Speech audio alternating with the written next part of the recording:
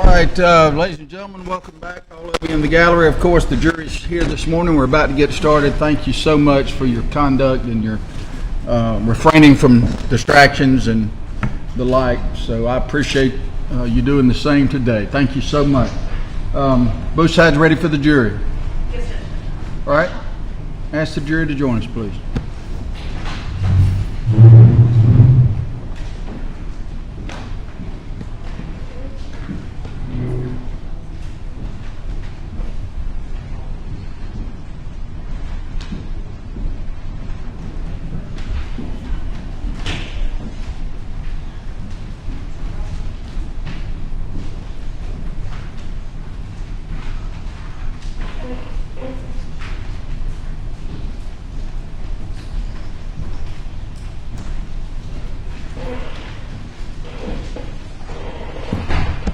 Okay, welcome back, ladies and gentlemen. I hope you enjoyed your extra hour of relaxation this morning, hopefully. Let me tell you sort of where we are. I anticipate and would be surprised if we didn't finish the evidence today, okay? Now, sometimes it doesn't work out as predicted. These things are pretty fluid. Remember, I'm the guy that sent you home one afternoon last week. But I would be surprised if you didn't get all the evidence by the end of the day. If that in fact happens, we will adjourn at that time, come back in the morning for the closing arguments of the attorneys in the charge of the court. And at that time, the first 12 of you would be segregated out and asked to begin your deliberations in the case, okay? So we'll just see how it goes today, but that's what I anticipate happening, all right? So, we left off yesterday, ladies and gentlemen. The defense had put up some witnesses. Any other evidence from the defense, Ms. Merchant? No, Judge, the defense closes. The defense closes. Thank you. Ms. Hart, any rebuttal evidence? Or Mr. Wrigley, excuse me. That's okay. Yes, Your Honor. The station called Garland, Lott. All right, thank you.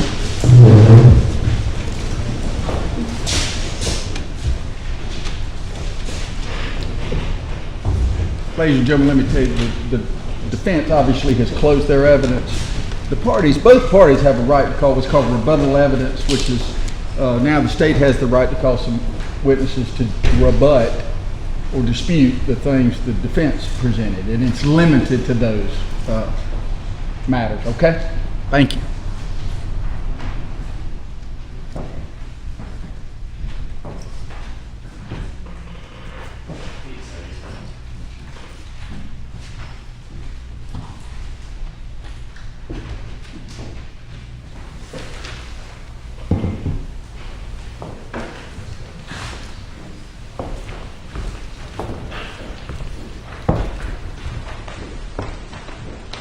Good morning, sir. Good morning.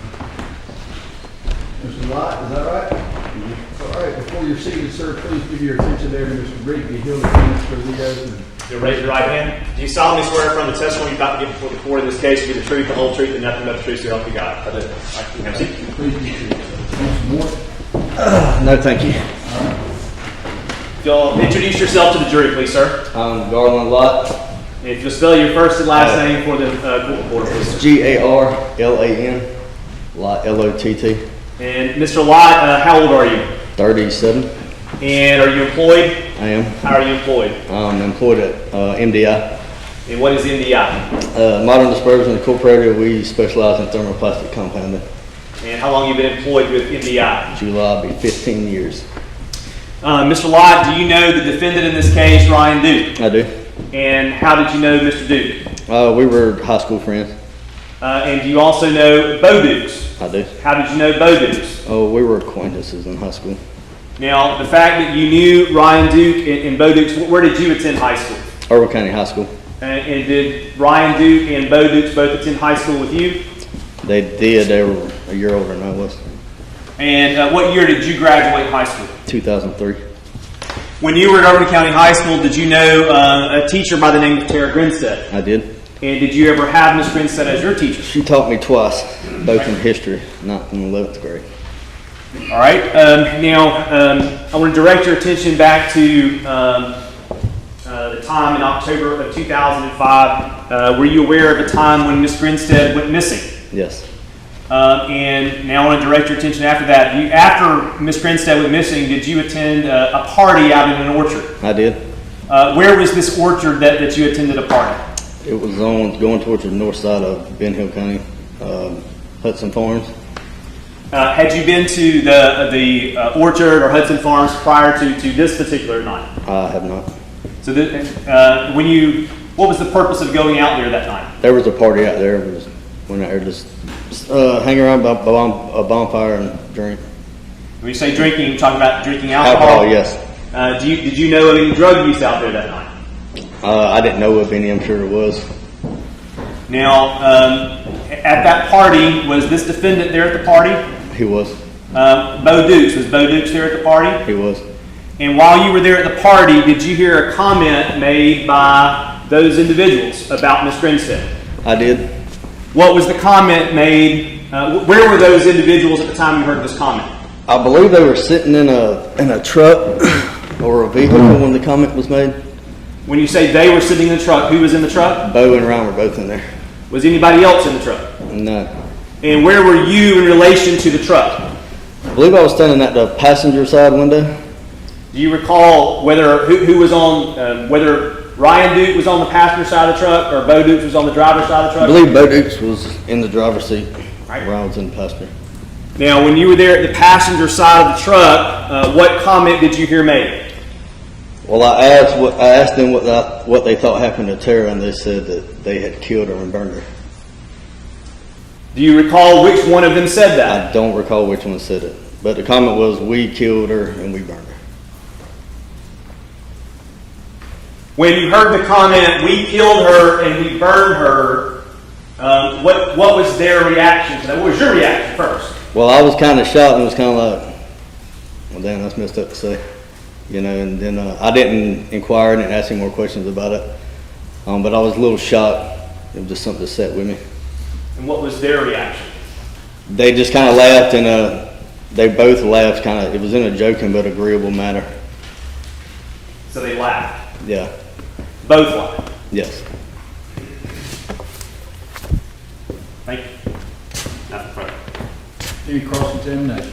Yes.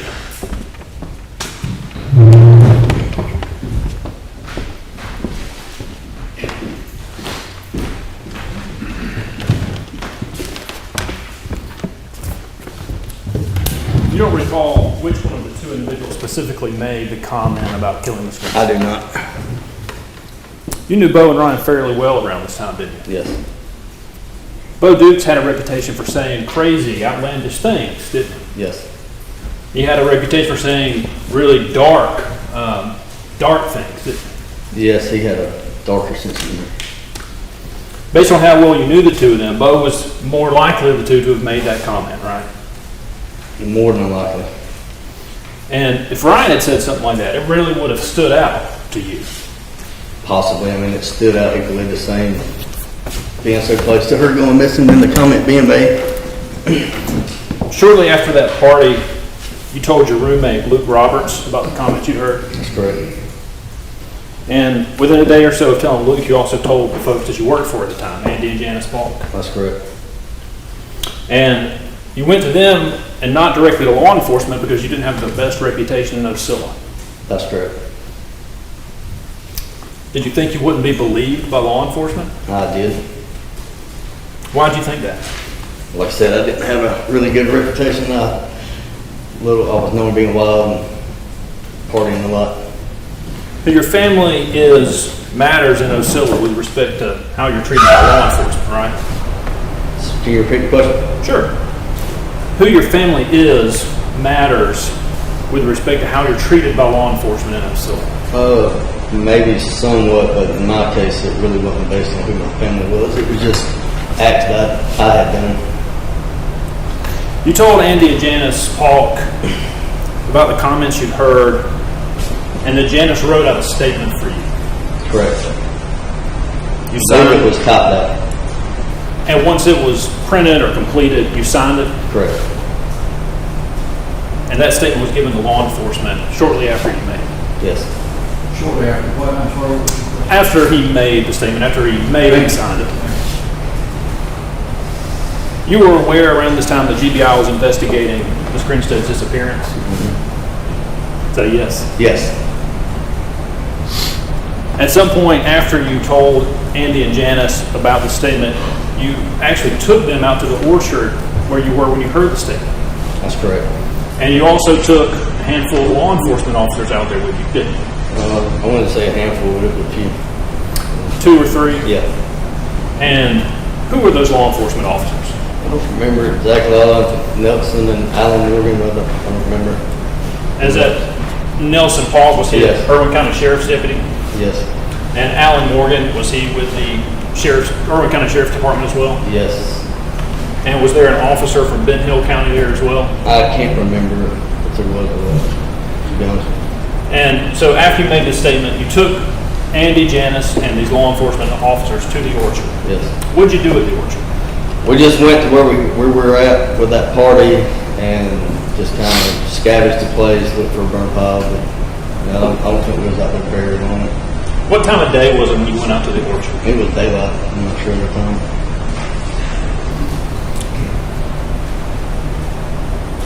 Is it fair to say that if you'd been asked at the time that you could have identified other people who were at the party who could have corroborated these statements? If I'd have been asked at that time, yes. And despite the fact that you gave this written statement in 2005 to law enforcement, were you ever interviewed by the GBI in this case until 2017? I never heard anything from law enforcement until the day they arrested Ryan. And so the GBI never reached out to you prior to 2017 about your statement? No. Do you have any reason to believe law enforcement took any further steps to investigate what you told them other than going out to the orchard that one time back in 2005? I wouldn't know if they did. No further questions. Mr. Green, can you follow up? Yes, Your Honor. Mr. Lott, I believe you told Janice and Andy Polk about this statement right after you heard it. Is that right? Yes, the day after, I believe.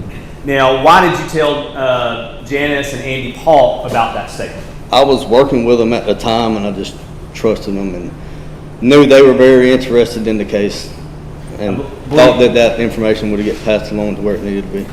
And as a result of that, I believe you said that Janice actually wrote out a statement for you and you signed it. Is that right? Yeah, she did a statement for me. Now, did you give that statement directly to law enforcement, or did you give that statement to Janice? Janice, she had the statement. You gave it to Janice? Yes. Okay. But you never gave that statement directly to law enforcement? I didn't. Now, you also said that you went out to the orchard where the bonfire was. Is that right? Answer out loud. Yes. Thank you. Now, when you went out there, where was it that you went and looked? It would probably be on the south side of that property. There was a small road next to a house with a white fence, and we went down there, and it was just to the left of the property. Now, did y'all go way back down to the property near a No. pine thicket? No. Did you ever go back down off a logging road into a pine thicket where a clearing was? No.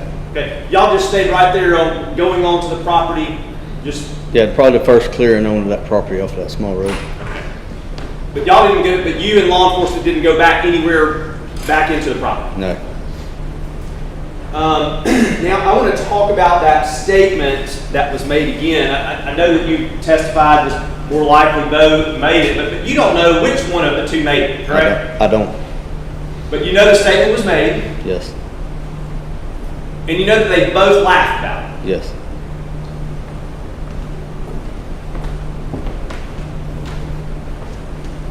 Further, any follow-up, Mr. Gibbs? Just one. Do you know if Janice Paul turned your statement over to law enforcement? I don't know that to be fact. She told me she did, and I believe that she did. Nothing further. Mr. Lott, thank you for your testimony. I'm going to excuse you at this time. You stay, go, whatever you want to do. The only thing I'll ask you, sir, is don't discuss the testimony you've given to this jury here today with any other witness in the case until it's over, okay? Yes, sir. Thanks so much. Have a great day. Judge, specifically, may he be released from the rule of sequestration as well? Any objection? No objection. All right, thank you, sir. Call your next witness, please. State calls Zane Dill.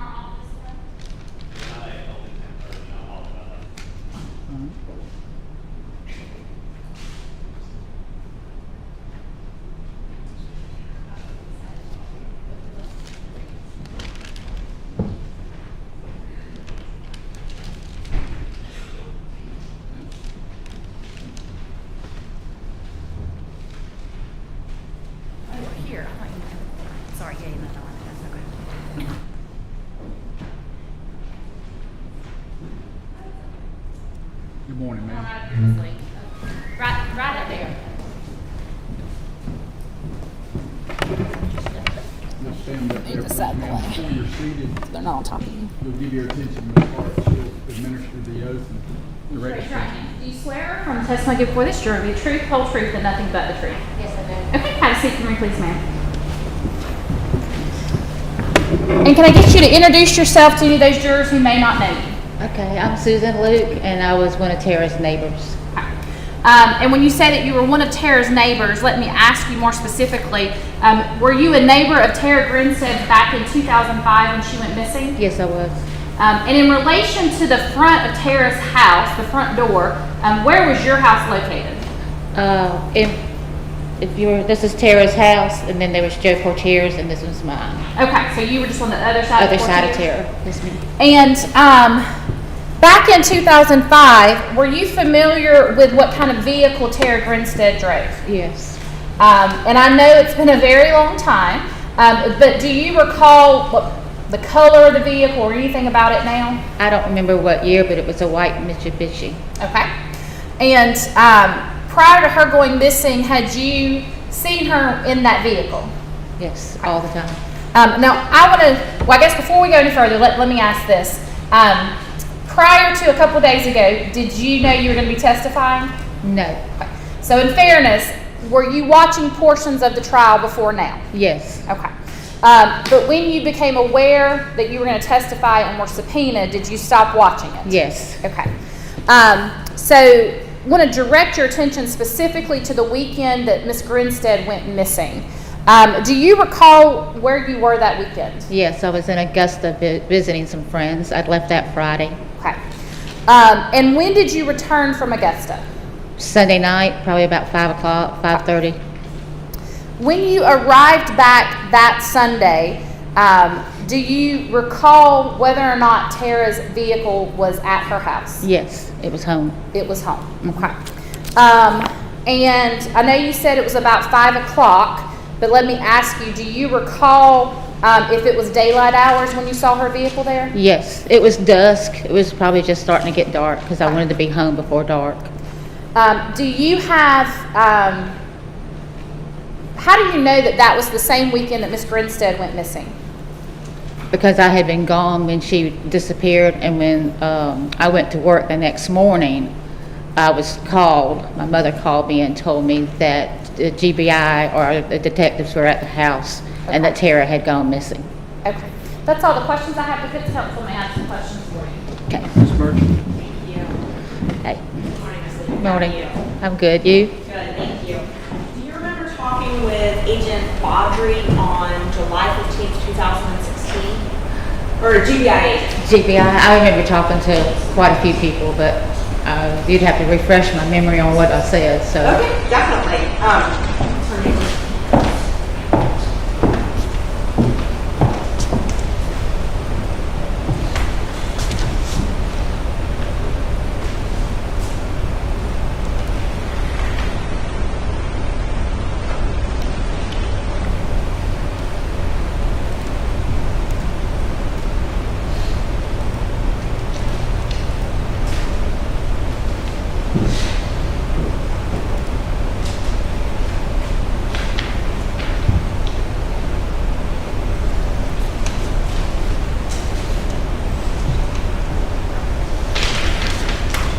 May I approach the witness?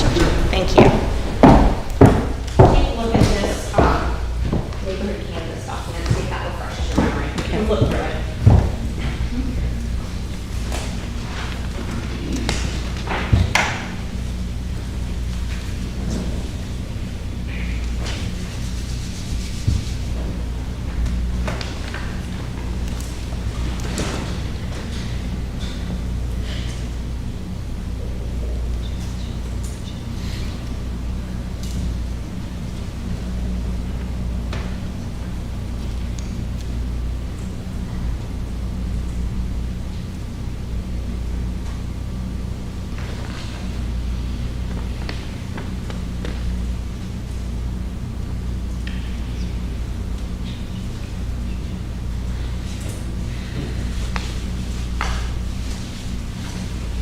Okay. Does that help refresh your memory? Somewhat. So you spoke with law enforcement back in July of 2006? Oh, yes, yes. And is it fair to say that your memory of the events was probably more accurate, what was that, maybe 6 months after the events than it would be now? Yes. And you told law enforcement that you came back Sunday night, it was around 6 or 7 p.m., correct? Okay. Do you remember that? Yes. Okay. I knew it was close to dark, so I don't remember when it was getting dark at 6 or what time of the year the sun does this thing, but I understand if it's definitely. daylight savings time, I can't remember. So just to be clear, so you did not see Miss Grinstead's car at the house before 6 or 7 that evening? I saw it when I got home. Perfect. Thank you. Having had a chance to look at that, did that refresh your recollection on whether or not it was actually before dark that you saw her vehicle? It was before dark. Thank you. Thank you. All right, anything else for Ms. Lou? No, thank you, Judge. Ms. Lou, thank you for Thank your you. testimony, ma'am. I'm going to excuse you at this time, going about your business. All right, thank you. Have a good day. Call your next witness. State will call Bryson Boykin. Should be in our office as well.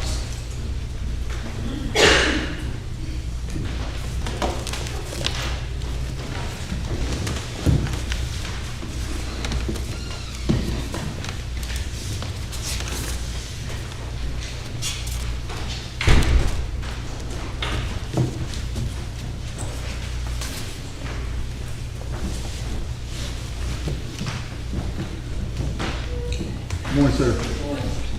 Just step up right there, please. Before you're seated, please give your attention there to Ms. Hart. Would you raise your hand? Do you swear or affirm testimony given before this jury the truth, whole truth, and nothing but the truth? I did. Okay, have a seat for me, please, sir. And let me get you to introduce yourself to the jurors. Bryson Boykin? Okay, and Mr. Boykin, do you currently live in Irwin County? No, ma'am. However, back in 2005, where did you live? 608 South Alder Street. Okay. Were there any other persons in that neighborhood?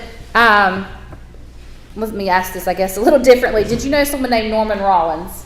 I did. And did Mr. Rollins live in that neighborhood? He kind of lived catty corner to us. Okay. That particular neighborhood, do you recall if Tara Grinstead lived there as well in 05? Yes, ma'am. And were you familiar with who Miss Grinstead was in 2005? Yes, ma'am. In 2005, how old were you? 14 or 15? Okay. Excuse me, would you have had Miss Grinstead for a teacher at that point? No, ma'am. And were you familiar with what vehicle Miss Grinstead drove? Yes, ma'am. How were you familiar with that vehicle? I want to say it was some type of sports car. Okay. Had you seen her in it before? Yes, ma'am. Now, I want to direct your attention specifically to the weekend that she went missing. Do you recall finding out at some point that Miss Grinstead was missing? I personally didn't find out until Monday morning once I got to school. Okay. And then after that, at some point, did you speak with law enforcement? The GBI? I want to say a GBI agent came to our door and Okay. done an interview. Now, in fairness, do you have any independent recollection of what happened that weekend as far as Miss Grinstead's car? I do not. Okay. No, ma'am. Have you had a chance to read the summaries of the reports that were done based on the interviews you gave back in 2005 and 2000? Excuse me, they were both in 2006. I have. Okay. Did that refresh your recollection as to whether or not you saw Tara Grinstead's car home that weekend? It did. Now, I want to direct your attention specifically to Sunday. Okay. Do you recall if you were at home or in the neighborhood that Sunday? I had been at my grandparents' house that weekend. Okay. And I got back around 2 to 4 that afternoon. Okay. You said 2 to 4, is that what I heard you say? Yes, ma'am. Okay. And your residence where you were coming home to, where was that in connection to Miss Grinstead's? She was kind of catty corner to us also. And do you recall whether or not Miss Grinstead's vehicle was at her house between 2 and 4 p.m. that day? It was. And how do you know that it was there that day?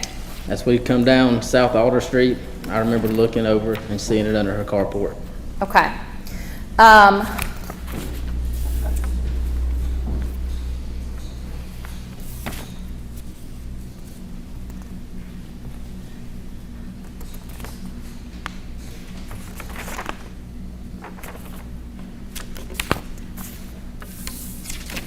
That's all the questions I have. Thank you. All right, Mr. Gibbs, hang on a second. Oh, sorry. This gentleman here may have Okay. just a couple of questions for you. So you saw Ms. Grinstead's car mid-afternoon on Sunday? Yes, sir. You weren't at your house until then, until that afternoon? Right. So you can't say whether her car was there Sunday morning? Right. I wouldn't have known. Thank you. No further questions. Mr. Boykin, thank you for your Yes, sir. testimony. Now you can stand up and go Okay. on about your business. Thank you, sir. Have a great day, sir. Call your next witness, please. The state would call Regina Boykin.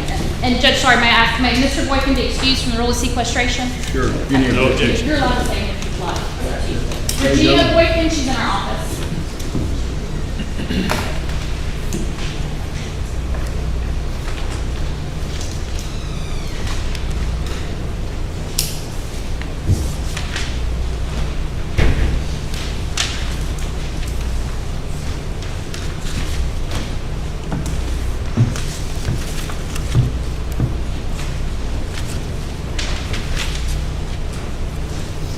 Good morning, ma'am. Come on down right here. Thank you. Before you're seated, Ms. Boykin, please give your attention to Ms. Hart there. She'll swear you in. Thank you. Do you swear or affirm the testimony before this jury, the truth, whole truth, and nothing but the truth? I do. Thank you. Have a seat for me. Let me get you to introduce yourself to the jurors. Regina Boykin. And do you know someone by the name of Bryson Boykin? Yes, I do. How do you know him? My son. Back in 2005, where did you live? 608 South Alder Street. And how old would your son Bryson have been at that time? 14 or 15. Did you know Tara Grinstead? Yes, I did. And how did you know Tara Grinstead? My daughter and her, she helped Lakin get ready for pageants and stuff. Okay, and is Lakin your daughter? Yes. Did Miss Grinstead live near your residence back in 2005? Yes, she did. Were you familiar with what kind of vehicle she drove back then? Yes, I was. Had you ever had an occasion to see her in that vehicle? Yes, ma'am. Do you recall learning that Miss Grinstead had been reported missing at some point? Not until Monday. Monday. And on Monday, when you learned that she had been reported missing, at some point after that, were you interviewed by law enforcement? The GBI did a phone call. Okay. And do you recall whether or not you had seen Miss Grinstead's vehicle on that Sunday prior to you finding out she'd been reported missing? Yes. Okay. What do you recall about seeing her vehicle that day? Bryson had spent the weekend with my parents, Yes, ma'am. and my dad brought him home. And when he got out of the truck, he started fussing because he said, Miss Tara is at home and she'll be fussing at me for riding my lawnmower. Okay. And when he said that, did you actually observe her vehicle in the carport? Yes, because I told him, I said, you can't ride it. Had you been home that entire day? Yes, ma'am. Do you recall ever seeing her vehicle leave her house that day? No. Okay. Now, to be fair, were you looking to see if her vehicle left her house that day? No. But do you specifically ever recall seeing it leave or come back that day? No. No further questions. Mr. Gibbs.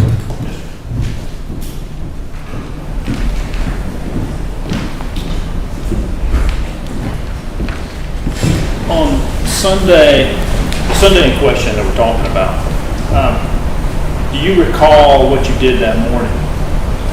I slept most of the day. Do you recall approximately what time it was you got up on Sunday? Probably around 2. And that's around the same time, that Sunday afternoon, that's about the time that you saw Ms. Grinstead's car? Yes. And so you can't say whether her car was there Sunday morning or not? Right. No further questions? All right, any follow-up, Ms. Hart? Ms. Boykin, thank you for coming down here and your testimony. You're going to be excused at this time. Stay, go wherever you want to do, all right? Okay, thank you. Have a good day, ma'am. Thank you. Call your next witness. State calls Clifton, Benson.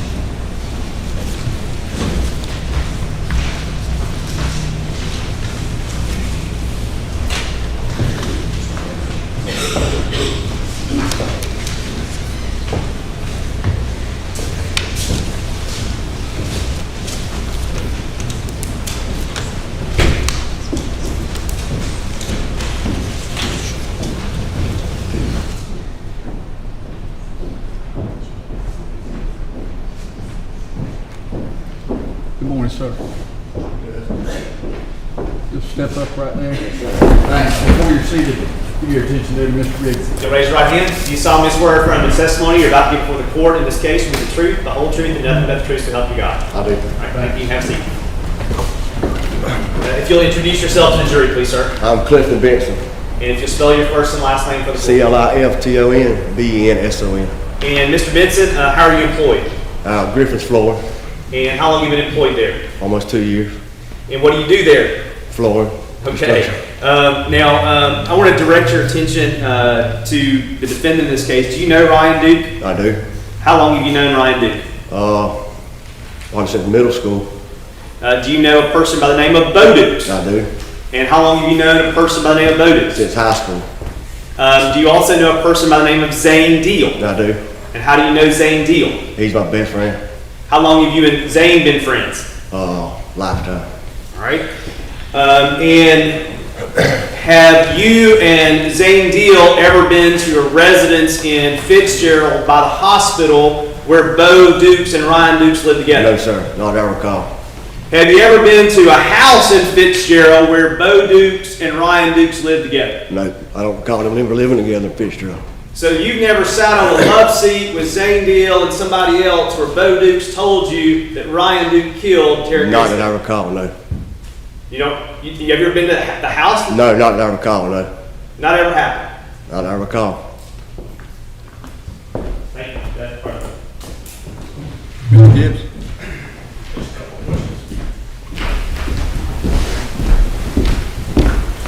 Is it possible around this time period that you could have visited a home where Ryan and Bo lived and you just don't remember?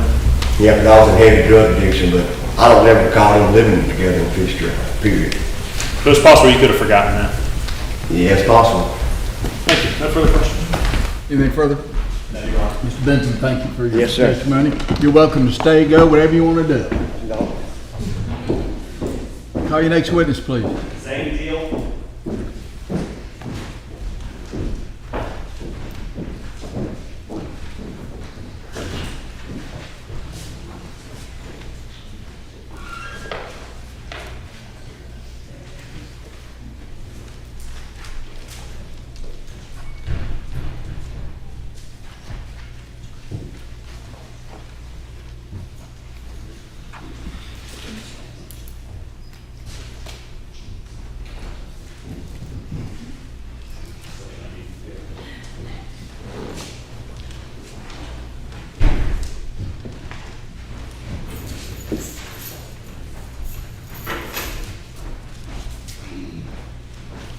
Morning, Mr. Deal.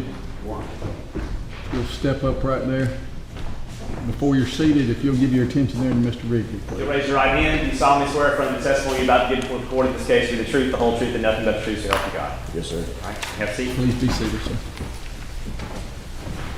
And you'll introduce yourself to the jury, please, sir. My name is Zane Deal. I'm 35 years old. I'm from Osceola, Georgia. Graduated Irvine County High School in 2004. Went on to college at Boston State, graduated there in 2011. Got my master's degree from Georgia Southern in 2018 and just received my educational specialist degree in 2021. And how are you currently employed? I'm employed with Lowndes County High School. I'm a teacher and football coach here. All right. Now, what year did you graduate from Irvine County High School? 2004. And as a part of being in Irvine County High School, did you know the defendant in this case, Ryan Duke? Yes, sir. Do you also know a person by the name of Bo Dukes? Yes, sir. And how did you know them from school? Yes, sir, from school. Both of those guys were 2 years older than me in high school.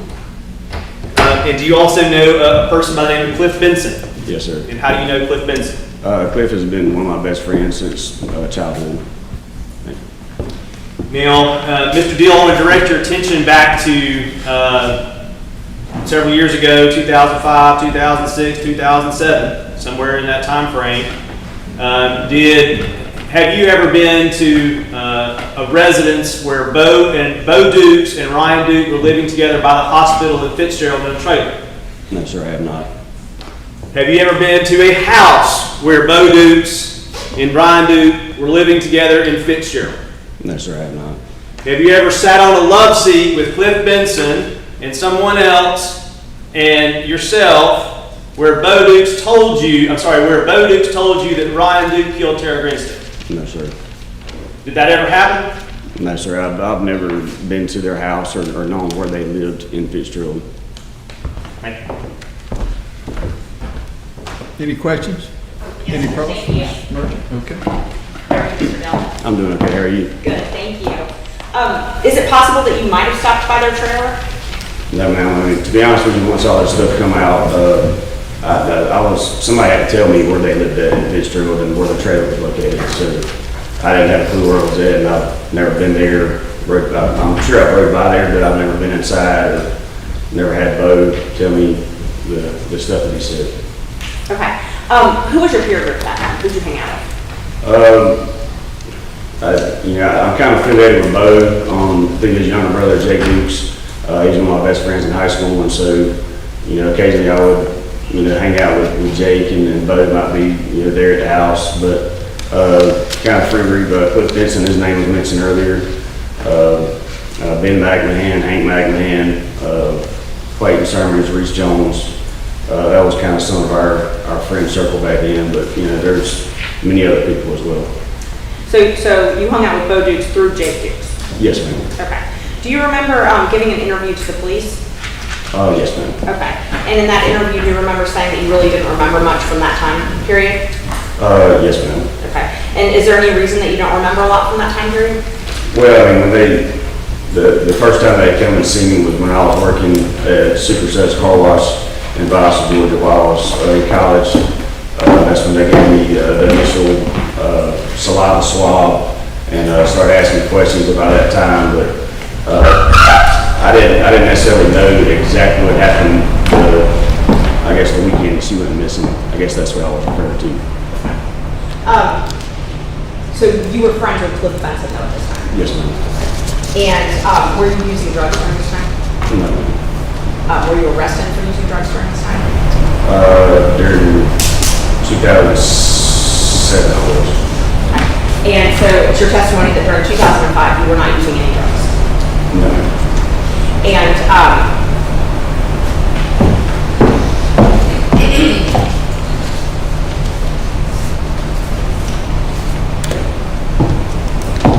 did you also hang out with Hannah Skeen and Ben McMahon? Yes, ma'am, I did. And so Ben was your roommate? He was my freshman year of college. Your freshman year of college. Was that October 2005? Yes, ma'am. That was okay, during that It time? would have been during the fall of 2004, right out of college. We lived together for the first 3 months, and then he moved back home and started going to school back during that spring semester. Okay. So where would you have been living in the fall of 2005? October 2005 specifically? The fall of 2005, I was living in a place called Blanton Commons in Valdosta, Georgia. It's an apartment complex. Okay. And you came home once or twice a month? Yes, ma'am. Probably something like that. Okay. And Blake Sermons, you said that he was your friend as well? Yes, ma'am. Do you remember on the day that Ms. Grinstead went missing, do you remember watching a game with Blake that afternoon? Yes, ma'am. I recall that instance. And then speaking with Philip Luke as well? Yes, ma'am. And you all actually went over to Ms. Grinstead's house that afternoon, correct?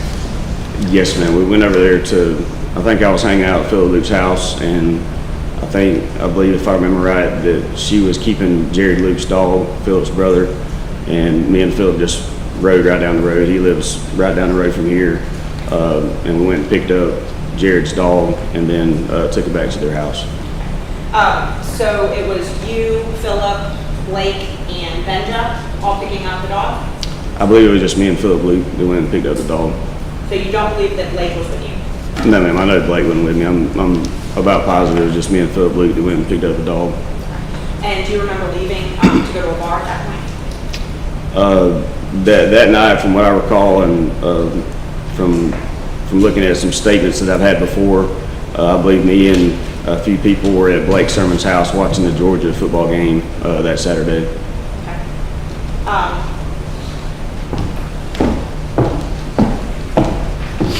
Nothing else, thank you. Any follow-up? Just one second.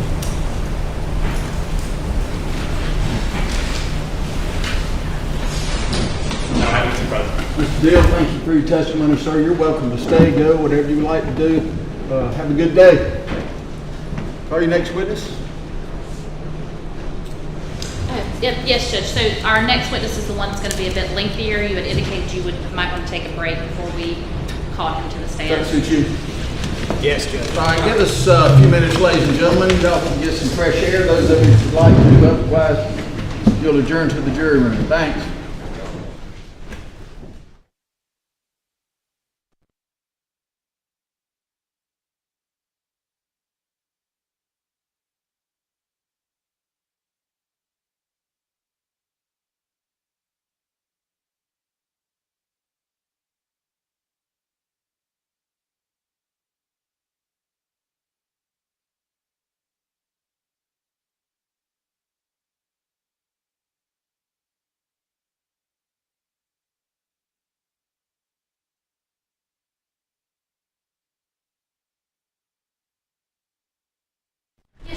Okay, great. About 15 minutes, okay? We got about 500 pages of documents that the state apparently had, and we just got, so 15 minutes is a very... Judge, I haven't had a chance to interview him. All right. I don't know what the cure is, other than to ask Your Honor for more time so that I can spend some time talking with him about whatever he's going to talk about and potentially try to review at least a couple of these articles. Where is it? He's in our office, Judge. I've already indicated that the court was going to give them time to speak with him. He said that's fine. The documents they're talking about are the ones they asked us for, the articles that he references in his report. I don't anticipate he's going to testify and state any of those article names, but they asked for them, so we provided them. All right. I'll check with you in a little while, okay? Right. Thank you, Judge. All right, we'll be in recess 15, 20 minutes.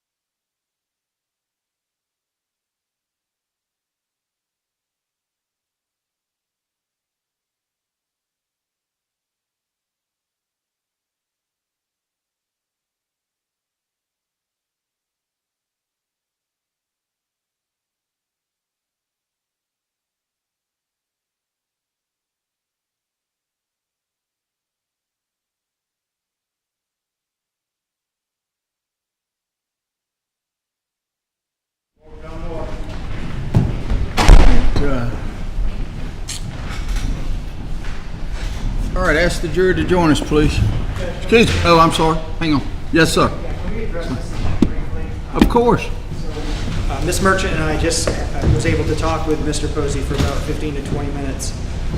Ms. Hart joined us for the interview, and it is clear, Judge, from his interview in 15 minutes that what he is going to testify to is exactly what you have said he cannot testify to, and that the only thing he's here to do is to do a statement analysis of Ryan's statement. That he said his charge was to corroborate that Ryan's statement was true. That's what he's here to talk about. So he's going to get on the stand and talk about that. And he said one of his charges was to determine whether this is a true confession. And when we asked him questions about the substance of his testimony being focused on Ryan rather than the interview technique and being focused on Mr. Shadell, which is what I thought he was going to testify to, he kept anchoring back to Ryan's statements.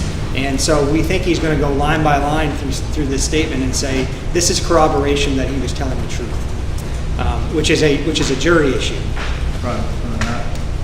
How did he get that impression, Ms. Hart? Because of the questions he asked him, Judge. If somebody asked him a direct question, if he has an opinion as to whether or not this is a false confession, he's going to answer that question honestly.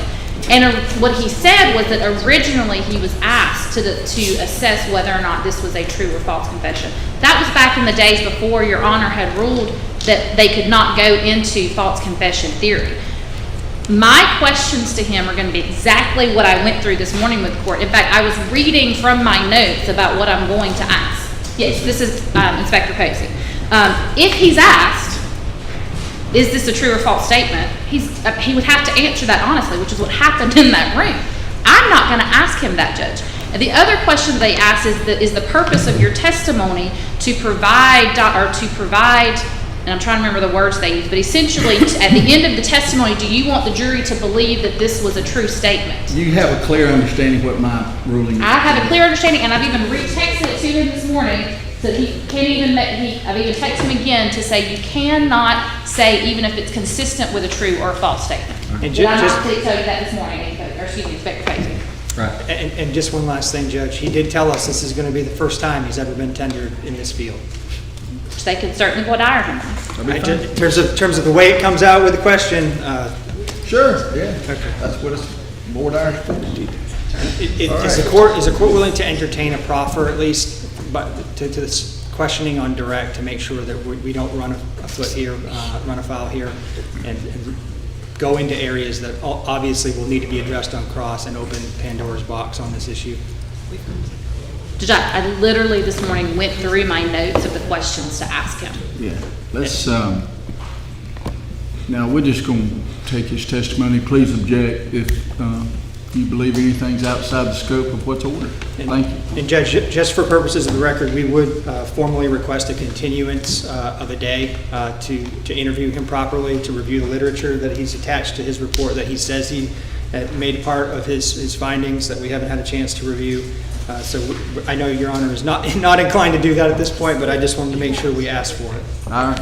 That's overruled. Thank you. That's the jury again.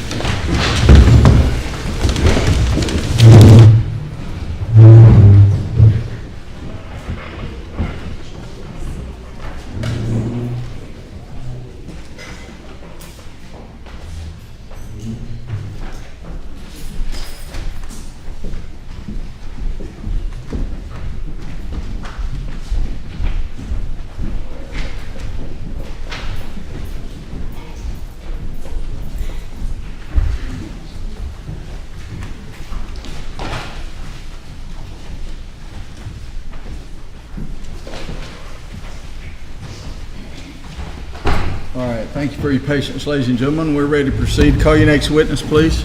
Your Honor, at this time the state offender states exhibit 293, which is a certified copy of Bo Duke's conviction out of Wilcox County in case number 2017 CRW 38 for making false statements, hindering apprehension of a criminal, and concealing the death of another. We would tender that certified copy of the indictment. Any objections? May I just wait to respond until after we deal with the next witness? Well, We might have an objection, I just needed some time to think about that before, if that's possible. all right, call your next witness and then we'll take that up. Your Honor, state would call Mitchell Posey to the stand.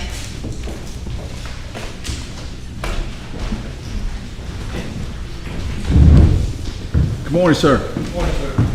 You'll come down there. Before you're seated, please give your attention to Ms. Hart there. She'll administer the oath. Do you swear or affirm testimony before this jury, the truth, whole truth, and nothing but the truth? I do. Have a seat for me, please, sir. And try not to hit anything with the podium. And can I get you to introduce yourself to my jurors, please? My name is Mitchell Posey, and I am an inspector with the Georgia Bureau of Investigation. Now, can you tell us what the role of an inspector is at the GBI? Inspector is a command staff level position within the investigative division. And what in essence that means is my job is to help our director, our division director with hiring, policies, operations, but it's also to supervise and support other work units. I oversee 8 other work units to include field offices, drug offices, specialized offices. So I work in support of them. And the easiest way for me to tell you what I do is I try to get them what they need to do their jobs, because they are the boots on the ground doing the everyday job. I'm not doing that any longer. And my job is to help facilitate and make their job easier. Okay. How many inspectors are employed at the Georgia Bureau of Investigation? There's 4 of us. How long have you worked for the GBI? 25 years. And have you always been an inspector? No, thank you, ma'am. No, that was an appointment made by the director in 2019. Tell us, what was your job assignment with the GBI prior to the appointment to inspector in 2019? I was a special agent in charge of the Appalachian Regional Drug Enforcement Office in Cleveland, Georgia, which meant I was a work unit supervisor over a multi-jurisdictional drug task force. They included GBI agents, GSP, National Guard, and many local sheriff's officers and police officers from North Georgia. So I supervised, if we were fully staffed, that's always a big if we were fully staffed, 25 people to work narcotics in North Georgia. Okay. Other than inspector and special agent in charge of that drug task force, what other job assignments or roles have you had with the GBI over the years? So one step down, I've also served as an assistant special agent in charge of the regional field office in Cleveland and the same Appalachian Regional Drug Enforcement Office. Now let me make a distinction here for you. It used to just be a small drug task force, which was only me and 7 other people, and I was an ASAC there, and then as an ASAC I supervised the drug office. We eventually grew into the animal that I just spoke of, and then I became a special agent in charge of it.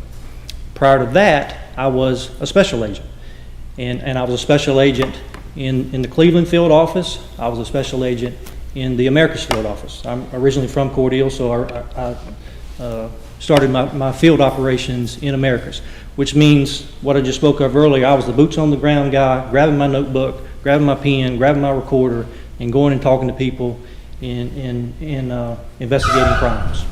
How long total were you employed in the role of special agent, boots on the ground, as you called it? From 97 to 2008, so almost 10 years. No? Yes. And what about before being a special agent in the Americas office, again, did you have any other jobs with the GBI? Prior to being a special agent, I was a narcotic agent, which we used to have a program, we don't have it anymore, where you were a narcotic agent in which I was an undercover agent. All I did was undercover work. I didn't do anything else but undercover drug buys. And I did that for a year. Prior to that, my very first job in the GBI is I was a medical examiner investigator. And what that means I did is I was the go-between between the pathologist, the doctor, and the investigator. It just meant that For a year, I was in the autopsy room watching autopsies. And then I would report back what the doctor said to the investigators so that they had accurate information. Specifically in your time as a special agent, I'm going to talk about that right now. How many years did you say you were a special agent? Sorry. So from 2008 to 97 is 11 years. Okay. Did you have an occasion to conduct investigations with witnesses and potential suspects in criminal cases? Every one of them. Okay. Any way to estimate for this jury how many interviews you've done over the years with potential suspects in cases? Just with suspects? Potential suspects, yes. Or suspects, whatever word you want to use. Well, again, that's I would say that's every single one of the cases I ever worked. Because even if an accusation was made against someone, we still interviewed them. Now, we might have cleared them. And I definitely want you to understand this. Within my GBI career, because I've thought about this many times before, is I have cleared way more people of accusations than I have actually put handcuffs on. So it's going to be more than the actual number of cases that I've worked. So can you give me an estimate? More than 20? Not only cases I work, but cases that I helped on, because the GBI is a big team approach. We rarely do anything alone. I'm going to say between 250 and 500. Sorry, give me that number again. I couldn't hear. Between 250 and 500. 250 and 500. Okay. And have you ever taken any training specific to interviews and interrogations? Yes, I have. Can you tell the jury what trainings you've taken specific to interviews and interrogations? So I've had 12 different classes throughout my career in interviews and interrogations. Tell us about the first one that you can recall. The very first one I was a part of was our Basic Agent Academy. So we had a 40-hour class that gave us the basic of interview and interrogation. From there, I went to the Georgia Public Safety Training Center's basic interview and interrogation class. Then I attended a READ class that was specific to child abuse. Then I attended a statement content analysis class that was taught by laboratory scientific interrogators. Then I was back to the Georgia Public Safety Training Center's advanced interview and interrogation class. Then I took another GBI class, interview and interrogation class, because now we're getting on into my career. So I took it wasn't the same class; it was an advanced class, but there was a lot of the same information to make sure that I added to my toolbox, put more tools in my toolbox, or that I remembered that I still had some tools in my toolbox that I might have forgotten. Then I took another READ class, which was just their general specific READ class along with their advanced READ class. Then I took a class from my original instructor, who was retired inspector, meaning he held my position, and he was my original GBI interview interrogation instructor. Once he retired with us, he became a chief deputy in North Georgia and taught at Columbus State Command College, and he continued to teach interview and interrogation. I took another class from him, again, just adding to my toolbox or remembering tools that I'd forgotten that I actually had in the toolbox and getting it back out. Then I took it's called a tactical interviewing class, but it really was just a statement content analysis class again, like I'd taken before. Then I took a class at the Federal Law Enforcement Training Center, which was, and this was recently, this was earlier this year, of advanced interview and interrogation class. And then finally, I've taken an online class with our profilers in training, of false statements, a false statement class. Okay. So I want to focus on, first of all, you mentioned taking these courses related to READ. I don't want to go into details very much about what that is now or what that contains, but can you explain to them why we call it READ? John Reed is the owner of the company and the creator of the technique. Okay. And is that we'll come back to that, but you've taken how many classes in READ technique? 2 basics, 1 advanced. Have you ever had an occasion to train others as it related to interviews and interrogations? Yes, for 5 years, I was the lead interview and interrogation instructor for the GBI. And I say lead, and that just means that I created a team of what I felt like were really good interview and interrogators within our agency that could properly educate and teach other people how to do them. Okay. As lead, did you also participate in the training as well? Oh, yes, yes. Prior to becoming the lead, did you have an occasion to participate in training of other agents yourself? Outside of interviews? Yeah, no, anything. Yes. Okay. And as part of the training that you did or that you were over, was that just for GBI agents? No, we also were the lead instructors for the Georgia State Patrol and the Georgia Public Safety Training Center in Forsyth. My team did. Now, we had agents that did other regional academies, but my team did not take on that task because it was just too much for us. And I've also participated in 2 contract trips to the Republic of Georgia, which is the other side of Russia, to teach 2 classes to the Republic of Georgia National Police, interviews and interrogation. And when did you take those 2 trips to South Georgia, not this South Georgia, but 2 trips to teach that? If I got it wrong, you correct me. When did you take those 2 trips? 2014 and 2016. And it is Republic of South Georgia, right? No. No, what is it? It's Republic of Georgia. Republic of Georgia, okay. And you said that particular training was to who in the Republic of Georgia? The National Police, Republic of Georgia National Police. About how many people were you assisting in training during that time period? Everybody, or are you still talking about Republic of Georgia? Republic of Georgia. Oh, let me correct myself. There were actually police and prosecutors in that class. I just remember their prosecutors were also in the class. First class, there was probably 30. Second class was a little smaller, it was probably 20, so 50 total. Okay. Just talk about a few things you've done even outside of interviews and interrogations. Are you just a post-certified instructor generally for law enforcement officers? I have been since 2002. Have you ever co-authored any books or training manuals during your time as a law enforcement officer? The GBI's Death Investigation Manual. I co-authored it. The training materials that you use when you were over the 5 years that you were over the interviews and interrogations for GBI, did you have a hand in what training materials were used? I did. And then outside of the actual formal training that you've done of other agents and other officers, have you had a chance to review or assess interviews done by other persons or other law enforcement officers? Yes, and this goes back to the beginning of time and beginning of my time with the GBI, which was 1996. My DNA and the way I'm wired is I always want to learn and grow and get better.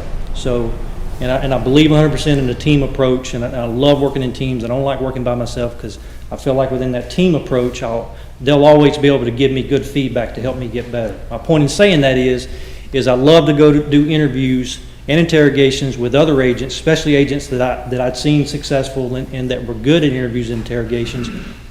Or I'd ask them to come do an interview for me so that I could see it. I could see their techniques.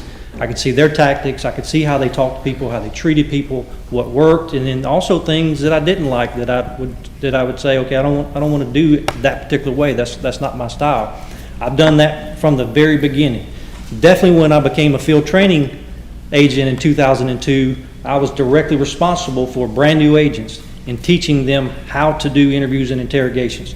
First month of the field training program is they watch us do everything. The second month is it's half and half, in which I'm doing half the interviews, but then I'm watching them do interviews and I'm giving them an assessment of what's working and what's not working.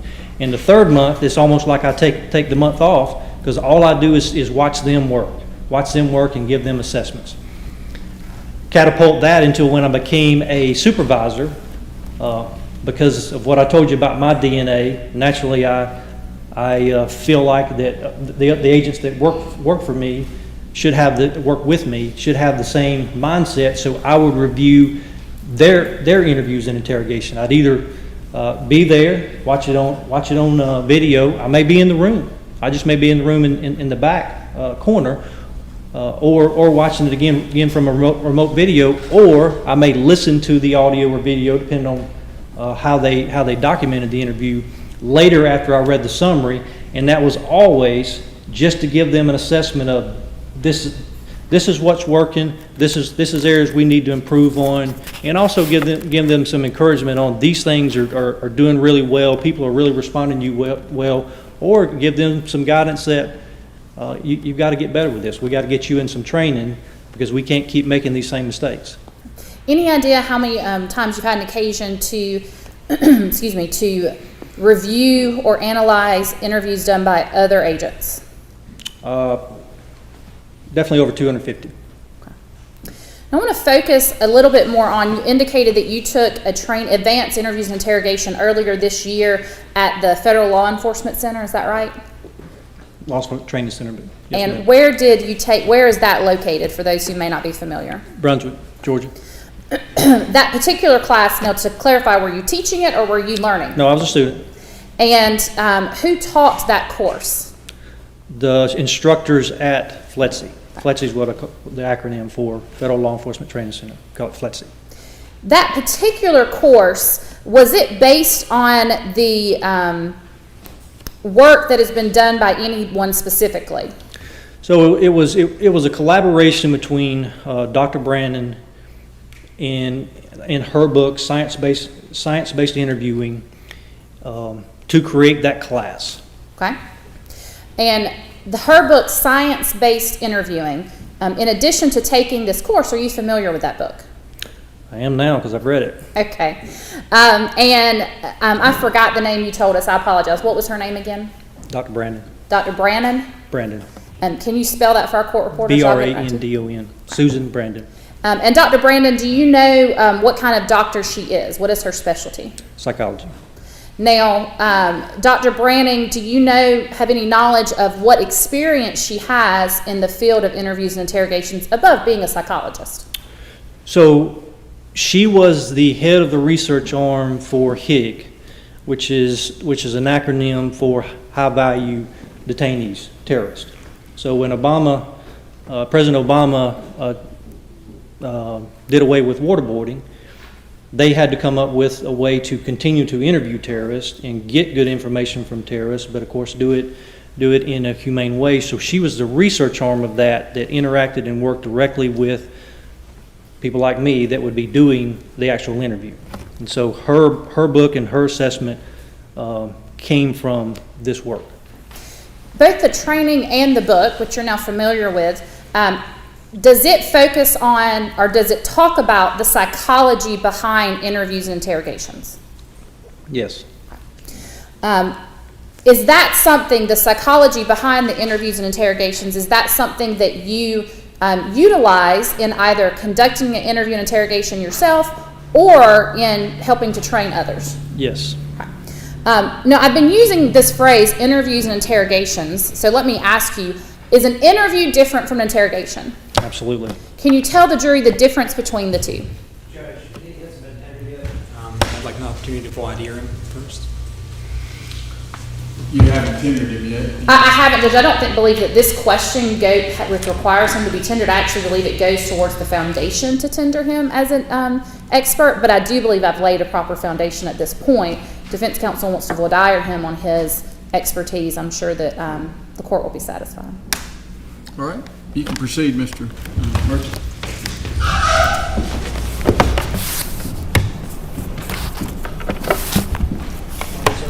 Morning, sir. As I understand it, you have not been tendered as an expert in the field of interviews and interrogations, is that correct? Yes, sir, that's correct. So this will be the first time you testify as an expert in that field? Yes, sir, this field. The last time you received any instruction on the read technique was 2013? Yes, sir, that's correct. And I know you've reviewed and assessed, you said 250 interviews or so. Is that since 1996? Yes, sir. You've never published anything in the field of interviews and interrogations, correct? No, sir, I've not published. And you've never published or prepared any training materials that were used to train other GBI folks? No, sir, not published. Okay. And, or to train anybody else, whether they're GBI or not, correct? Meaning, ask your question the way I can understand it. I don't understand that question. Have you ever prepared any training materials in the field of interviews and interrogations for anyone? Now, I have prepared training material. That's why I'm trying to understand your question specifically, because when I led these programs, I prepared the material, compiled the material, found material that I liked, and maybe this answers your question. Is something, I don't reinvent the wheel. There's something there that I like from another class, another instructor, then I'll pull that slide of that material. And when I did this, I pulled it from 3 different instructors, which I or 3 different classes, which I liked and I knew to be successful. And I compiled that and created it. To your question is, did I specifically write it? No, not every single slides are there. So no, sir, not specifically write it. Right, and that's what I was getting Okay. to. Maybe the word I should use is author. Have you personally authored any training materials? Not full training materials, no, sir. And the teaching time that you have, it's a total of about 140 hours. Does that sound about right, over 5 years? Meaning each individual class? As a total, for the time between 2014 and 2019, that was the 5 years you acted as supervisor, the training, right? Right. So during that 5-year period, it looks to me like you had about 140 hours total of teaching time. Well, if there's an AGIC class every year, there's 40. That's 40 hours times 5. That's 200 there. Okay, so and that's the total of your hours. Though you have the 40 hours, 40 hours, 40 hours. Those are team taught, right? Yeah. So you didn't actually provide personal instruction for all of those hours, correct? No, I was not the lead, but I was always in the room. And the great thing about being the lead, when you're instructing, not only do you have to think about what you're saying, but you also have to think about what's coming next as you instruct. The great thing about me being in the room is I had to make sure I facilitated the same message from one instructor to the other. So I was always adding to the instructions each and every hour with every instructor. Let me ask this question. Of your teaching time, you only have 16 hours total for these courses each year, correct? Of your own personal teaching time, where you're not part of the team? So 40 hours for a GBI class, 8 hours for a trooper class, and 8 hours for a mandate class. So let's just, to keep things simple, let's just say 50 hours a year times 5. So if we really want to be accurate, we just need to say 50 hours a year times 5, which if my math is right, comes up to 250. Regardless if we want to split hairs about team or individual, I'm there and I'm participating. Yeah, so I'm not trying to quarrel with you about the exact numbers. I'm just trying to figure out when you were providing instruction solely on your own. How many hours? 250 hours. Excuse me? 250 hours. Okay, on your own, over the course of 5 years? Yes, sir. That's all I have. Thank you. All right, Ms. Hart? Your Honor, I guess based on the objection, I'll go ahead and move to tender him as an expert in the field of interviews and interrogations. We would object, Judge. All right. And the basis of your objection is not? He's not qualified. All right. Ladies and gentlemen, of course, respect to Posey here, as Ken about to say, there's an expert in this field of interviews and interrogation. I'm going to admit him as an expert in that field over the defendant's objection. As I've cautioned you before, the testimony of an expert witness you should treat just like the testimony of any other witness and give it whatever weight and credibility you believe it's entitled to. Thank you. Ms. Hart, you can proceed. So let's go back to the question I had asked, which is, can you tell the jury the difference between an interview and an interrogation? So keep this thing real simple, because I'm a simple kind of guy. An interview is nothing but gathering information. It's a conversation with someone just to learn information. Just that simple. That's an interview. Yes, in an interview, we're taking notes. We're not being judgmental. We're not being accusatory. We're not being difficult. We just want to learn. In an interrogation, we've now moved into an area in which we feel like the person probably has committed the crime, more than probably has committed the crime. Our questions are a little bit more direct. We will confront the person and let them know. Confront means I'm going to tell you that I believe you're responsible for this. That's what a confrontation means. I'm going to let you know just so you're not wondering, does he think I did it or doesn't he think I did it? I'm going to tell you, I'm going to be direct and tell you right up front that I believe, and our statement is the investigation clearly shows you're responsible for in whatever crime that we're there to talk to. We're not going to take notes, and we're probably going to do, in the interview, they're going to do most of the talking. In the interrogation, we're going to do most of the talking. So 2 totally separate things. Okay.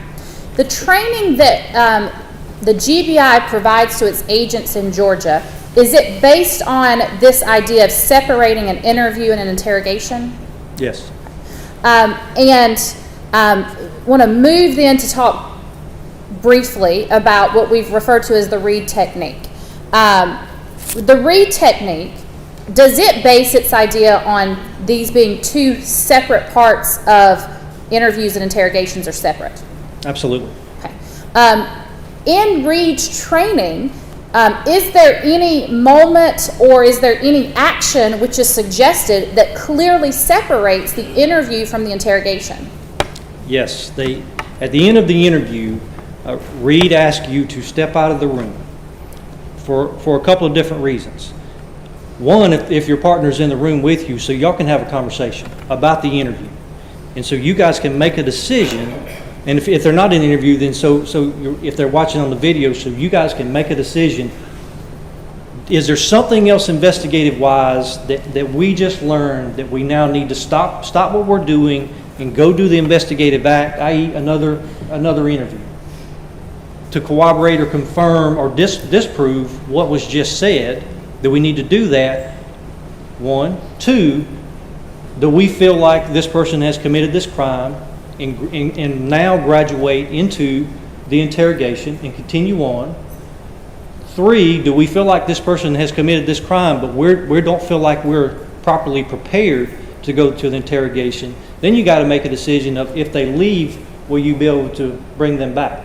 So there's a conversation of, have we done everything that needs to be done? And then there's a decision that has to be made. Are we ready to move to the interrogation stage? That has to be done. And then you come back into the room and immediately starts with the direct confrontation, which I've already spoke of. Okay. If someone is familiar with Reed technique,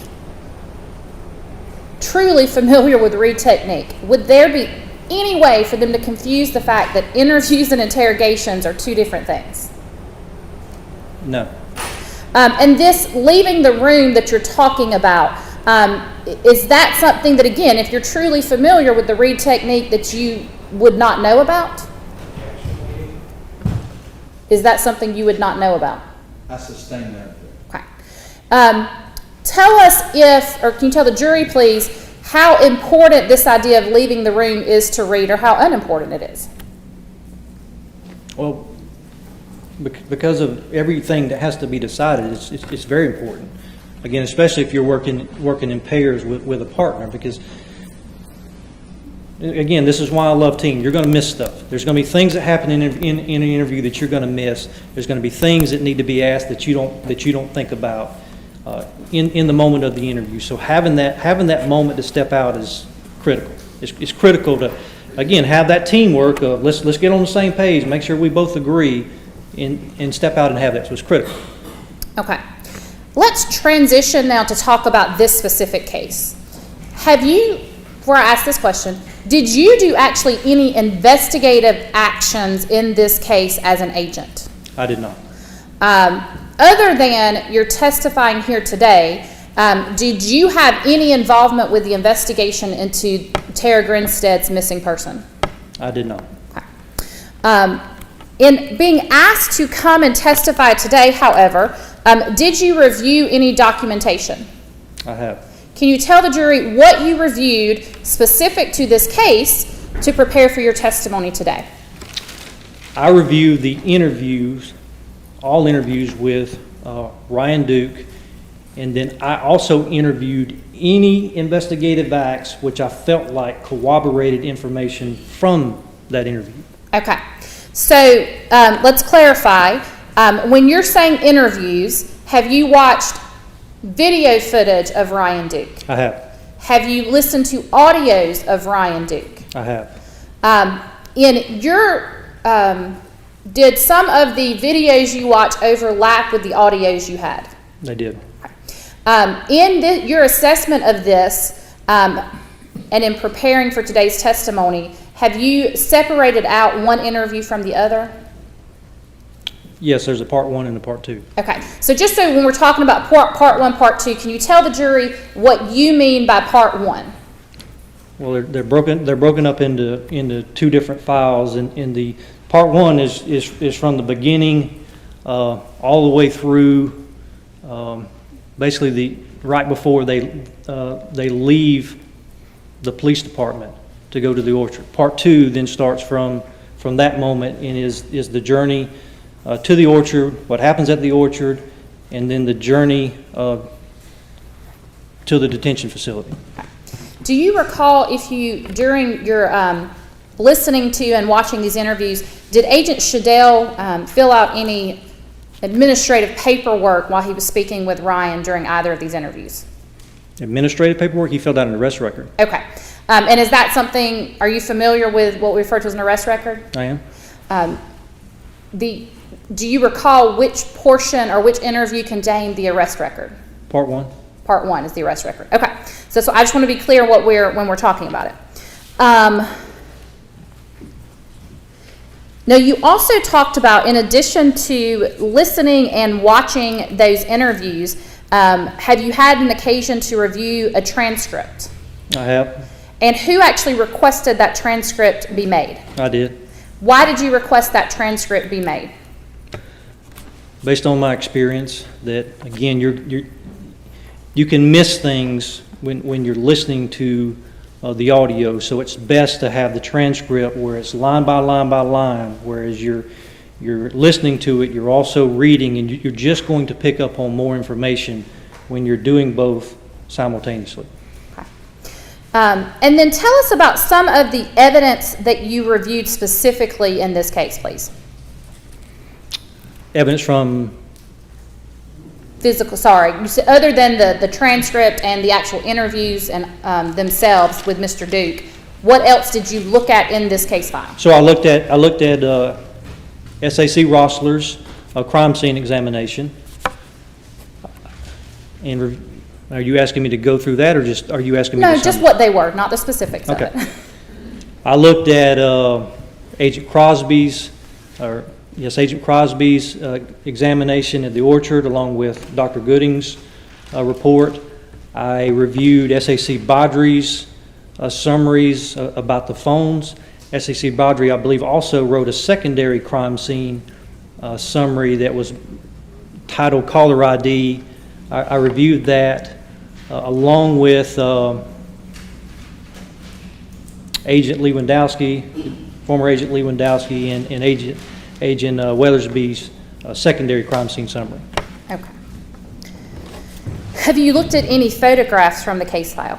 Oh yeah. When I looked at all the photographs from Tara's house.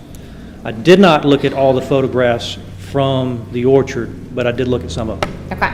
Why didn't you look at all the photographs from the orchard? Because there was a lot of them. Okay. Did you look? I guess my question is, did you feel that you had access to all the information you needed in this case? I did. So let's actually talk about your assessment of the interview. If you can, talk to the jury about how this first interview begins and why that is important to you.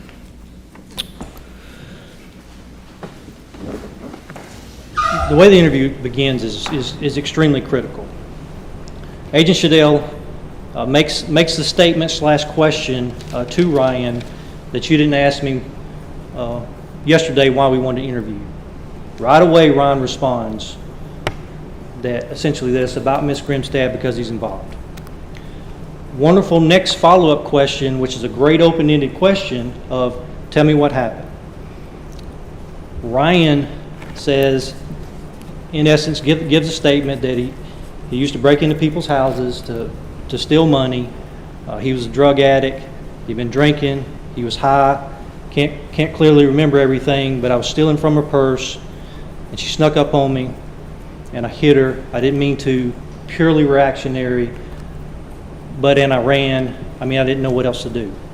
So within the first 1 minute and 30 seconds of their contact together of this interview, with no influence from Agent Shadell, no interview tactics or techniques whatsoever, you have an admission of guilt from Ryan about the murder of Tara Grinstead.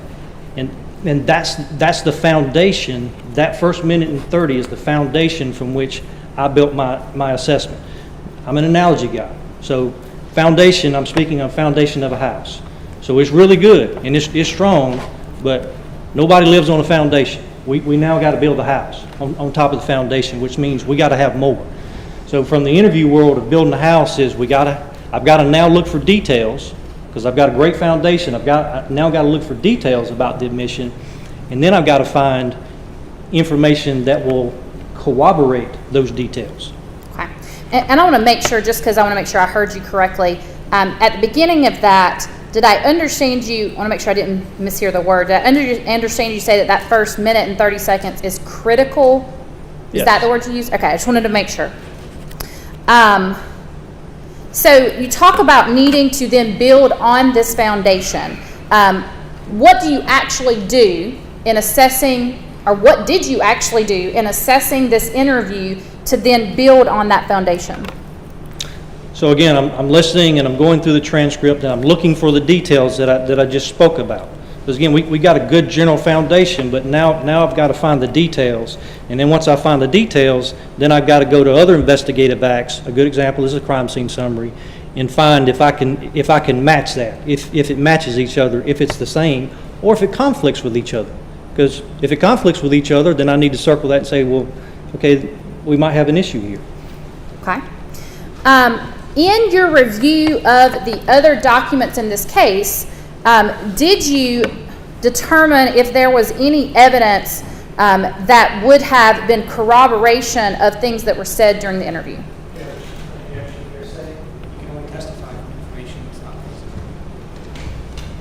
Judge, I'm specifically asking him about evidence that he reviewed, not anything that he has heard about, but evidence that he reviewed, he's seen pictures of, that have also all been tendered into evidence. He hasn't identified exactly what he's referring to. I think in his role as being tendered and accepted as an expert, he can consider that informing his conclusions. I'm going to overrule that objection. Thank you. Do you need me to repeat the question? Please. Based on your review of the actual evidence in this case, did you determine if there were any items of corroboration related to the confession that you saw? Yes. Yes. Yes. Okay. So let's talk about some of those. Okay.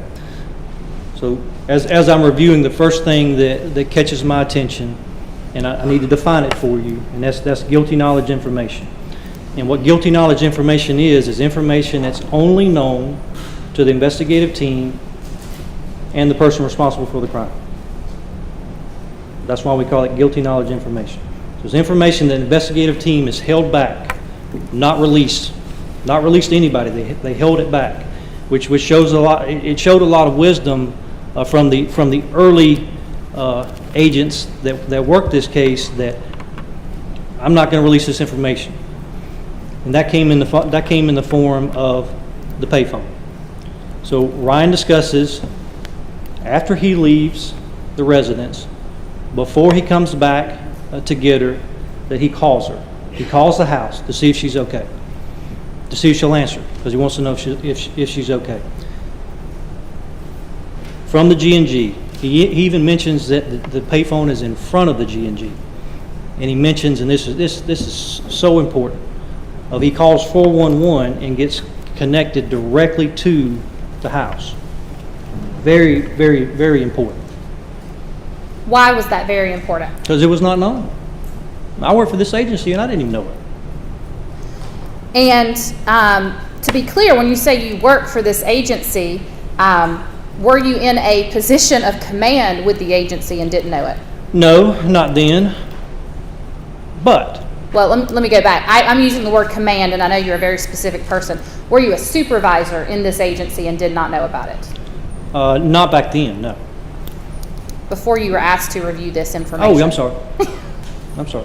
I thought you Okay. meant in the beginning. No, Yes. no. Yes. Prior to you being asked to review this case, did you have any knowledge of that payphone call? No. And so, is there any other corroboration above and beyond the phone call that So- we see? So the next really good piece of information, and we call it independent cooperation. Independent meaning that the investigative team didn't know this information until the interview. Ryan taught Agent Shadell.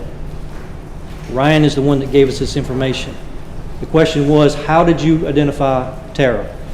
The answer is pictures on the wall. Okay, so stop what I'm doing. Let me go to photographs. Let me go to summaries, and let me go to photographs, because what should I see? I should see pictures on the wall. If I don't see pictures on the wall, then I might have a problem. There was her pictures on the wall.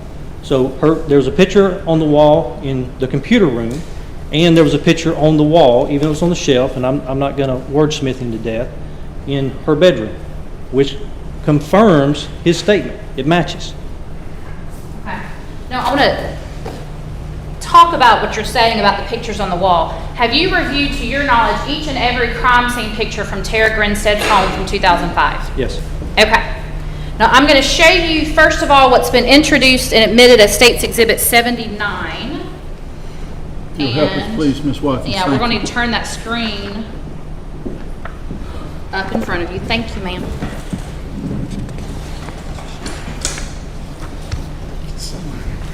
Are you able to see that exhibit in front of you, sir? It's pretty washed out, Okay. at least the, So let me see if I can change it. If not, I'll bring it to you. No, it's not going to get any better, is it?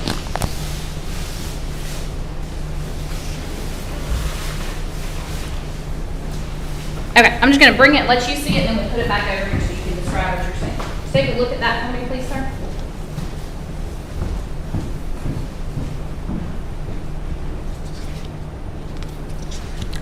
again, they're washed out, and I know there's picture frames there, but I can't see them. And that's what I want to talk about. So, looking at States 79, now I've messed it up completely.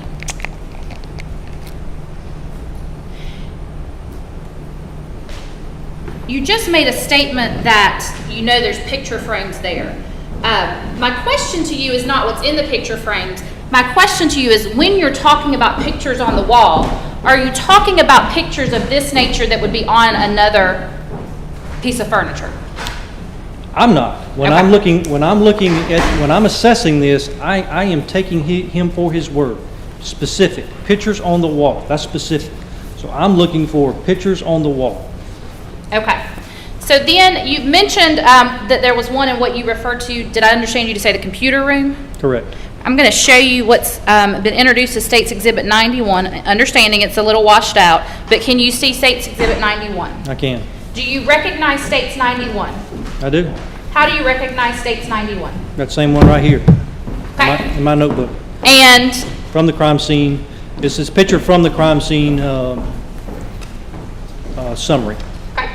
And this particular picture, are you familiar with where it was located in the residence? In what was called the computer room / spare bedroom, I believe they call it. Okay. And why do you have this particular picture in your report? Because anything that I talked about, that I'm talking about confirming and having, I wanted to have right here with me.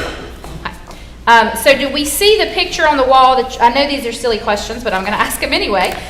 Do we see the picture on the wall that you're talking about here? I do. Okay. And again, is this consistent with what you were talking to the jury about with the corroboration? Correct. Okay. Now, you also talked about a picture in another room. Do you recall what that room was? It was her bedroom. And do you know if the picture from her bedroom was actually taken into evidence in this case? It was. And who took that into evidence? SEC Baudry. Now, that particular picture, where was it located in her bedroom? It was on the wall on a shelf. And I'm going to show you first, and then I'll put it underneath. State's Exhibit 21, I ask you to take a look at that for me. Can you see the shelf that you're talking about in this picture? I know it's probably not the angle you have, but can you see the shelf you're talking about? No. Okay. Do you have a copy of the picture of that picture that you've been talking about in your manual? No, I never received it. Okay. So you're going based on now your understanding from the crime scene? Correct. So that particular picture that was taken, other than that and the picture that we're looking at in State's Exhibit 91, in your review of the pictures from the case file as well as the crime scene summaries, were there any other pictures actually hanging on the wall of Tara Grinstead? As in pictures of herself? Hanging on the wall? Hanging on the wall. Not that I saw. Okay. So again, talk to us about why that's important to you based on Ryan's statement. Because it's information the investigative team learned during the interview. So it wasn't known beforehand. They learned it, and then you can take that information and you can confirm it to ensure that it matches what he says, and it matches. And to clarify, when you say it wasn't known, are you saying we didn't know there were pictures on the wall? The investigative team did not know how he knew this was Tara Grinstead. Okay. Obviously, that's not known. Okay.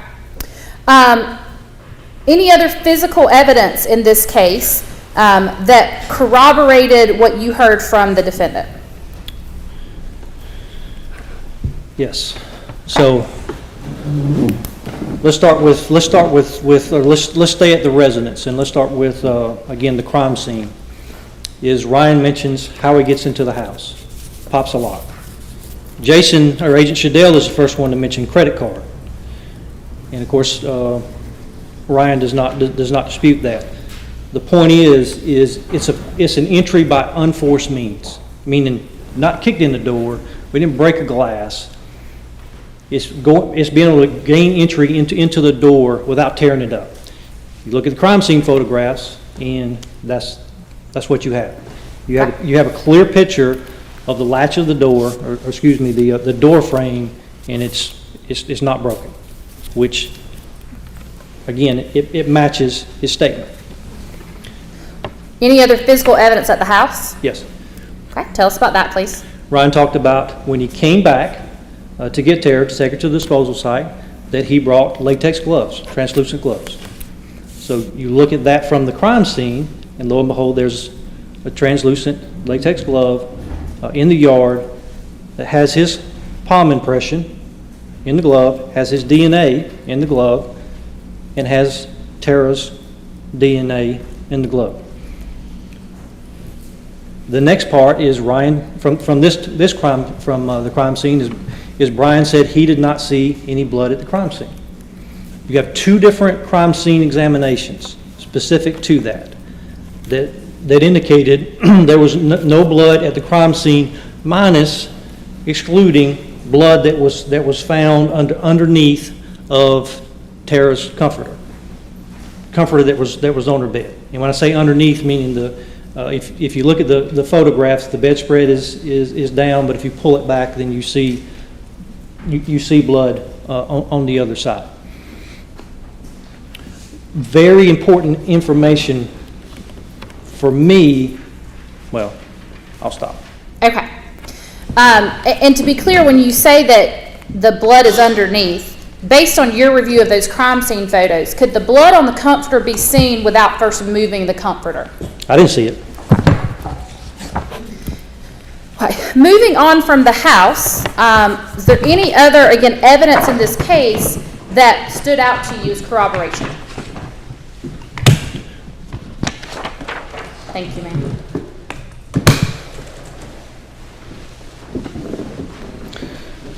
Ryan talked about taking Tara's body to a field in Fitzgerald, and then he gets in the car with the agents and helps them go to this field.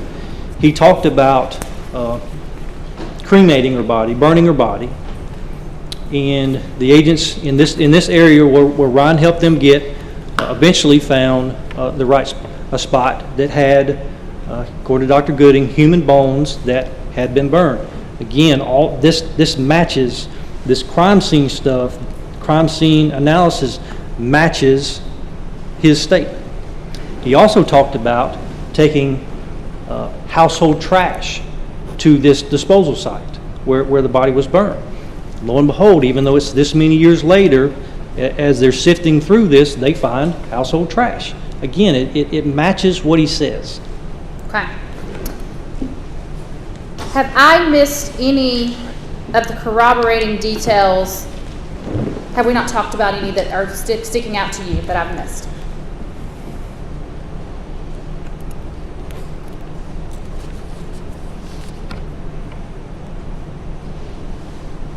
No, ma'am. Okay. So I want to stop here and talk about then what we've mentioned earlier about the psychology of interviews.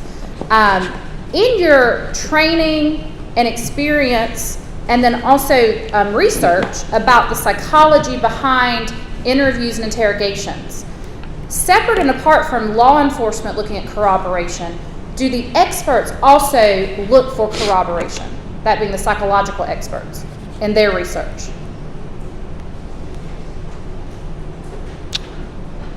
I don't understand your question. I knew you were going to tell me that. Okay. In the psychological research that you've done and based on your training experience, is there a connection between the psychology of research and evidence and this idea of finding outside corroboration or physical evidence? Yes. Okay. Can you tell the jury what that is, please? So in doing my research, and I want you to understand that when I did research, yes, for 25 years I've been trained by the GBI and law enforcement ways. But in the course of this case, and this case pushed my horizons. This case made me check my blind spots to the old "you don't know what you don't know" adage of look in your blind spots and see what you're not seeing.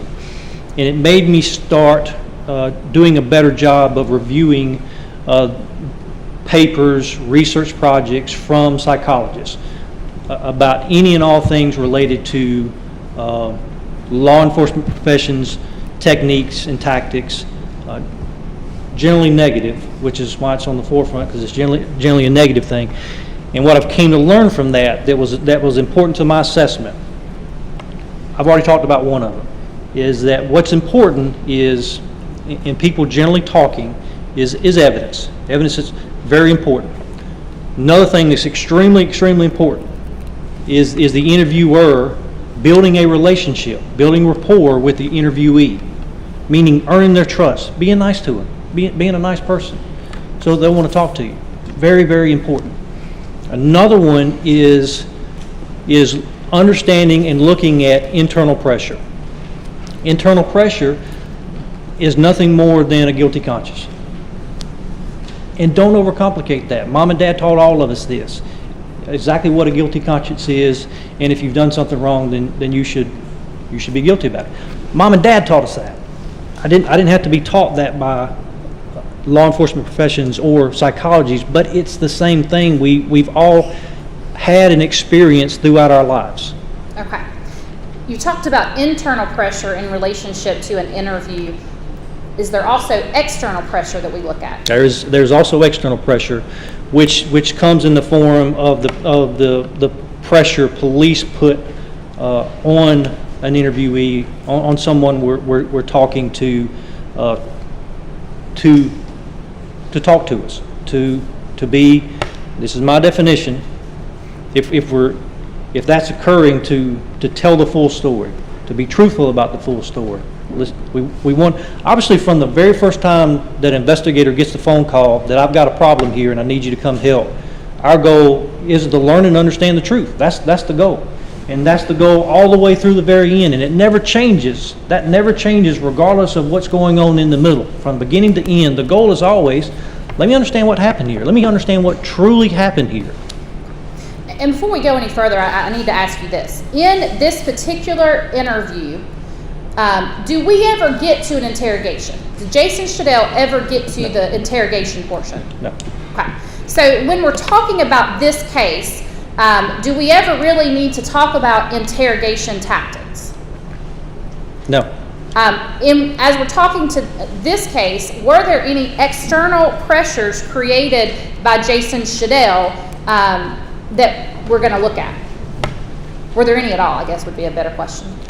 In terms of threats or putting pressure on him, no. Okay. I did not see him. Okay. So I want to talk a little bit about some specific techniques that can be used in interviews and interrogations. And I think these may be somewhat specific to Reed, but you'll tell us if I'm wrong. Have you ever heard of the phrase minimization? I have. Can you tell the jury, when we're talking about interviews or interrogations, what we mean by minimization? Make an excuse. Real simple. And it's not specific to the law enforcement profession. It's not specific to Reed. Everybody makes excuses for things that they've done that they don't really want to talk about the real reason behind it. All the way from the reason you didn't do your homework to something else that you've done wrong. Everybody minimizes the true account of what you know is in here. Doesn't always come out of here. Everybody does it. Okay.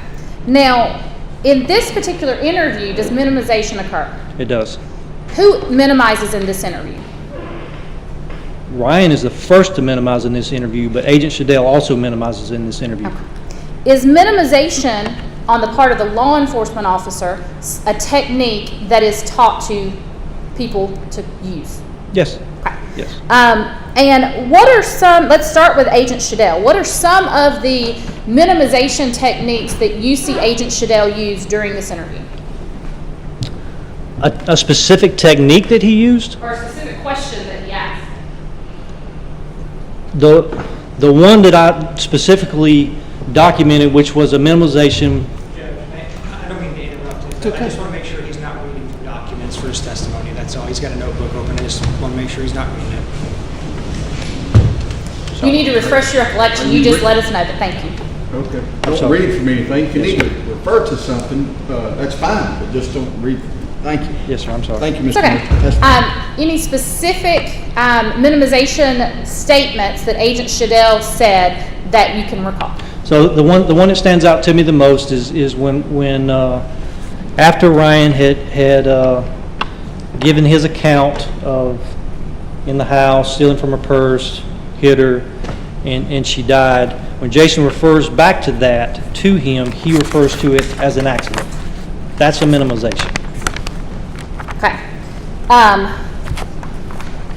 If Agent Shadell made statements to Mr. Duke about him not being a monster or something of that nature, would that fall within minimization? That would.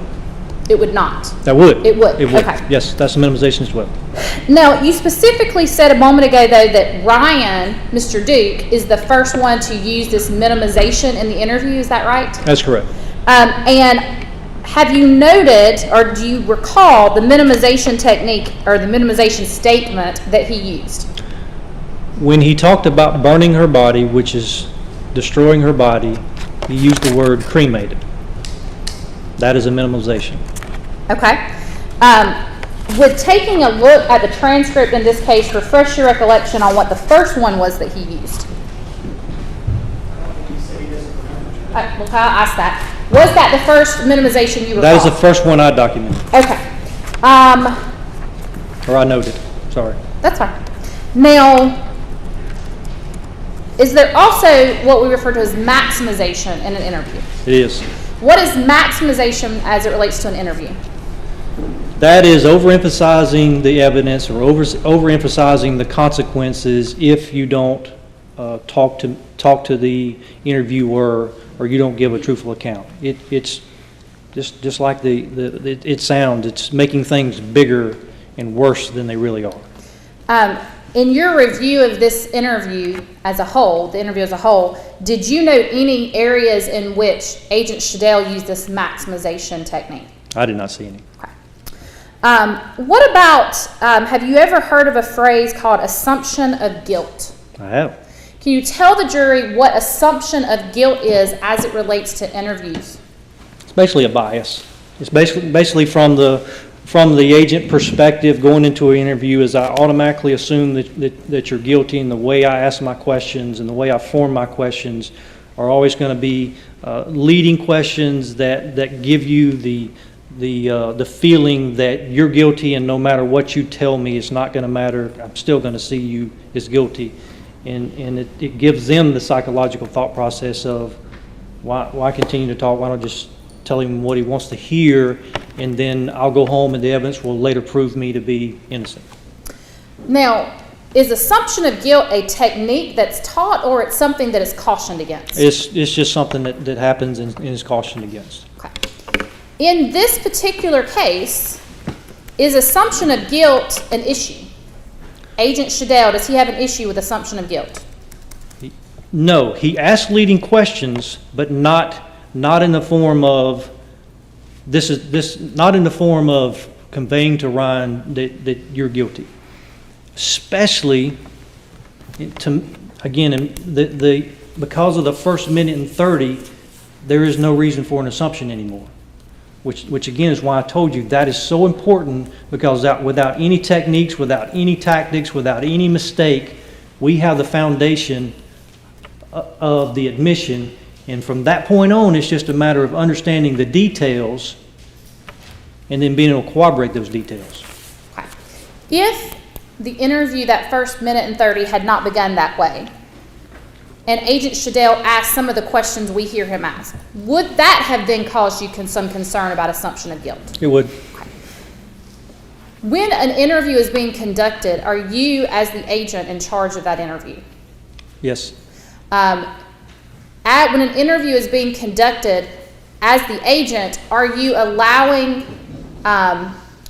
dictating where that interview goes, or are you allowing the person to tell their own story? During the interview, you're allowing them to tell their own story. Okay. Did Agent Shadell do that here? Not completely. Okay.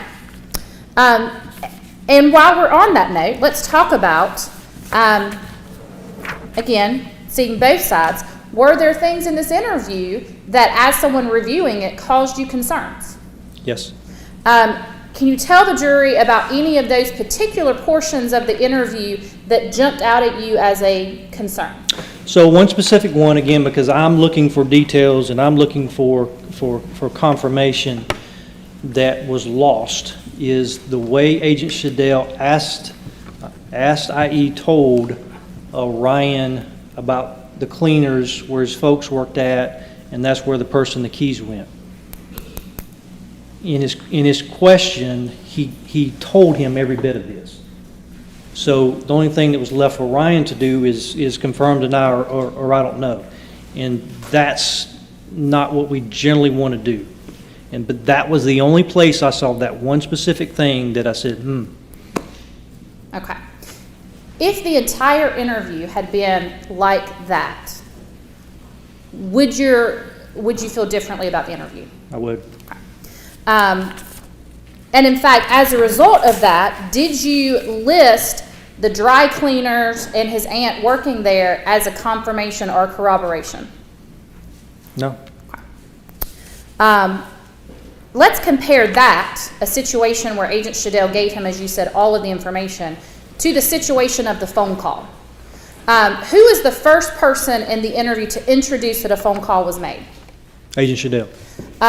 The fact that Agent Shadell is the first one to introduce this phone call, does that change your opinion or the importance of the guilty knowledge? It does not. Why is that situation with the phone call different than the situation with the cleaners?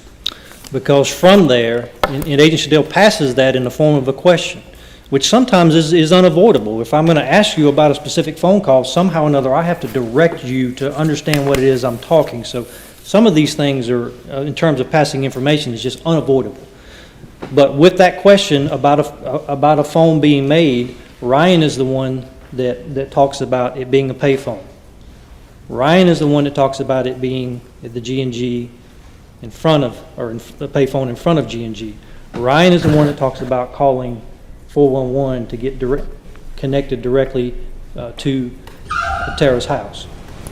And in the case file, were all three of those, actually, I guess four of those, that it was a payphone, that it was at G&G, that it was in front of G&G, and that it was a 411 call, were all four of those things corroborated by the evidence? Correct. While we're talking about the payphone, in your analysis of this interview, did you note any items that, and I'm going to use your word and then we're going to explain what this is. Did you note any times of what you refer to as deceptions? I did. Okay. Can you explain to the jury? We thought we discussed this.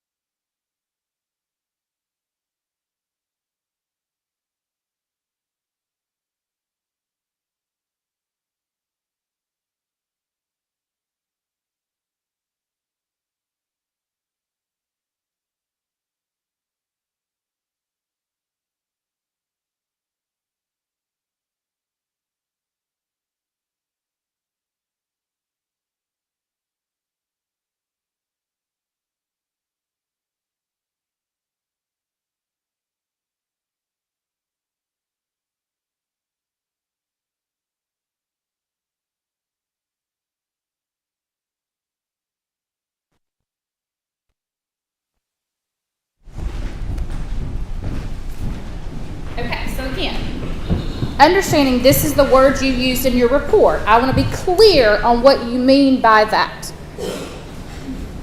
In your report, the times that you note and use the word deception, is that based on Ryan changing his statement later? Yes. Okay. And so again, I don't want to talk about your opinion, but are we talking about what Ryan actually says? Yes. Okay. And I don't want to talk about all of those, but how many of those did you note where Ryan says one thing and then changes it based on questioning from Agent Shadell? 3 times. Okay. Did any of those involve the telephone call? Yes. Okay. So tell us your recollection, or tell us why that was important to you to note that there was, again, under your definition, that he then changed what he said about the telephone call. Why is that something of note as it relates to these interview techniques? Because again, Jason has to ask him if he did anything else, if there was a phone call made. He initially says no. Jason has to tell him, we know there was a phone call made. So he has to prove to him that he knows there was a phone call made. And then Ryan responds to that once he realizes, okay, he knows that he made the phone call from the payphone. Okay. In a situation like that, exactly what you're talking about, is the fact that Agent Shadell is using leading questions inappropriate or improper? It's not. Okay. Go ahead. It's not. Again, it's what you got to understand about, well, here's what you got to understand about interviews and interview training. Interview training is a plan, so that you have a plan when you go talk to somebody. But it doesn't always go just the exact way that it looks like in a laboratory or it looks like in the classroom. And here's why. The interviewee didn't come to the training. They're not playing along. They're not always playing along with the plan. They don't understand the plan. So it works really good, and it looks really nice in controlled situations, but on the streets, it don't always play out just like that. Okay.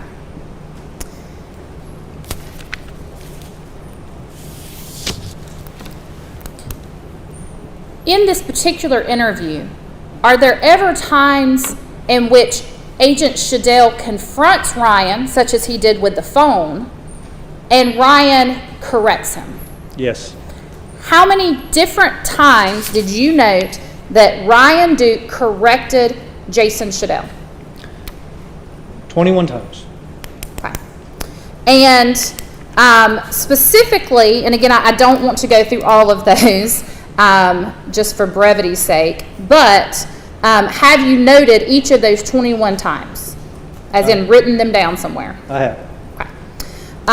Why is it important to you in evaluating this interview, or is it important to you in evaluating this interview that Ryan Duke corrects Jason Shadell 21 times?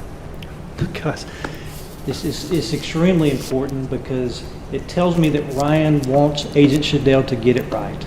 I want you to have the right information. What you just said is wrong. Here is the right information. Okay. And again, I don't want to go through all 21 of those.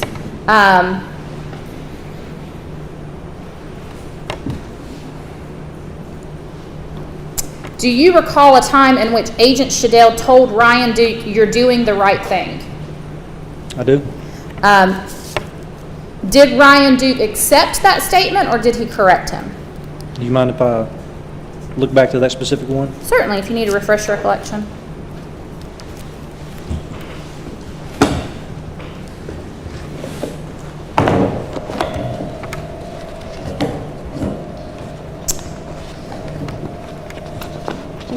I'm going to move that microphone from underneath.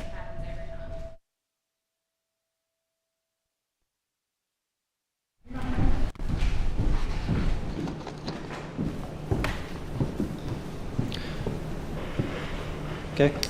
Okay. So when Agent Shadell says, "You're doing the right thing," what is Ryan Duke's response? No, sir, I'm not. And how quickly into the interview is that correction? Very quickly. 2 minutes? Okay. Just over 2 minutes? Do you recall a portion or a time in which Agent Shadell makes the statement, "Part of what you did led into her being missing," right? I do remember.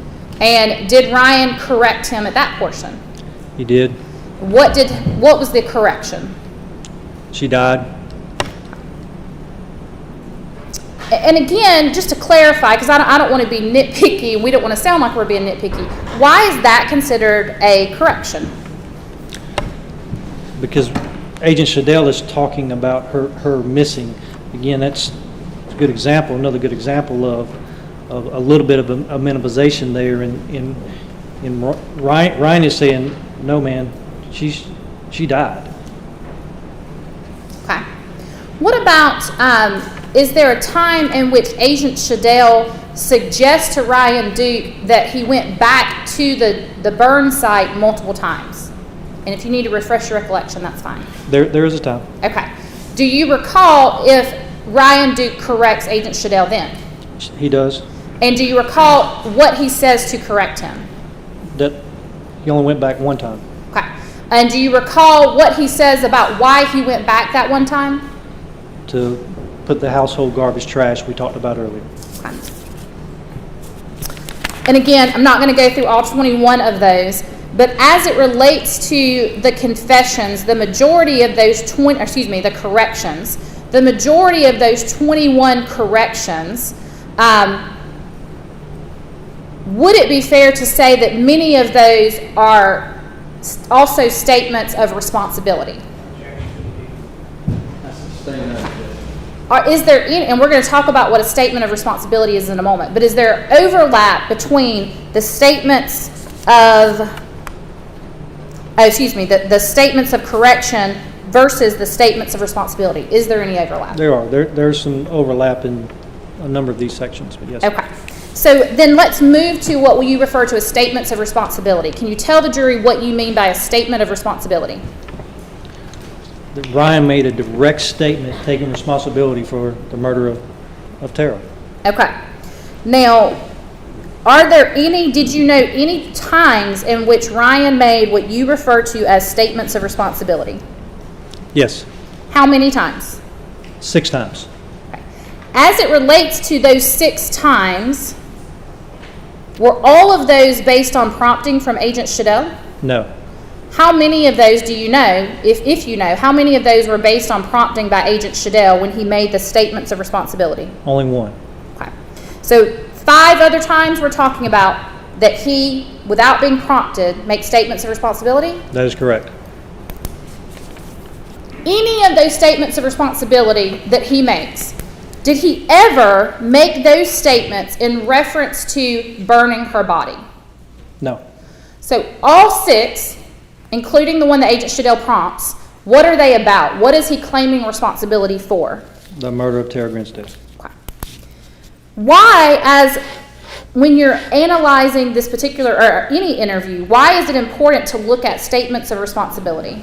Because he's taking responsibility for the event in which he's being interviewed about. He's not only talking about it, but he's also taking responsibility for it. And again, common sense of our everyday walk in life is that's very important. Okay. Again, in analyzing this, is that an indication of any particular type of pressure? Internal pressure. I'm sorry? Internal pressure. Okay, and again... Feeling guilty. Go ahead. Feeling guilty. Feeling guilty. So, then, going with that, are there any specific statements of guilt that are made by Ryan Duke in this statement? I don't understand your question. Sorry, did you note any, what you refer to as statements of guilt in this interview?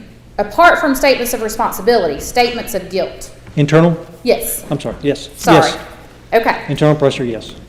And how many of those statements did you note? 16.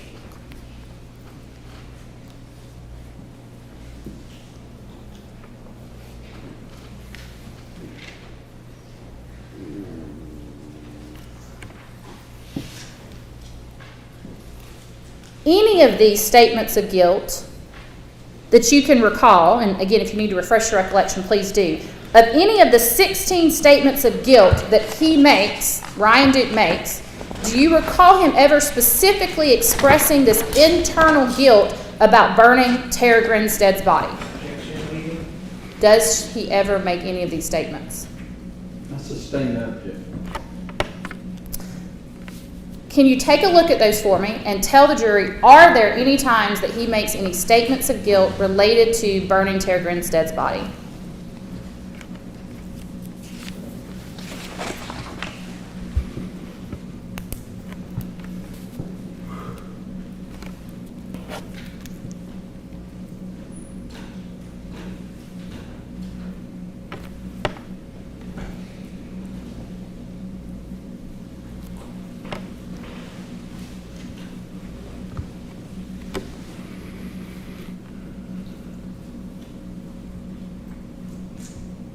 Sorry, I'm a slow reader.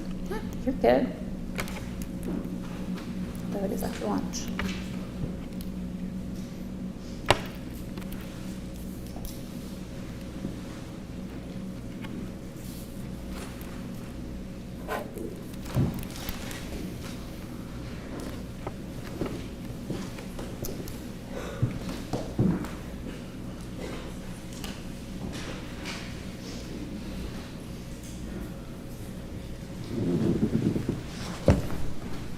No.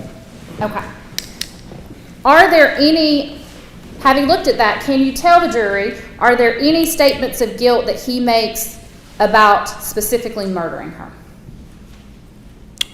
Specifically murdering her? Well, that he references that the guilt is based on having committed the murder. Yes. Is it once or more than once? I'll have to look back. Okay, that's fine.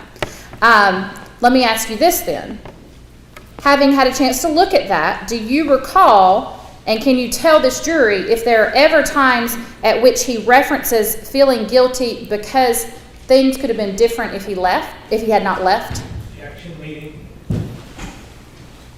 Overrule that objection. Thank you. Yes, he does. Okay. Can you tell the jury when he says that and what he says? Can I go back? Yes, you may take a look at that to refresh your recollection.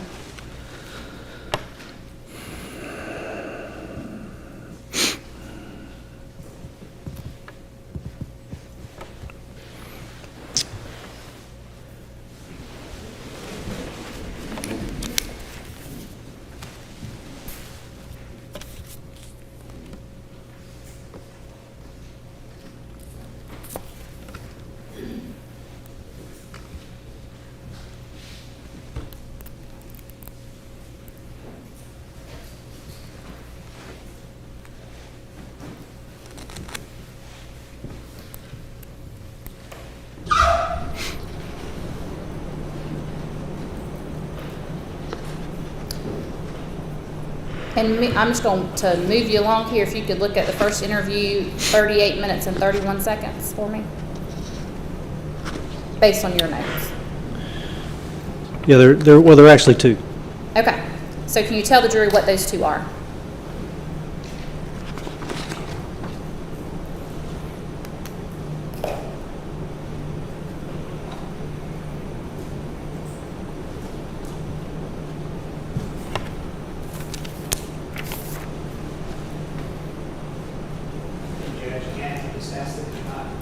Not answer from a document. I'm just trying to get it right in my mind so I give them the right information. Okay. It takes me a minute. I apologize. I don't want to say the wrong thing. That's why I'm being slow.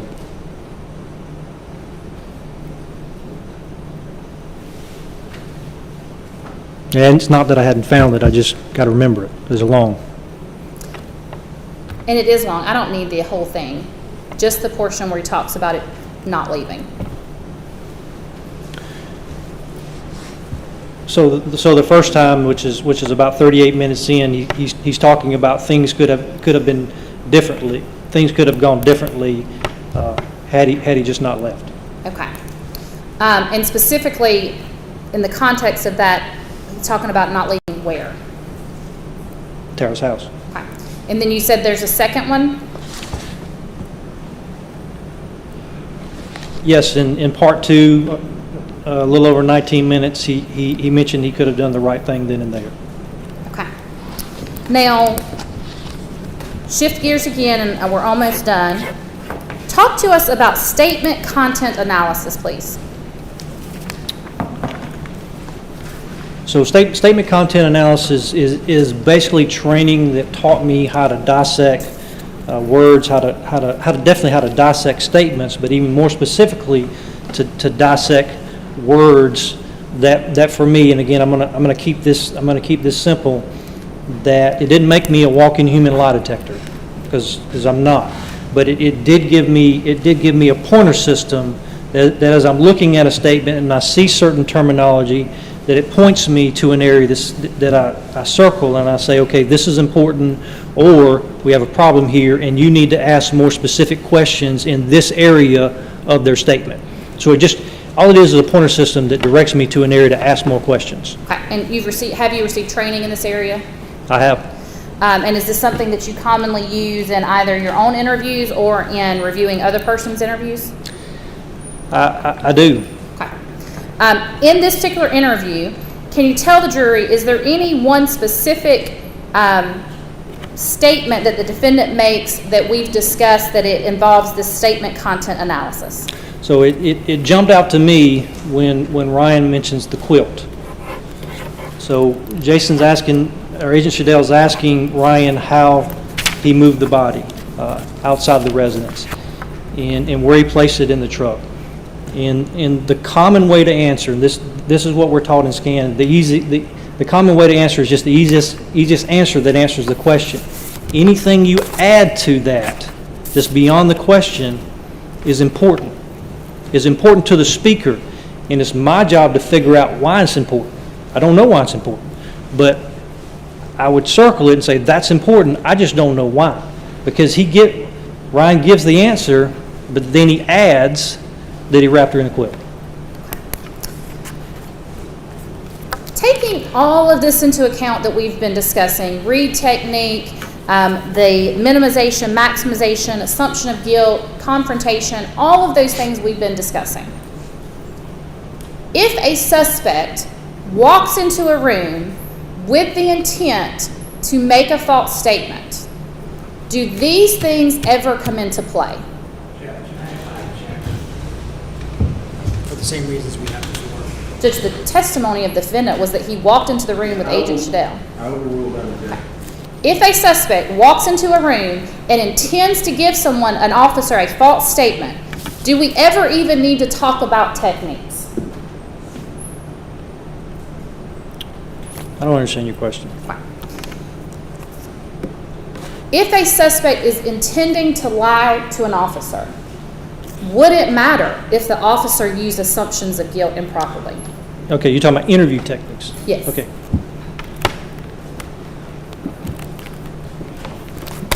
Not in terms of it being a bad thing. Okay. And if a person walks in there with the intention of giving a false statement, would it matter if the officer uses minimization? Would it influence, is it going to affect the interview in a negative way if the officer uses minimization when someone has already intended to lie? Would it affect?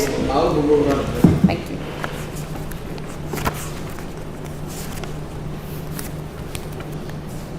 You want me to restate it? Let me answer this the only way I know how to answer it. Okay, so I guess let me be, sorry, I'm going to rephrase it then and let me be more clear. Assuming that Ryan Duke walked into the interview room with Jason Shadell on February 22nd, 2017, and intended to lie to Jason Shadell, with that assumption, would any of the minimization techniques that Jason Shadell used have created a false statement themselves? No. And why is that?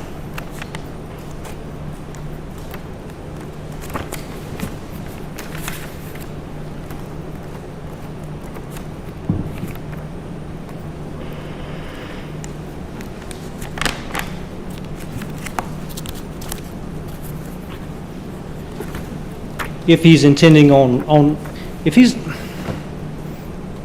so I don't understand your question. Okay. Because you're asking me about someone in an interview that's not telling the truth. Correct. Someone who's already not telling the truth. Is minimization going to be a problem that's going to create more untruths, or they've already decided to tell it? It's not going to create more untruths, no. The things that we talked about related to corroboration, that specific technique of going through and building on that foundation, is that a technique that can be used in situations to, if someone has already intended to make a false statement?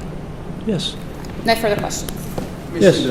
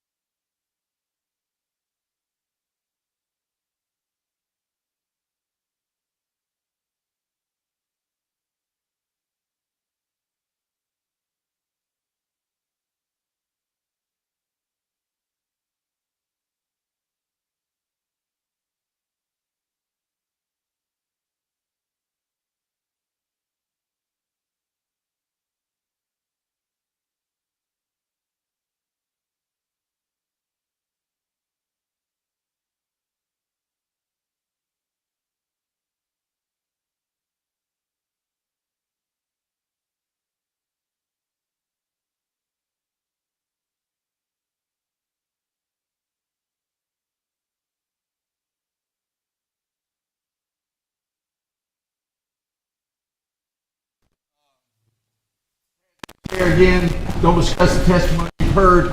We'll be back after lunch, probably, around almost 1 o'clock, about 2 o'clock.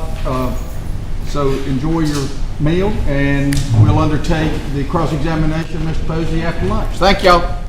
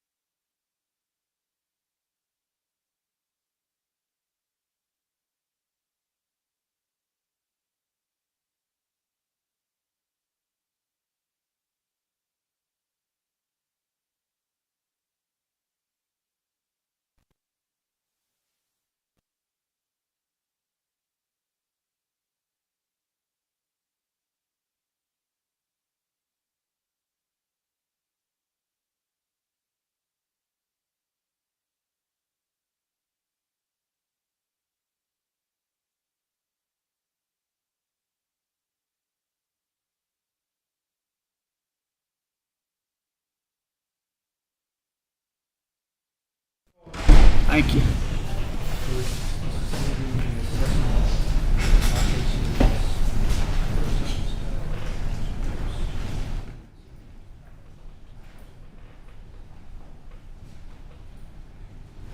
Okay. You can have a seat, Mr. Posey. Thank you. All right, we're ready for the jury? Ms. Watkins asking them to join us. Thank you.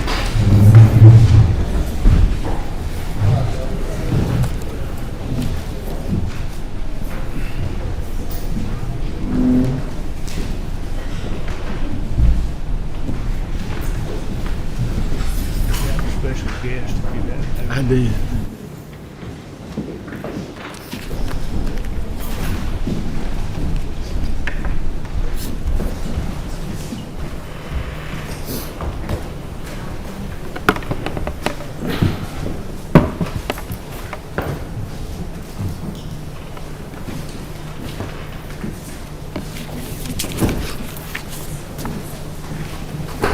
All right.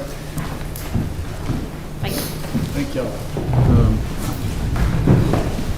We all, everybody cool enough, I guess? How about cutting that air, if you can help us with that, Mr. Whitley? Thank you. All right, ladies and gentlemen, we'll start off this afternoon with the cross-examination of Mr. Posey. Thank you.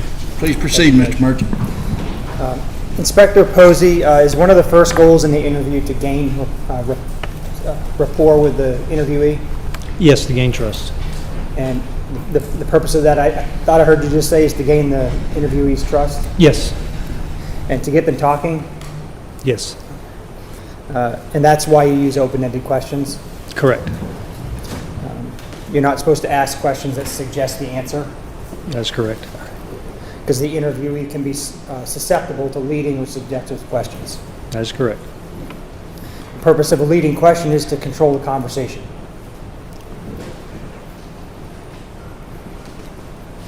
I don't know that's definitely something that can happen, but I don't know that's the only reason that does happen. But it's a way to introduce information that has not been offered by the interviewee. Fair? Well, you do that. You introduce information in a leading question. Yes. If you're asking a leading question, I mean, there are leading questions you can ask that doesn't introduce anything that's of importance, such as evidence. But if you do that and there's evidence in there, like we talked about with the phone earlier, then yes, that happens. All right. And did you take a look to see whether or not Agent Shadell introduced information in the interview? The biggest one that I did, the biggest one that stood out to me again was the where he, in his question, he told Ryan about the cleaners, and that's where he disposed of the person the keys. He also introduced the idea of the credit card. He right? did. He did. That was information Ryan had not offered. Correct.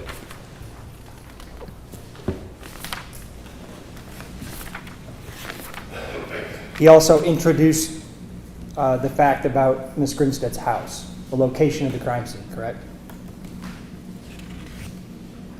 I don't remember that. He was not the first one to mention Tara. Ryan was the first one to mention Tara. But in terms of who first mentioned a specific location, I don't know. Would you defer to Agent Shadell if he had testified about that? Judge, I'm going to object. Sorry. I'm sorry, go ahead. So the question was, would you defer to Agent Shadell if he testified about that? I'm objecting to asking him to comment on someone else's testimony. Especially because he hadn't heard it. Yeah, I'm not asking him to comment on the credibility of Agent Shadell. I'm just trying to figure out if he thinks that Agent Shadell would be in a better position to answer the question. That's exactly commenting on Agent Shadell's testimony and whether or not he believes it. It's not based on... Yes, I know, I ruled out I disagree. And so, sir, is it important for the agent to clarify any inconsistencies from the interviewee's account against other witnesses or evidence with additional specific questions? It is. That's from your report, right? Yes, sir. To use your house analogy, you don't want to build a house on a shaky foundation. Is that fair? Well, for that specific things, that would be part of building the house, is getting the details and making sure the details are right. So that would be beyond the foundation, but just kind of flip the analogy around, and yes, sir, we agree. Okay. So the whole point of following up on the inconsistencies is to make sure that you can resolve them as part of your interview. Make sure your details are correct. And if the details are inconsistent with the person's account, you need to do some more digging. Is that fair? That's fair. So in your words, I think you said you're looking for, quote, confirmation of details. Is that true? Yes. Do you know how many times Mr. Duke said, "I don't know," during his interview with Agent Shadell? I do not. I did not count that. If I told you it was 55 times, would that surprise you? I know it was a lot. And the fact that he said, "I don't know," does that lack of knowledge create gaps in terms of the agent's ability to corroborate the information?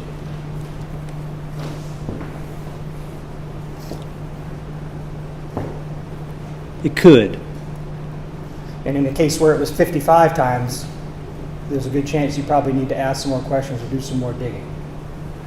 And I can recall some situations where, specifically where Agent Shadell was talking to him about how he got to Tara's house, and he responds, "I don't know." And then that's when he asked more questions, and his story changed to he stole the keys from the pockets. But it creates gaps that have to be filled in eventually. If you don't ask specific questions just like that to clean it up, yes. But you also got to understand, again, it doesn't, within an interview, as I talked about earlier, training in controlled environments, it looks one way. When you take it to the real street, yes, you want to learn as much as you possibly can, but it doesn't mean you're ever going to learn everything. Like in the end, we would like to know everything. It just doesn't always work out that way for us. And I understand you may not learn everything, but you should at least try to learn as much as you can. I agree with that. I agree with that. I do. As part of your work on this case, did you come to learn how many locks Miss Grinstead's front door had? I did. How many does it have? One.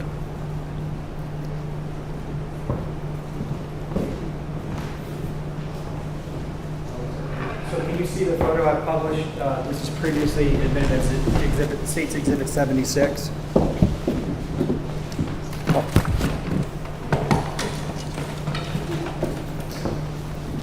I do. All right, sir, can you see whether or not there's a hotel-style lock above the lower door handle lock? Above it? Yes. I don't know what that is. You don't know what that is? I don't. From that picture, I don't know what that is. You can't tell that that's a lock? I don't know what that is from that picture. Okay. Well, let's assume that that's a lock that can only be locked from the inside. We've got some testimony about that. Can you assume that with me? Okay. So would that be an important inconsistent fact if Miss Grinstead, if there was testimony that Miss Grinstead always locked that door or routinely locked that upper lock when But I'm going to object to a hypothetical that is not based on evidence in this case. That is completely an inaccurate statement of what the evidence has been related to the top lock. It's been a little conflicting, but I'm going to rule that objection. Go ahead. Sir, if they're assuming that she locked that upper lock when she was home at night, okay, would that fact, if that were true, would that be inconsistent with Mr. Duke being able to gain entry into that house using a credit card only on the lower lock? Yes. And the credit card, do you have personal knowledge as part of your investigation about whether Ryan even had a credit card at that time? I do not. And as a GBI official, are there ways for GBI agents to obtain records that would confirm that one way or the other? If he personally owned a credit card at that time? Yes. I would think through a credit history report that you can learn if they have a card at that point. And if he didn't have a credit card at that time, would that also be in conflict with the story he gave that he used a credit card to get in the house? I wouldn't go as far as to say that, because I don't ever recall him saying I use my credit card. But it would be worth investigating. Is that yes, sir? Yes, sir. And I only say that because she can't take I understand. down the head Yes, sir. nod, that's all. That's my fault. I apologize.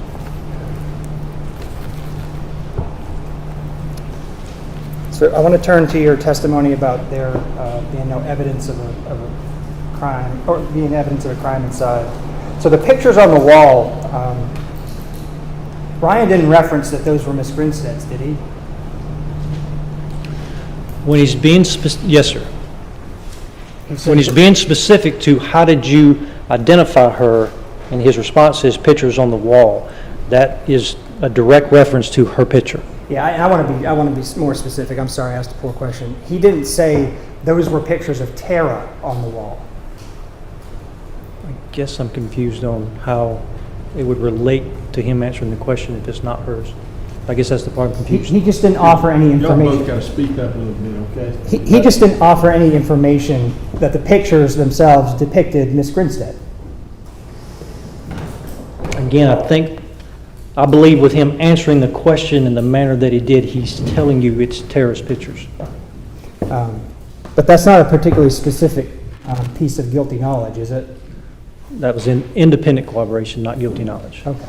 But in any event, most people have pictures hanging on their walls inside their house, right? I would say that that's common. You had testified about the blood on the comforter.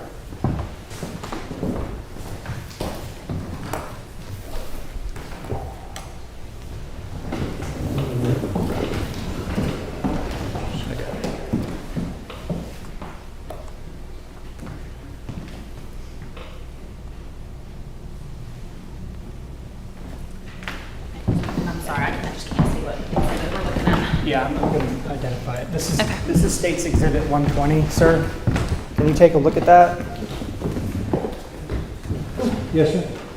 Is that the blood on the comforter that everyone's been talking about, you've been talking about today? Is that the comforter on her bed? Yes, sir. Is that the blood that you talked about earlier on the comforter? That is the blood that I believe was referred to in the summary and that is consistent with the picture that I saw. Okay. Well, let me ask you this, sir. With all your years of training in the GBI, is what we're looking at consistent with a fatal blow to the head that causes bleeding?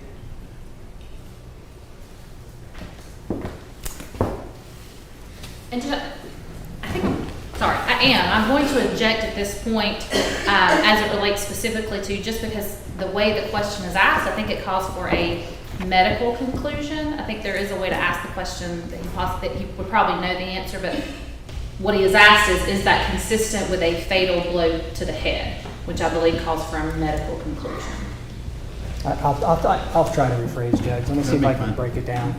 And can you let me know if I can't? If I'm not being heard over there, I promise I don't project particularly well. Not much of a screamer.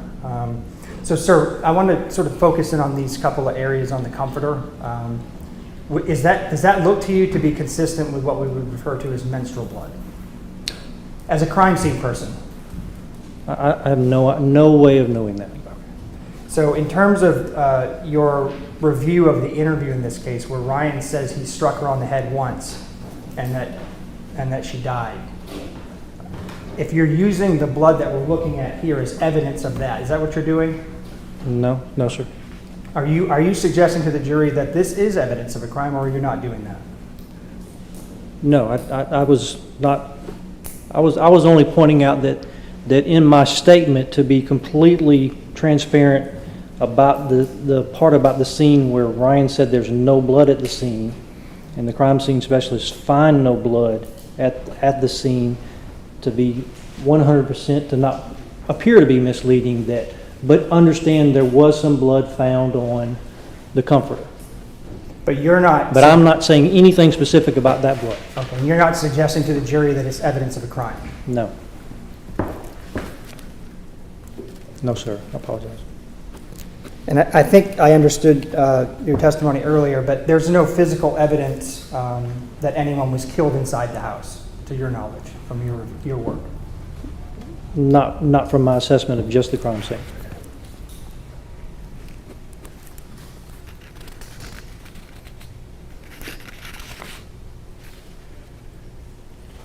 In the course of your work, sir, did you come to learn whether the front door was unlocked or locked on Monday morning?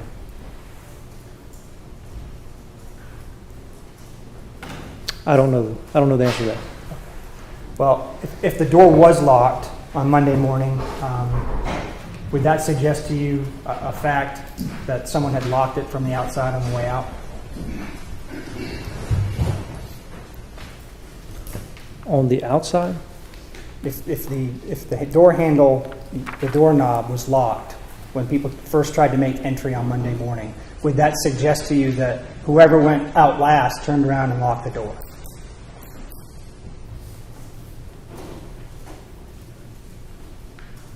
No, sir. It would actually, that's a possibility.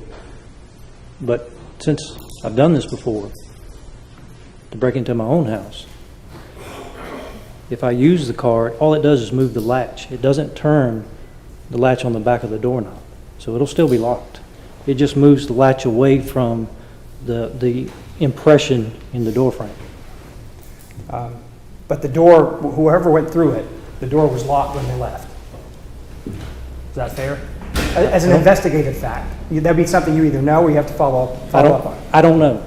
I don't know if it was locked or not. Well, Ryan said in his interview that he went back to the house around 9:30 in the morning, or the morning of Sunday. Do you remember that? I remember there being some discussion about time, but I did not recall them really hammering down a good hard time. But he went back to the house. In his interview, he said he went back to the house to get her body, correct? He did. And Agent Shell suggested that's when the glove was dropped, right? Correct. So if he goes in to get her body, carries it out in a quilt, puts it in the truck, do you believe him doing that, he'd be able to see a glove sitting on the ground? Well, to use his to take his own words is just a big mistake. I have no idea if he can see it or not. Well, if he had to lock the door, if he carried her out and put her in the truck, and he had to go back and lock the door, that'd be two opportunities for him to see the glove, right? If he dropped it on the way out. See, again, I'm held up on him having to go back to lock the door, because again, if we're going to because we're doing a lot of assuming here. If we're going to assume that his statement is correct, and he uses a credit card, the door's still locked. So you don't have to go back to do anything. You just have to pull the door shut. And I'm not suggesting that we assume anything. I'm asking you questions based on things we know in the case evidence and whether or not those create inconsistencies with his story. Well, so let me. Okay, I guess I got confused when you made the statement that he went to the truck and then came back to lock the door. How do we know that if we're not doing some assuming? Is that a fact you could have asked, or someone could have asked Ryan about in the interview? It could have been asked of him in the interview. Are you aware of testimony from Larry Peterson, a GBI trace evidence person, who told this jury that it's highly unlikely that the fibers found on the glove would be from a blanket or a quilt?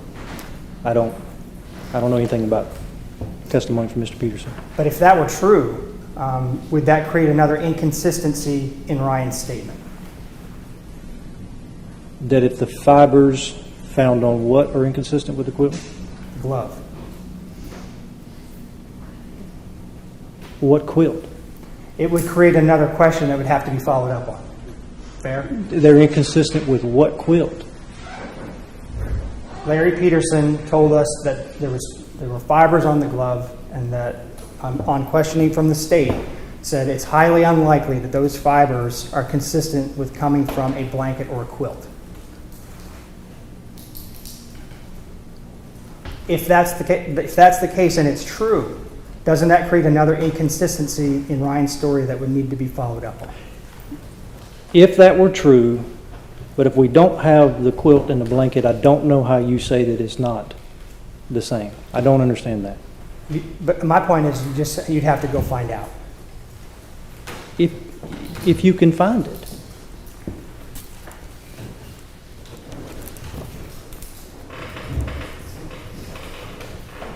So Miss Grinstead's car, I want to talk to you about that. Did you develop information about Miss Grinstead's car at all as part of your work? No, sir. And I know this was not an issue that Agent Shadell focused on in the interview, but did you find anything as part of your work important about the car? I didn't review anything about the car because there were no statements made about the car.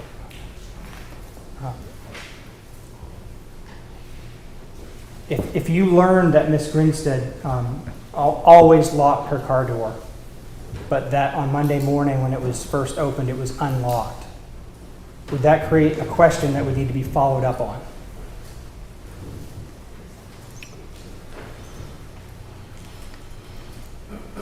Yes, sir. And the best person that can answer that is Ms. Grinstead. And from there, it's going to get difficult.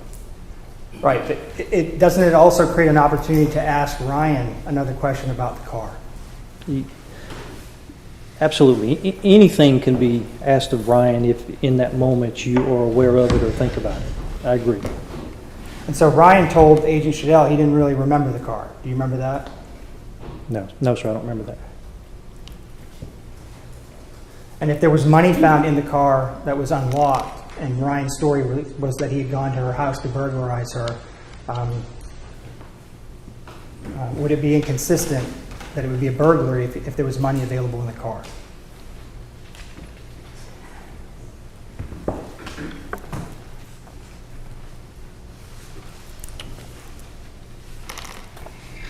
Not based on what I know.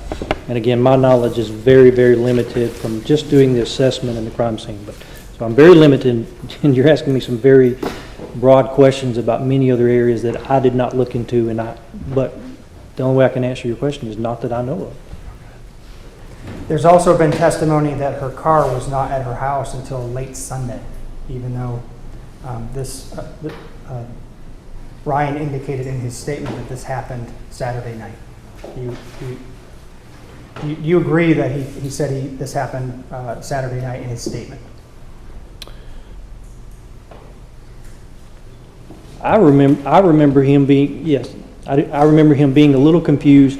Jason, or Agent Shadell, is the one that introduces Saturday, Sunday, not Ryan, but I do remember Ryan did not correct him. So Ryan's recollection was that actually it was September, late fall, was his recollection of it, but he definitely did not correct Agent Shadell.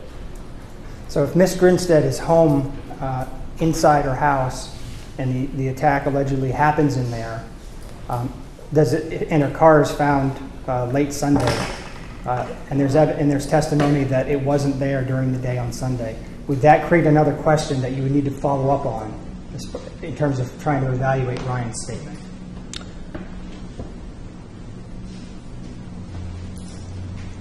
That's a judgment call from the agent doing the interview at the time, especially if, as you just told me, because I don't know this, he already said, I don't remember anything about the car. That agent in that moment could easily make a decision that if you don't remember anything about the car, there's no reason to continue on with that line of questioning. But that wouldn't be true if you had knowledge that it was unusual for her car to be unlocked, especially if she's not there, right?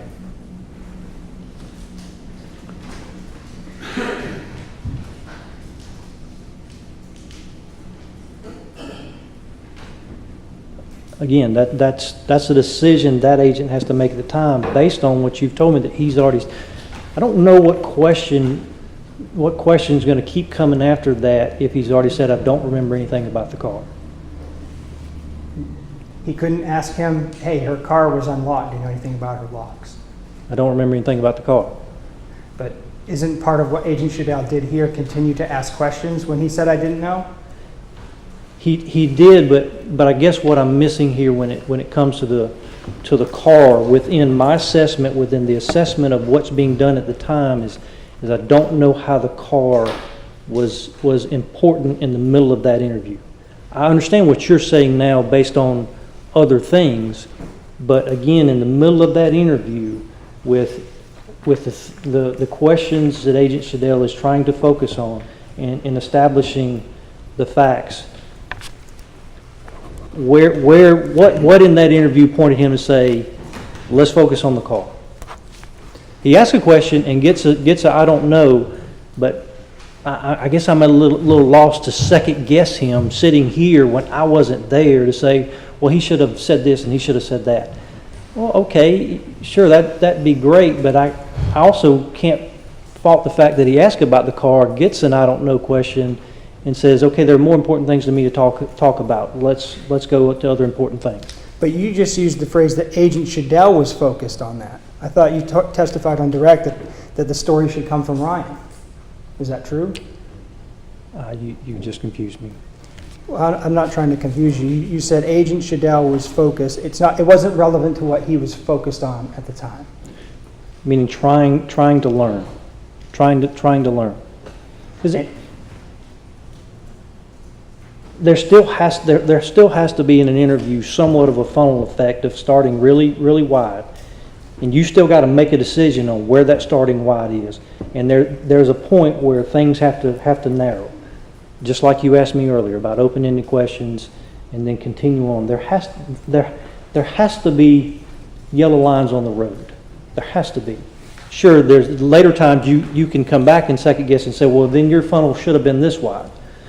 Well, we can always do that. I promise you there's never been a time that I've sat right here and reviewed my own interviews and didn't think, I should have asked this and I should have said that and I could have done better here. That'll happen every single time. So my questions are less focused on that and more on resolving inconsistencies in the statement versus the case evidence, and just trying to figure out, yes, sir, based on what your testimony was, what should be done in terms of following up. If you have information that the car was unlocked and that's unusual, that would be a fact you'd want to follow up on. Is that correct? Yes, sir.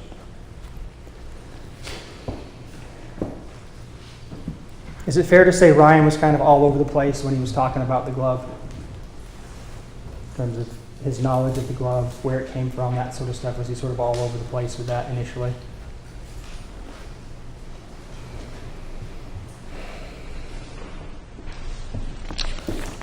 I would define the entire interview as being all over the place.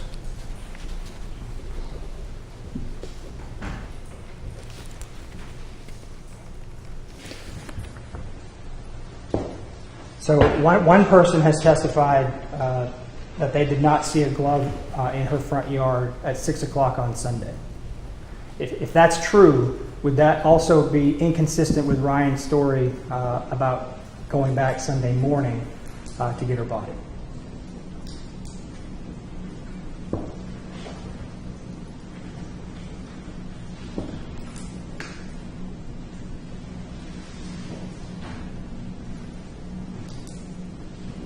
Yes, sir. And if another witness, captain in the police department, said he went to her house Sunday midnight and didn't see a glove, and that he thought he would if one had been there, is that also inconsistent with Ryan's story that the glove was there 9:30 or so, whatever time in the morning on Sunday?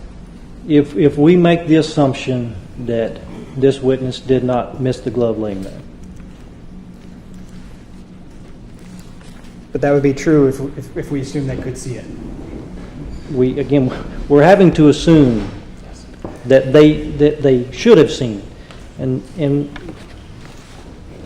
we're having to do a lot of assuming here.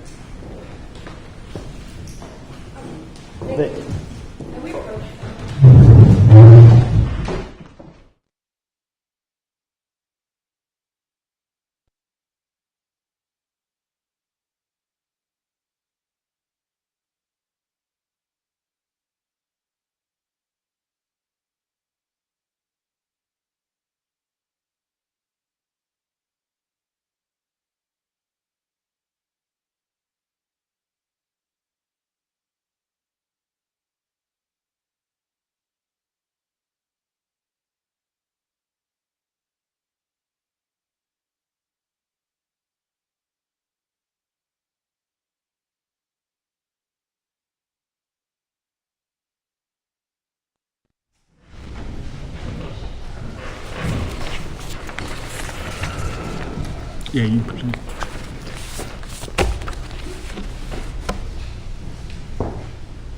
Sir, have you read the 2014 article written by Michael St. Ives entitled Interviewing Suspects? I have.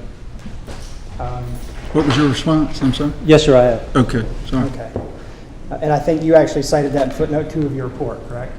I did. So the authors say that, quote, leading or suggestive questions are not only counterproductive, but also highly unlikely to contaminate a suspect's account. Would you agree with that? Can be. Definitely can be. So leading questions can lead to interviewer contamination of the account. Definitely can be.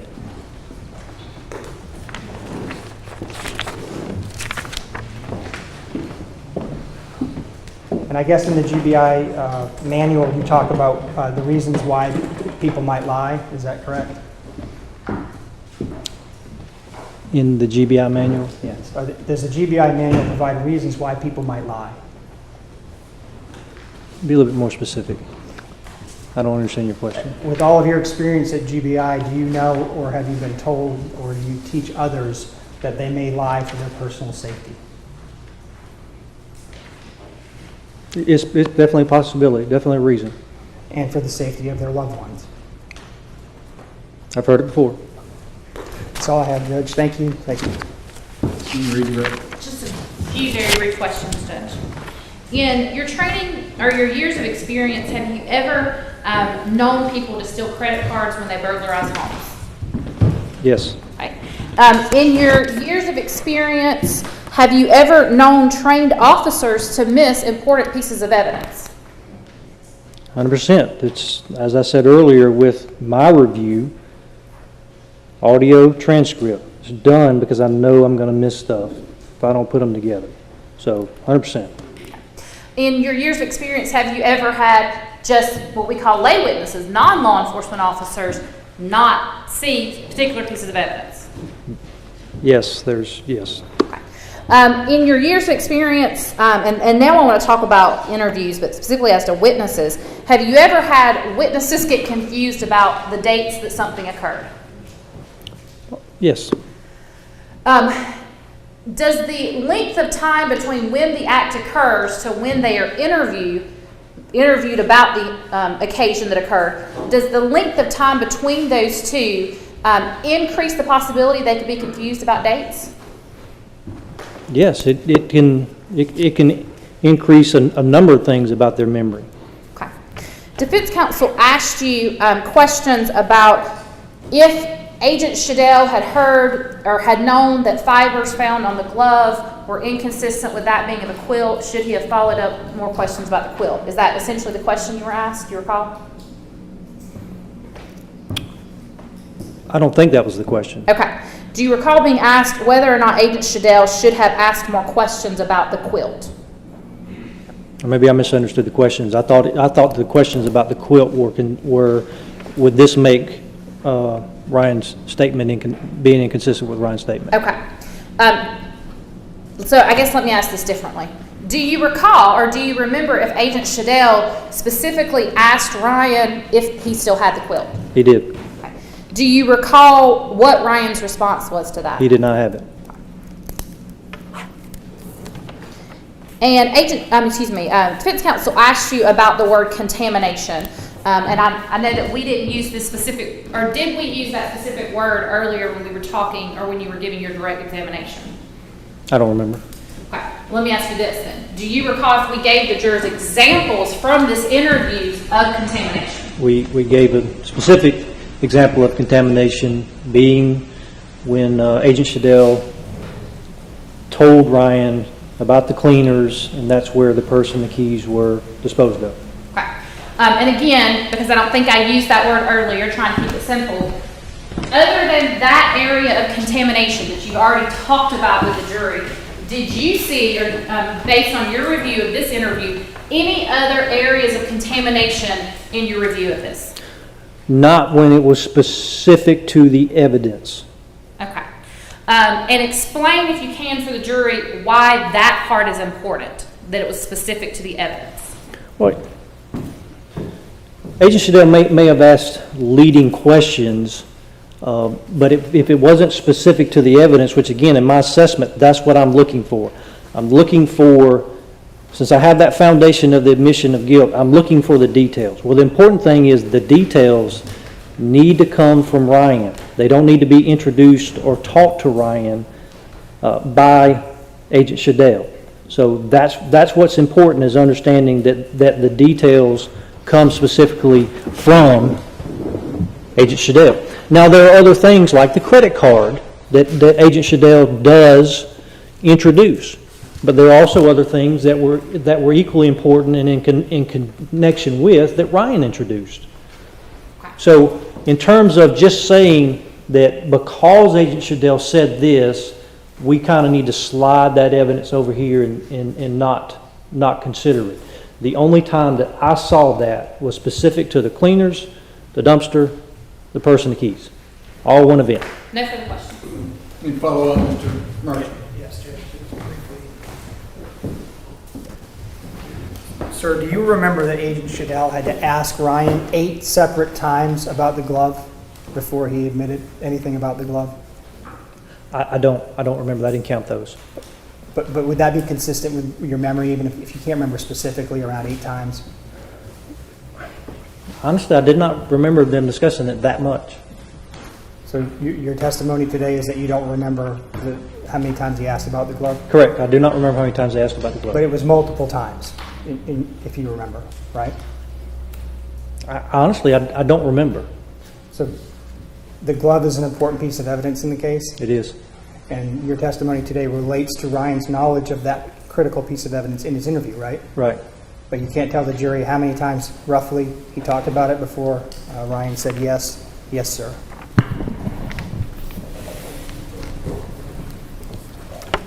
Give me a second, please.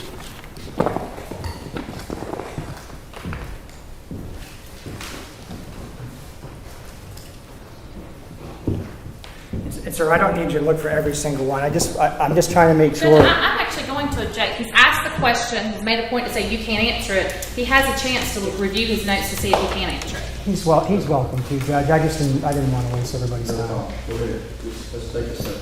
Thank you.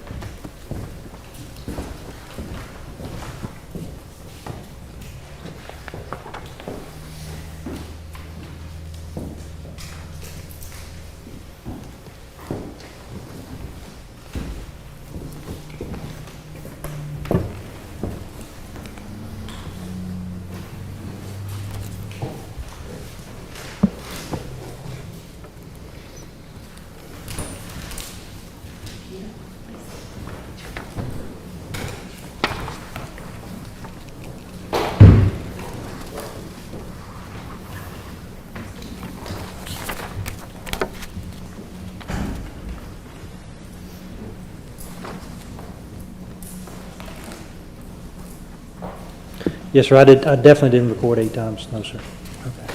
Well, how many did you record? Just from that brief look, there was two that jumped out at me. The brief look over, what did you look at? Transcript. So I started with so you'll see the highlight, you'll see the citation number behind where we talked about the gloves, which 26, that refers us to a specific area in the transcript, which is lines 14 through 16.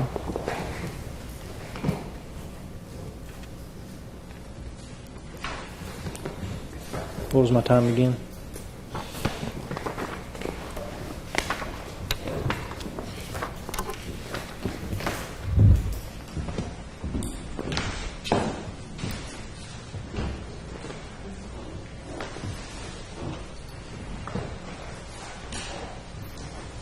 Sorry.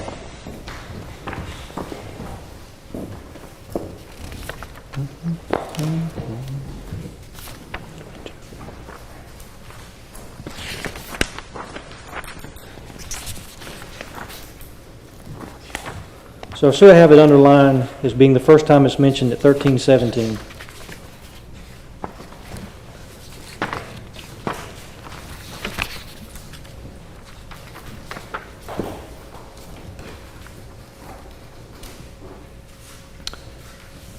And then line 25. Again, then they have the conversation about the gloves. And then the next page, they have a conversation about the color of the gloves. So that's, to me, that's all, that part, even though it's on 3 different pages, is all one conversation. So you're treating that all as one? Well, it's just continuation. I mean, again, there, like we talked about earlier, the whole interview at times is a little fragmented, so there's, but yes, there's some coming back too. Okay, so let me just close the loop on this for everybody. Is it fair to say that in that portion of the interview, the gloves are discussed several times? Yes, sir. And have you ever testified on behalf of a private entity or citizen? No, sir. All of your testimony has been on behalf of the GBI? Yes, sir. And you had 2 expert cases where you testified in trial? 2 other cases, yes, sir. Okay, and was one of those with Ms. Hart? No, sir. None of those have been with this district attorney? No, sir. Thank you, that's all I have. Thank you, Ms. Hart. I do. So at the 13:17 mark, 13 minutes, 17 seconds into the first interview, did I understand you to say that's the first time you have seen that the word glove is brought up in the interview? Yes, that's what I have in my notes. Okay. And can you tell the jury what question is asked about Agent Shadell at that point? Let me refer to it, please. I believe it's page 16 on the transcript.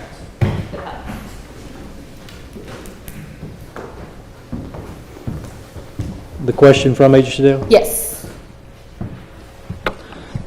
Tell me about the gloves. I know there's gloves in the house. Is it going to have your DNA on it? And what is Ryan Duke's response to the very first time he's asked about the glove? It should. Because they were at my house. Sorry, I interrupted you. Go ahead. What was the rest of it? It should because they were at my house. No further questions. All right, Mr. Posey, thank you for your testimony, sir. Thank you. I'm going to excuse you at this time to go on about your business, all right? Thank you. Thank you. Please call your next witness. Judge, I would, again, retender State's Exhibit 293 being a certified copy of Bo Duke's conviction out of Wilcox County in case number 2017 CRW 38. Certified, you say? It is. Thank you. Judge, we would just object on relevance grounds. Okay. We weren't allowed to cross-examine him, so we can't question him about this. It's a certified record from a court of record. I'm going to admit it. I think that's it. So, takes care of the authenticity. All right. Your Honor, with that, we have no other witnesses and the state file closes. All right. Y'all need a minute, or y'all want to put up any servable? No. Okay. We don't have any rebuttal. Thank you, Judge. All right. Ladies and gentlemen, the evidence is closed. You've heard all the evidence you're going to hear in this case. I've got to go over the charge, which is the law that I'm going to go over with you tomorrow after the closing arguments. In a case such as this, both sides are entitled to 2 hours, up to 2 hours, to argue their case to you. I'm not saying they will, but they have that right under the law. After that, I will give you the charge. That is the law. And then you'll be asked to commence your deliberations. But until that time, don't deliberate, okay? Don't discuss the case with anybody. Don't allow anybody to discuss it with you, just like we've gone over before. As a matter of scheduling, I want to speak with them outside your presence for just a minute. And that is such a small room. Every time I walk in there, I can't imagine all 18 of y'all in there. Step out to the grand jury room for me. Maybe you'll be a little bit more comfortable, and I'll be right with you. Thank you.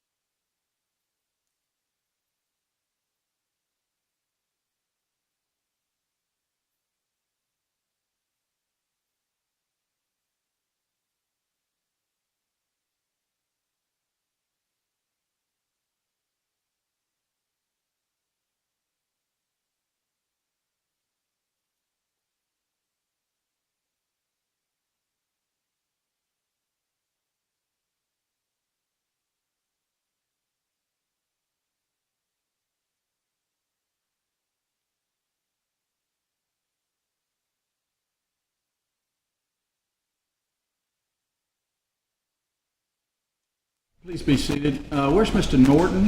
Need Mr. Norton. Mr. Norton?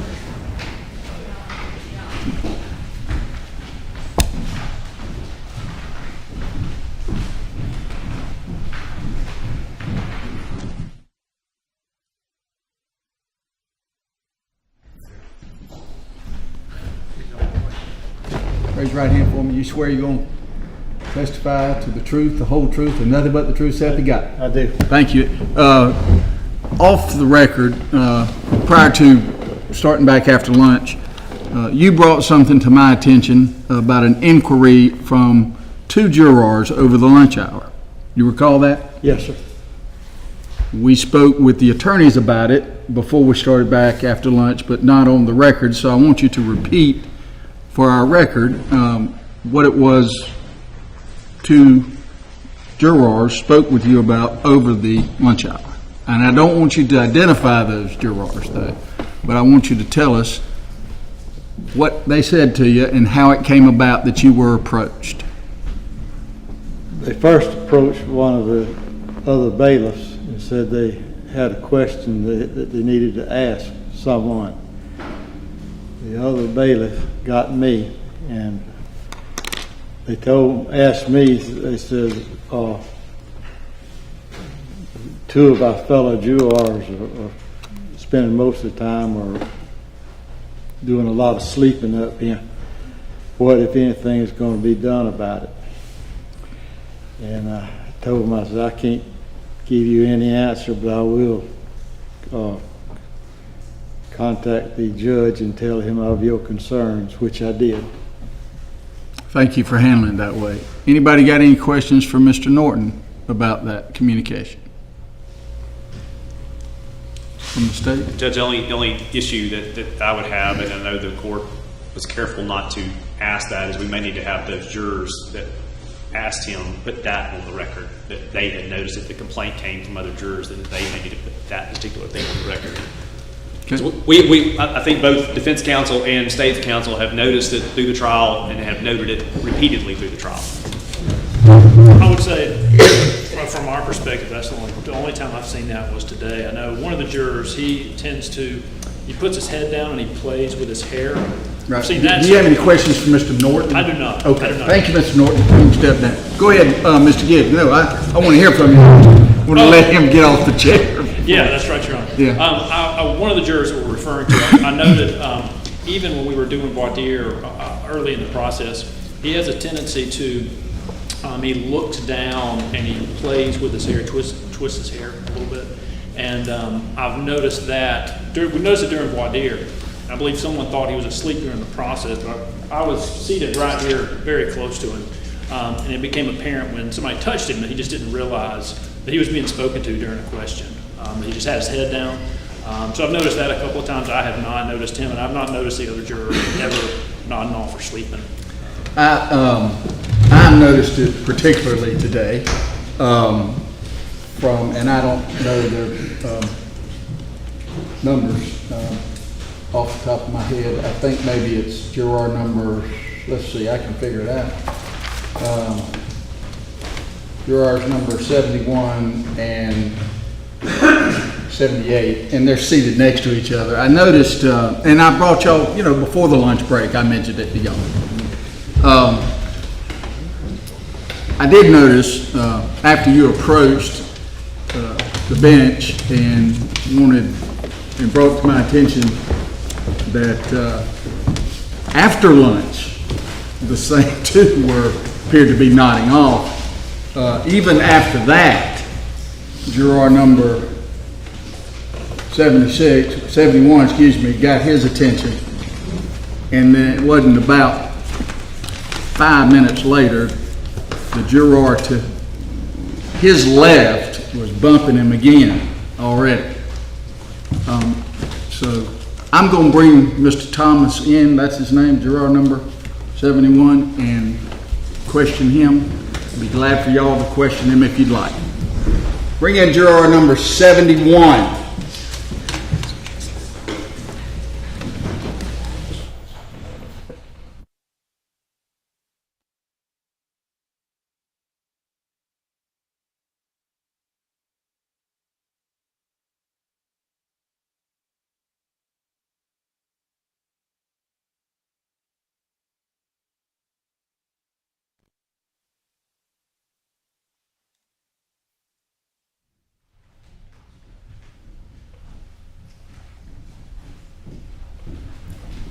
Mr. Thomas, have a seat for me. Thank you.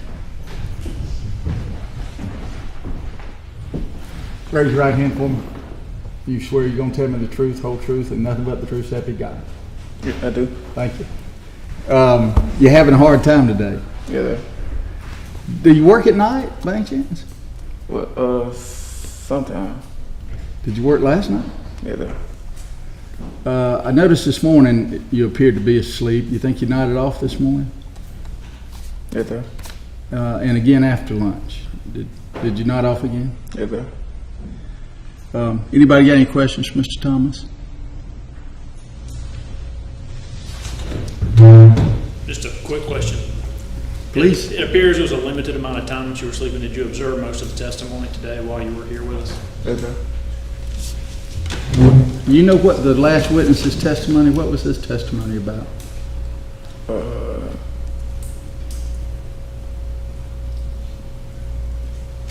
I had to look at my notes. Okay.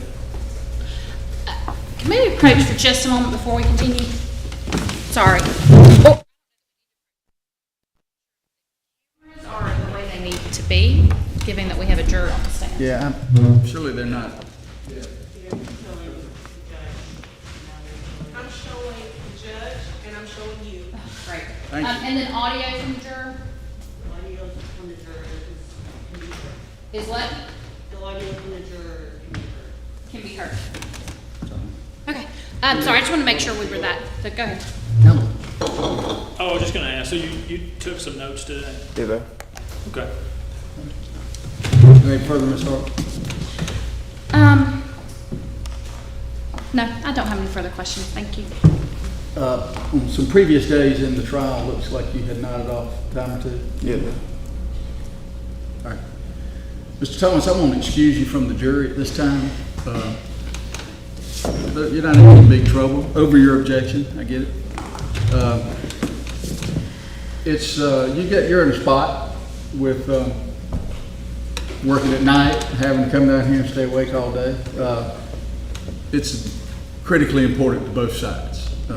And I appreciate your service, what you've been able to do for us, but you're going to be excused from the jury at this time. You can go on about your business, sir. Your Honor. Yeah. May I make an objection on the record? Of course, yeah, sure. Thank you. Under the code that's applicable here, section 1512-172, a juror can only be excluded, excuse me, if the juror dies, becomes ill, or is unable to perform the duty. I've got a number of cases here, the Georgia Supreme Court and Georgia. I've watched this juror sleep on and off for a week and a half. He's excused. Over your objection. I get it. Thank you. It's timely made, overruled, and preserved for the record. Thank you.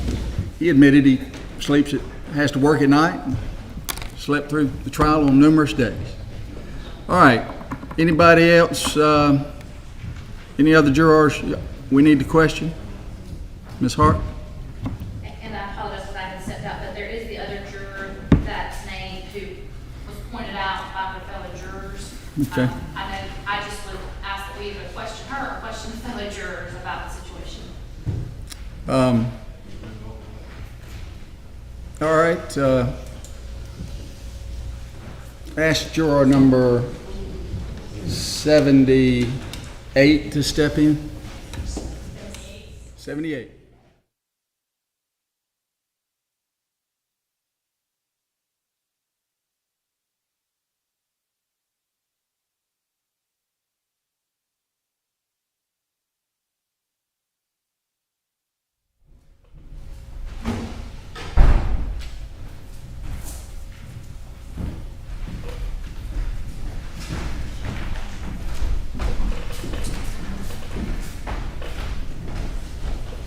Good afternoon, ma'am. You're not in any trouble. Just have a seat. Let me ask you a couple of questions. Raise your right hand for me. You promise or swear to tell me the truth, whole truth, nothing but the truth. So help you God? Yes. Thank you, ma'am. You had a hard time staying awake today, son? Because I work every day. I get it. I understand. Listen, I'm not mad at you or anything. I tried. Ma'am? I tried. Yes, you do. I'm not saying that you haven't. But have you just not been able to stay awake? today? Just today. Just today? Did you miss much of the testimony, you think? No. Okay. I still took notes and I still heard everything. Okay. So you weren't asleep then, is what you're saying? Mm-mm. Oh, okay. Well, just from where I was observing, and even the attorneys approached before the break, and it appeared a couple of jurors was asleep. I still Were heard asleep. everything. You still heard everything. Good deal. Anybody got to ask or like to ask this juror any questions? No. Okay. You confident you heard the testimony? Yes, sir. Thank you so much, ma'am. You can return to the jury room.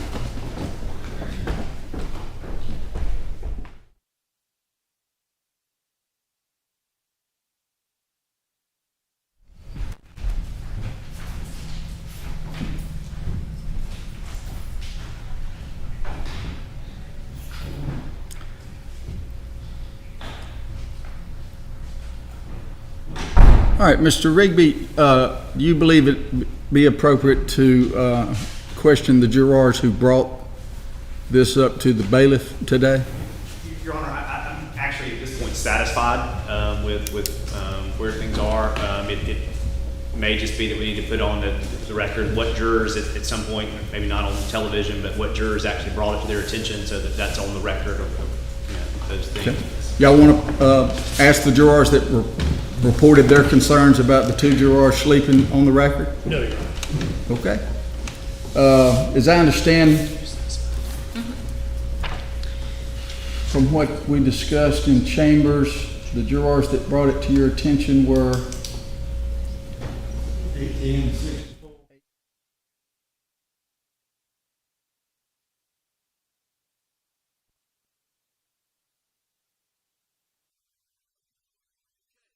Let's have the charge conference in about 5-10 minutes. Take a recess. We'll turn the air back on, please. Thank you.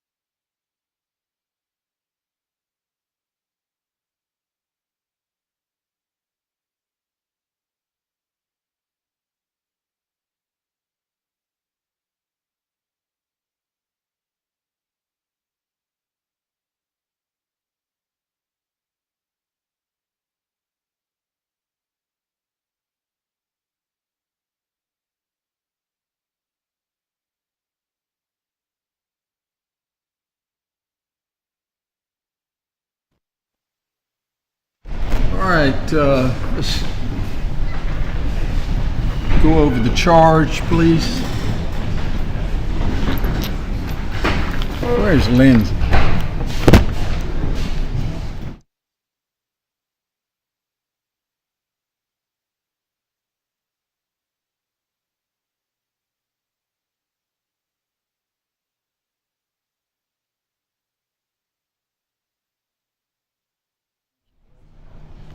It's all right. I'll find it.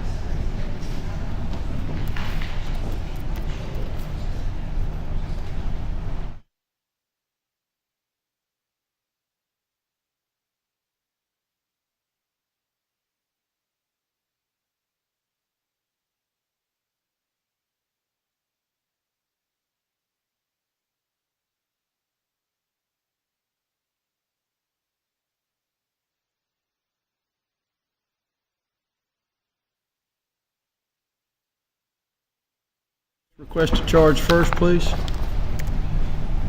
All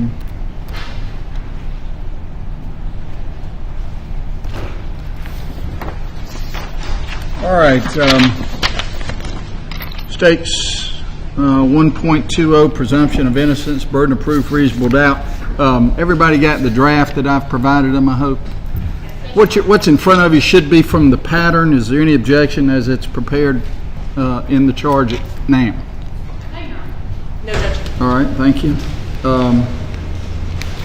And comparing that then, Ms. Merchant, if you're up on your side,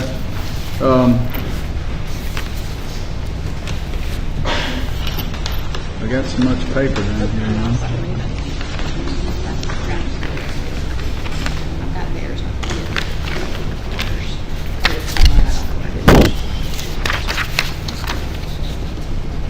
Here it is, defendant's request. That would that'd take care of your charge number 1 as well, right? Yes, Judge. Thank you. All right, state's request about evidence 1.3 as it's in the charge now. I think it's pretty close to the pattern. If y'all will take a look at it, it's the one I think I've made a modification or two just to try to make it sound a little plainer. Have y'all seen the plain language charge committee now that they're doing to try to make these charges a lot clearer, shorter, more concise? It's a lot better. Any objection to the evidence charge, Ms. Hart, in the draft? No, Your Honor. All right. Any objection, Ms. Merchant? Which is that number 6, Judge? Number 6. No Just objection. take a look at it. All right. 6 is okay then, or the evidence is okay. And that is your charge number 4. 4 and 5, okay. 1.3, direct and circumstantial evidence, that's contained in the number 6 in the draft, so we'll mark that one off. Credibility of witnesses should be right out of the pattern, although I have charged it in the past with the consent of the parties to just tell the jury judging credibility of people is what you do all day, every day. Do that, but if y'all want me to take it right out of the pattern, I'm glad to do that. What's the state's preference? The state's preference is to take it out of the pattern, Judge. Is this the pattern that's on here? Yes. We're fine with what's on here. All right. That's 1.31 for the states, and yours is requested charge number. Should be 6, Judge. Credibility of witnesses. Thanks. Conflicts in testimony, Ms. Hart, I think has been repealed or taken out. I didn't see a similar request in the defendant's. Judge, this came directly from the new pattern charges. Okay, good. Let me pull it up. But yes, that's what I was trying to do as well. So we take a look at that. Had just recently, thankfully, gotten the new pattern charges.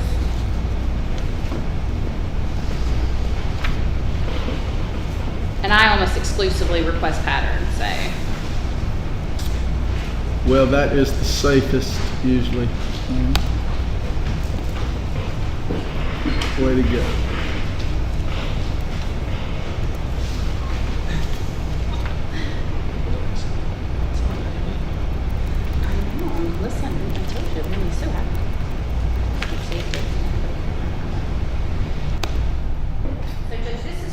suggested pattern jury instructions, with the date of January 2022. Well, that sounds like the most recent. And we're talking about 13120.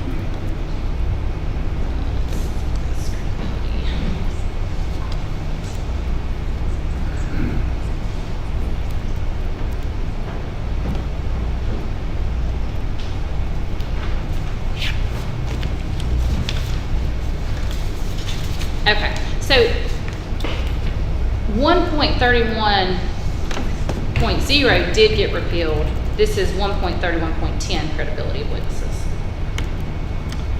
All right, I'm looking at your request. It says 1.31.20. This says there is no charge on this. Conflicts in testimony. So what you're talking about is credibility of witnesses. We got that in there. That's the jury must determine the credibility of the witnesses. In deciding this, you may consider all the facts and circumstances. So sorry, I apologize, I missed it. You're talking about .20, not .11? The next one on your request to charge is 1.31.20. I would withdraw that, Judge. I apologize. I don't have, is the 11 is polygraph, right? Yes, but there is a .20, but that is the former charge. Right. It's taken out. Correct. So I'm incorrect about that one. No I don't problem. know how I got it in there. I'm sorry, I wasn't communicating with you. Expert witnesses, I have pulled right from the pattern. If y'all will please just scan that. I don't have it in this.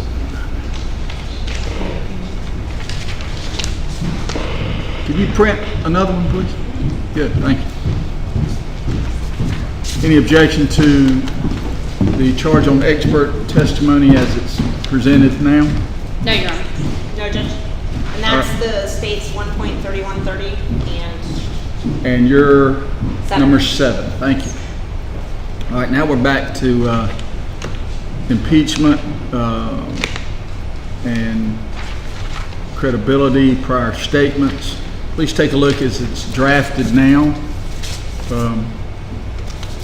It may need some more added to it. Do you know where, is it in yours, Judge? It's number 7. Oh, Like maybe? is it under credibility of witnesses, Judge? Yes. Okay, thank you. Should all be there together.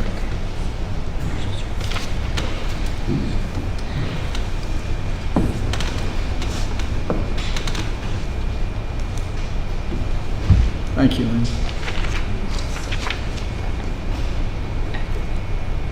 It's good for us, Judge. All right. Is that acceptable then for your number 8, 9, 10 then? Yes, Judge, for us. All right, thank you.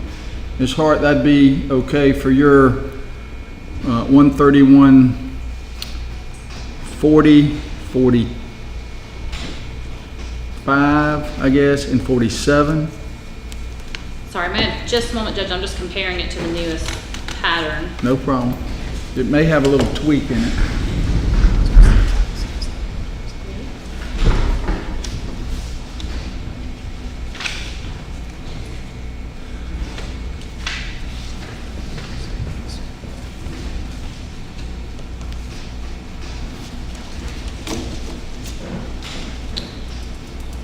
So it actually appears to be, it does appear different, Judge. Would you like me to read what 1.31.40 is, just so we can all decide? Yes, hang on just a second. Certainly.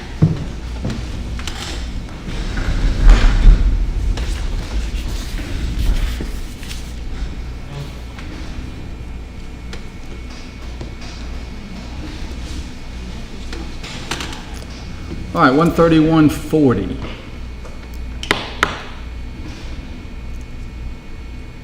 Go ahead. May I remain seated? I'm reading off. Yes, everybody, please do that. In determining the credibility of witnesses and any testimony by them in court, you may consider, where applicable, evidence offered to, and these are options, to attack, to cast doubt upon, to challenge the credibility or believability of, or to cause you to disbelieve any such witness. Those are all options the court can give. Right. this would include evidence of, and then it gives you the options, character for untruthfulness, which we obviously have had here, an attempt to show character for untruthfulness. It also then talks about specific instances of conduct of the witness in question, brought out on cross-examination, and that of another witness that may relate to the witness's character for untruthfulness. It also then talks about bias. Yeah, I've got bias in there. I did see that the bias and lack of bias was in there. We have had felony conviction, which is another form in which the witness may be attacked. And then also... Who did that come up on? Bo Dukes, because he was allowed to be called as a witness even though he took the fifth. They were allowed to tender to the... Yeah, but no live witness was really. Well, I mean, even though he didn't testify, that was a live I'll charge witness. on it. Okay. And then crime of dishonesty, which again, I think would be given that the theft that they were allowed to tender. Was that admitted? It was. His embezzlement, yes. Okay, thank you. Or conspiracy, whatever. I know you were talking about it, but I didn't remember you tendering it, but if you did, you did. So that's the end of 130, 140, Judge. Do you want me to go on to 130, 142? All right, out of what you've just gone over, we'll add then the provisions about the character and reputation evidence for untruthfulness. There is no other bad acts, right? Right? No, Judge. No, Your Honor. Bias is already in there. I'll keep that. Felony conviction I'll put in. Is there any reason to add the crime of dishonesty conviction as well? I mean, they're both felony convictions. I think that's a question for the defense, Judge. What's your preference? You want me to? We might as well add it. It's not long. I don't mind. Okay, thank you. I think it'd be appropriate. Thank you. The other portion, Judges, of that is... Give me just a second. Sorry. It's all right.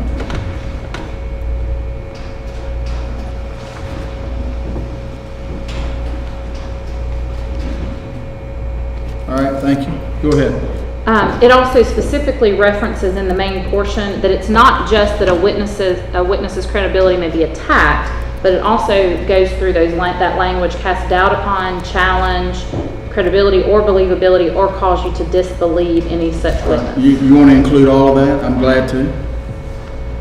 I'm just always cautious and believe that the pattern is the better choice. But again, I guess that would be a question for defense counsel. I don't mind doing that. Does that suit you? I agree with Ms. Hart. I always think the pattern is the best. What did you say? I know. Everyone, please take note. I think the pattern is always the safest bet. That'll be fine. Thank you all. Would Your Honor, does Your Honor have the pattern that I'm looking at? If not, I can email it to you if you'd like. I have it right here. Thank you. And I will add that verbatim.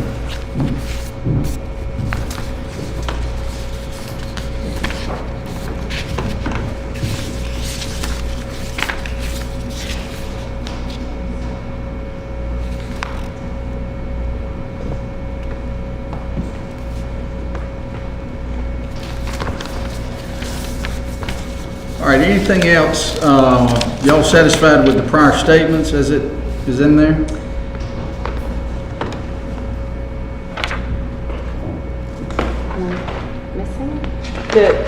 Under section 7? Yes. Yes, we are. So again, I'm just looking at what the pattern says, and because this was specifically done by included by defense counsel, an attempt to do that. Under 1.31.42, witness supported, which I'm assuming is what you're talking about, prior statements. I'm talking about the prior inconsistent statements. Okay, you're talking about inconsistent right now. Yeah. Then we're fine with that, Judge. All right, witness supported. I have a good character charge in there, but let's see what this one says. Determining credibility has been attacked. Testimony, where applicable evidence offered to support the credibility or believability of such witness, and this would include character truthfulness and any lack of bias. I certainly don't mind giving that. I think it would certainly apply to Mr. Duke. Thank you, Judge. We would ask for that. All right. What about lack of bias? I mean, I can put that in and the jury can decide that. Does that suit y'all? Are you giving, before I answer my question, sorry, Judge, are you giving that entire paragraph character for truthfulness, including the part about specific instances of conduct of the witness in question brought out on cross-examination? I don't know about any specific acts. I don't recall that from the As it relates to character for truthfulness, Judge, we not only talked about, more specifically, I asked him about it, but I do believe there was evidence otherwise of the fact that he told lies outside of what he claims he lied And then about. we got the bad character evidence in there too. And I guess just because we're going to be talking about character for truthfulness, I would just request that we give that entire paragraph related to also specific instances of conduct, because there were specific questions that were asked and answers that were given showing that he lied to Zach Gerard's the first one that jumps out. Yeah, I'm sorry, you're right. Outside of the reputation Yes, Your Honor. and opinion evidence. And that was, obviously, some of those things can only be allowed in because the good character evidence was brought in. So. All right, any objection to, that would be 131.40.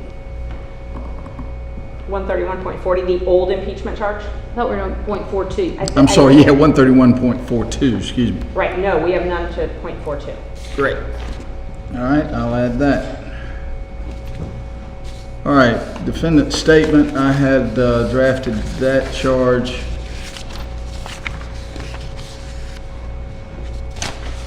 On bottom of page 4, top of page 5. Let's see where my page 4 is. Yeah, number 9 in this draft. You'll please take a look at that.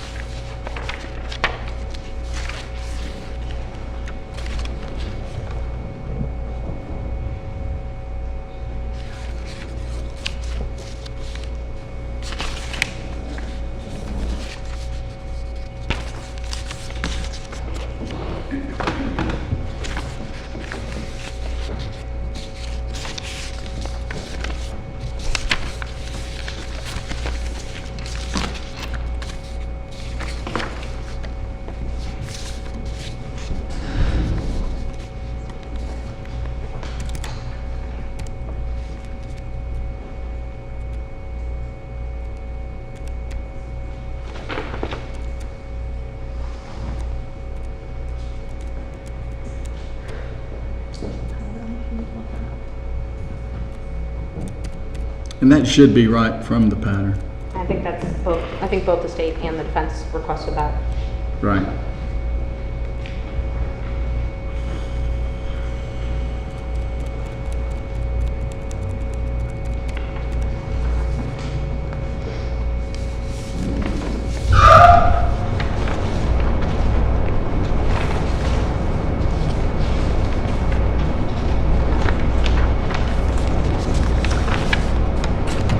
So Judge, under are we just doing, are we doing all of your statement of defendant number 9? Okay. Under 132.17, there's a second paragraph that's in parentheses. I just want to make sure that, I'm not necessarily requesting it, I just want to make sure that defense counsel has looked at it and is not requesting it. Necessity imposed by others.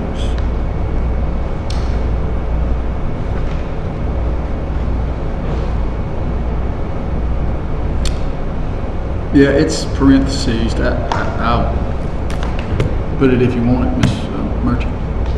I thought you had that in part of yours, but if you Well, didn't- I have it at sort of the bottom. Okay. You know, it's all up to them. Yes, and we would, All right, I'll put that in. Thank you. I think number 12 is really number 10.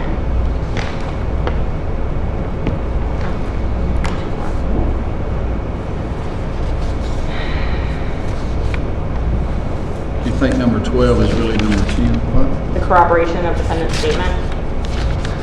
Unless I'm losing my mind with the numbers. Yeah, we're not there yet. Oh, okay. I thought that's where we were.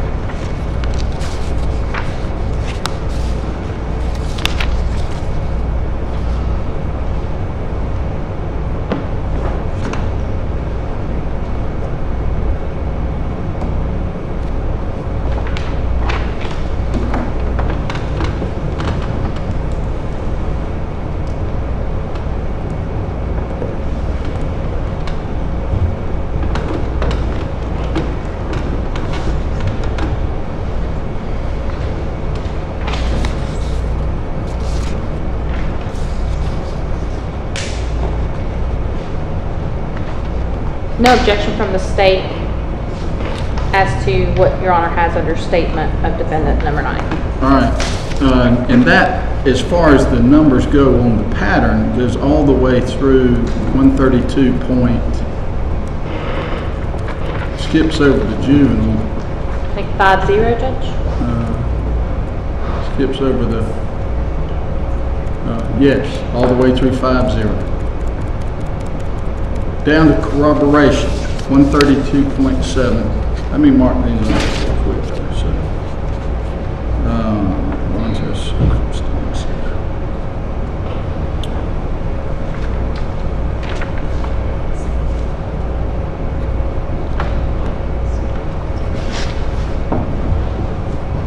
All right, as to the defendant's statement, then, Ms. Merchant, I'm checking off your charge request 14, 15, 16, 17, 18, 19, and 20. So we're down to, it's the same request. 132.70 is your 21. It should be right out of the pattern as it's in there. You'll please double check that for me. Which is 12, like you said.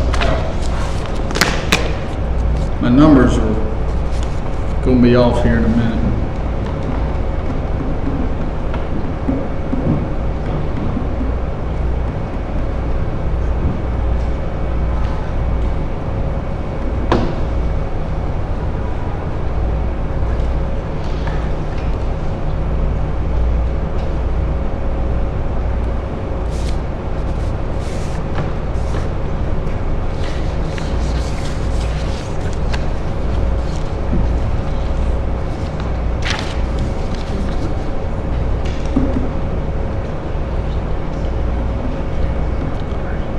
Ms. Hart, you okay with the corroboration of Yes, the Your Honor. defendant's statement charge? Yes, Your Honor. Looks like it's straight out of pattern. Yes, You okay with it? Good, Yes. all right. We'll Thank leave you. it in as it is now. All right, next, identification. I don't think you made that request, did you, Mr. Merchant? I didn't. All right, how's that, If they're not You think it's- requesting the burden of proof for identification, Judge, then we're fine with that not being given, but that is in fact something we have to prove. You can give it, And this is not the one, I guess I should say, this is not the identification charge that relates to out-of-court identifications. Right. It relates to the identification of proving that the defendant is the one who committed the crime. all right, this is 135.11 we're talking about. Let me get, I don't have it in here now. Let's take a look at it. 1.35.11, yes. No, we would ask for that one, but not the other one.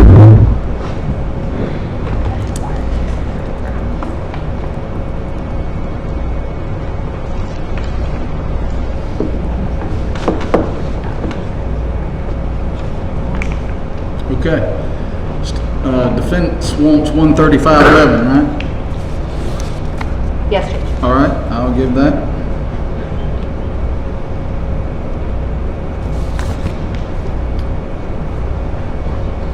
All right, next on the state's list is 135.20 and 135.20 and then 135.30, fingerprints and DNA. They should be right out of the pattern as they exist in 11. I got two 11s.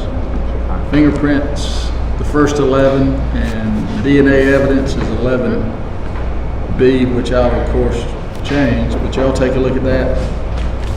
They should be right out of the pattern.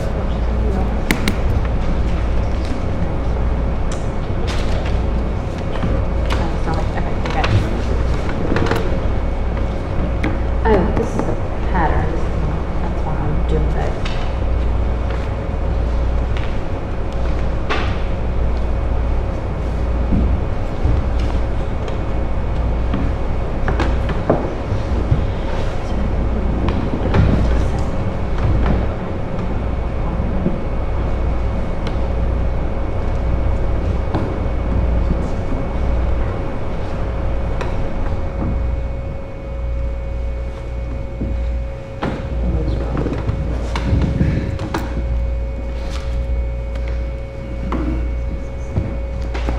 So Judge, may I,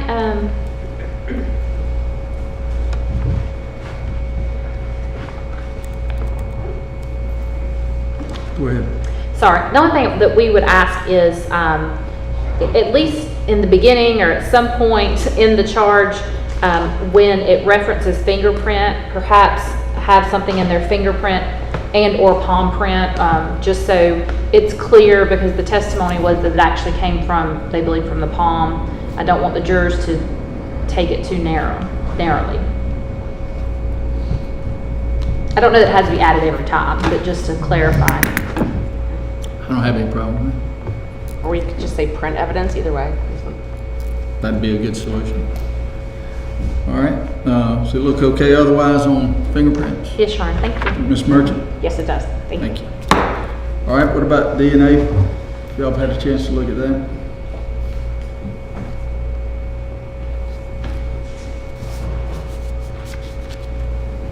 No objection from the state. No objection.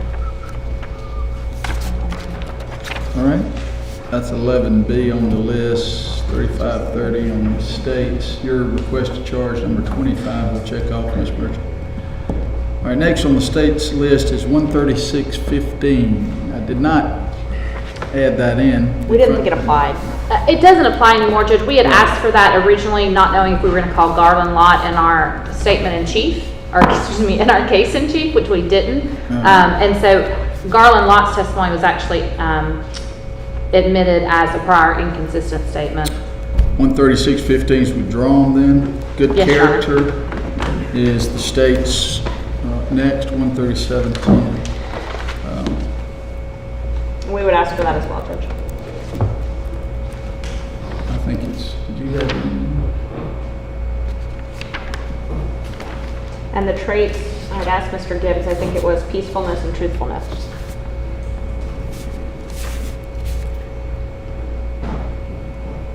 Thank you. That's my recollection too.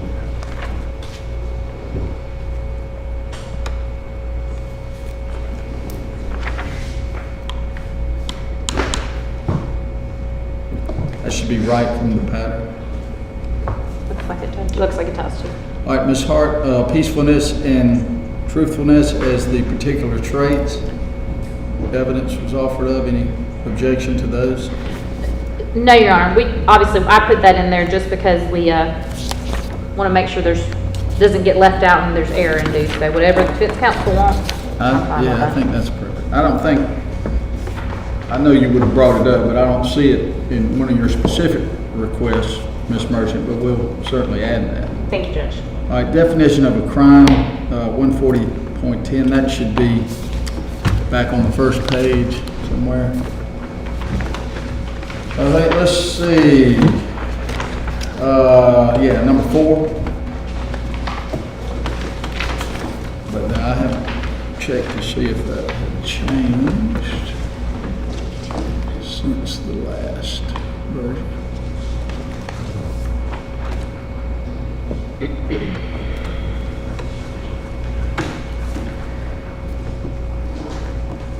Yeah, it's number 4, Judge. On It page looks 2. straight from the pattern, Judge.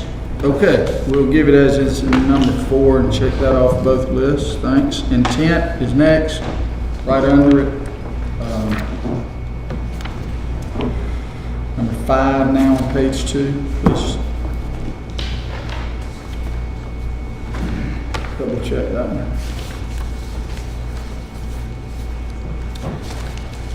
That also encompasses your 28. That's what I just noticed. Thank you, Judge.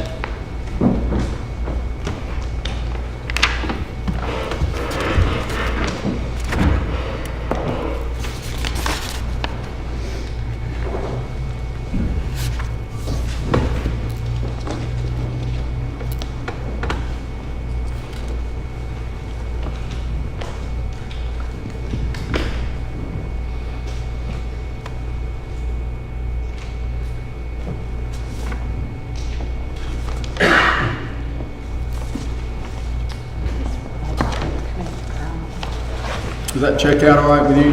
The intent charge, Miss? Yes, Your Honor. Okay, we'll check those off, thanks. All right, venue, state's requested just the general venue charge, and I left that in there, but I've also added, Ms. Merchant, your request as to special circumstances. There was a number of choices through the pattern. I picked out 2 of them, I think, if you'll take a look at those and see if those are satisfactory. Yes, Judge. I read those, they are. Thank you. All right, Ms. Hart, I think I left italicized what I wanted to specifically bring to your attention. And that's from a pattern, please. May I have just a moment, Judge? Yeah, that's on page 10 under number 13 All right, from the draft. Thank you.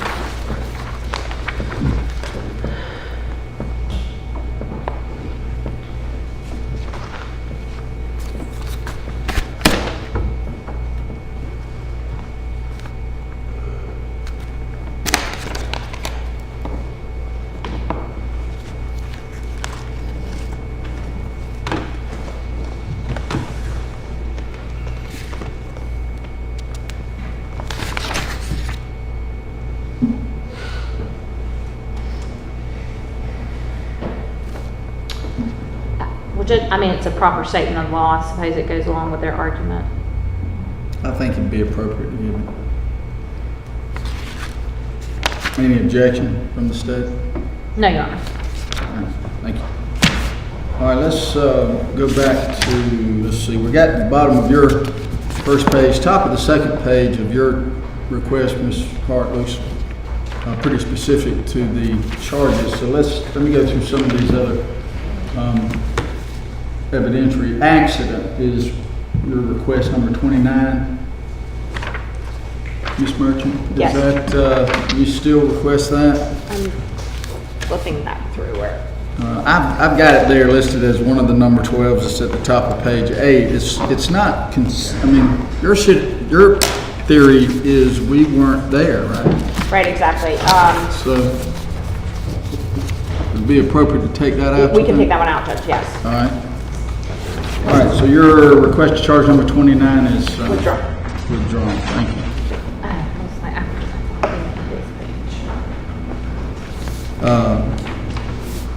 I did not include the knowledge request. I don't mind.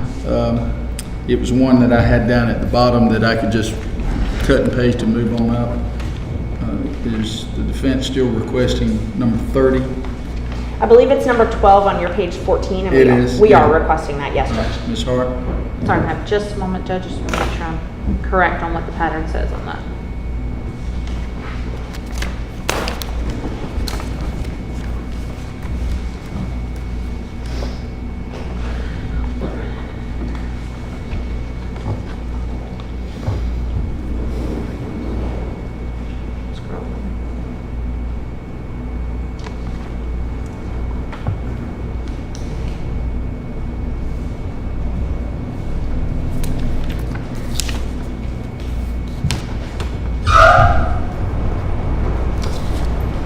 So if Your Honor is going to give that charge, we would, and I may have requested, and I just don't recall it, but if Your Honor is going to give that charge on knowledge, we would ask that the court also then give charge on party to the crime.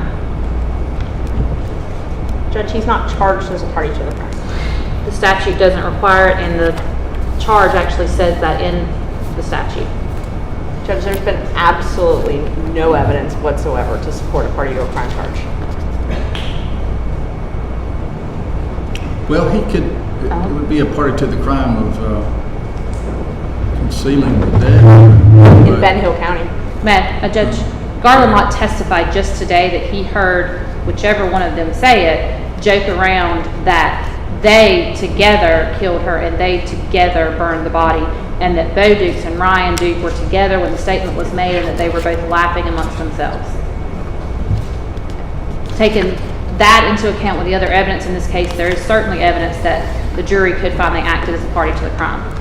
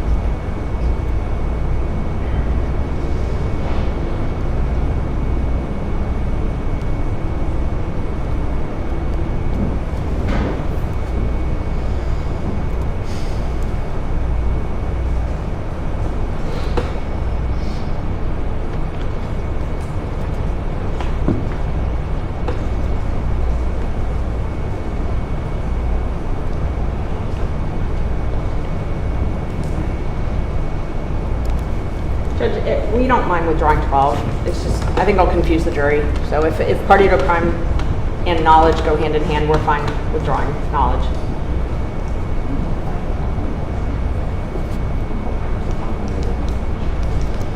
We would actually ask the court to give both, I think. And I don't believe I included it in my written charge, but I am now orally requesting that 1.4210 and 1.4211 be given, and I think it would then be appropriate to give the knowledge charge. Go ahead and take a look at those two, please, Ms. Merchant, 142.10 and 11.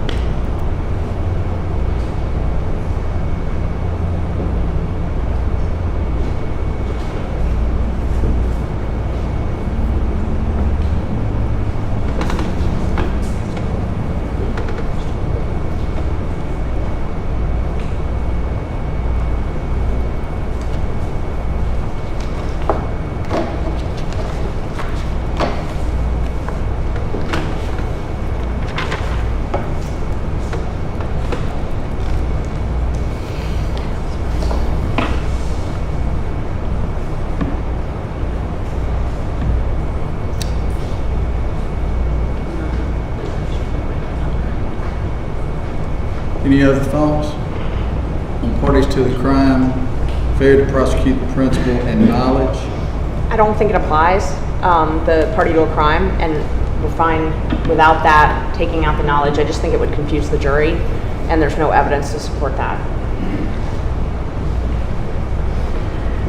A hearsay statement that someone said after the fact is not enough to support party to a crime theory.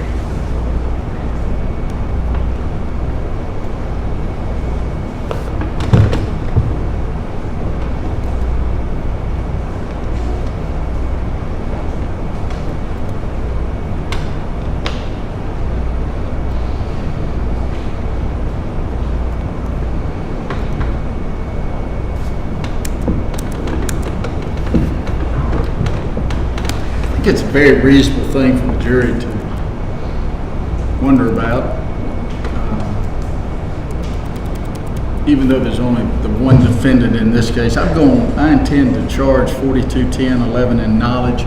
If y'all see something tonight, if you're looking over anything and any cases you want me to review about that, I will be glad to reconsider. But I'm gonna give that over the defendant's objection. All right, that's 30. Mere presence and mere association. I typically give those all the time. Ms. Hart? No objection. Any objection to those? I don't know that I had plugged them in. I think I just had them sitting there on the bottom of the last page. They should be precisely out of the pattern, and I'll double check that. And please, if you see anything wrong, let me know. But I give defendant's request 31 and 32. Statute of limitations or defendant's request 33. We also have this request, Judge. And 34. You have that too? I just did it as a specific request. It's our specific request 1 and 2. Okay. And 3, actually. Please take a look, 1, 2, and 3. Please take a look at the way it is presented in the draft.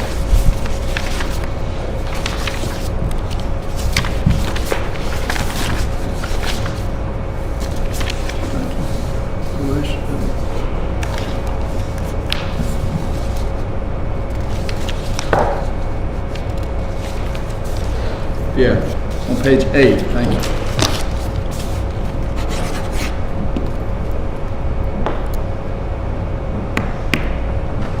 I think that covers all of it.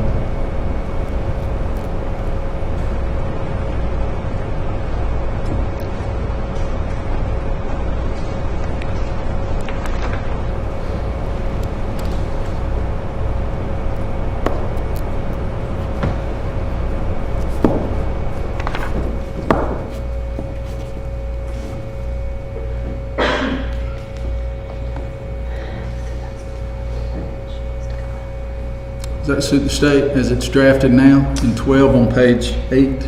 So Judge, my only concern with it, and I actually like the language you used better than what I took from the pattern, But as to the third paragraph, in that statute of limitations under number 12, where it says any period of time during which the evidence shows the person committing the crime was unknown, that is not how it was alleged in the indictment. It was alleged specifically, the second part of that, which is the crime itself was unknown. Shows that the crime itself was unknown? Yes, sir. So I would just ask that it conform to the indictment. Take out the part about that the person committing the crime was unknown. Yes, sir. Is that what you're saying? That's fine with us. All right, that third paragraph, for any period of time during which the evidence shows that the crime itself was unknown. Otherwise, we don't have any objections, Judge. All right, anything further on the statute of limitations part, Ms. Merchant? No, Judge. All right, the verdict form is 14 in the draft on page. And I'll just tell you, I typically don't read every one of those. I'll have it in the draft like this to send out with the jury, but I'll just go over the verdict form as to the first count, typically is what I do, and then tell them to apply that analysis to every count in the indictment. I know how Your Honor does it. I'm satisfied. And you have, and your boxes, you have the boxes next to it where? I'm talking about in the charge right now. Oh, in the charge. Okay, I thought you were actually talking about the form. I was trying to follow it. Okay. Well, do you have a copy of the form? I have it. Hang on, let me print that out now too. Oh, that'd be great. Thought I'd already given it to you. I don't believe, unless it was with that email, I missed it. I don't think we have it at That's all. my fault. That's my fault. Must have an understanding.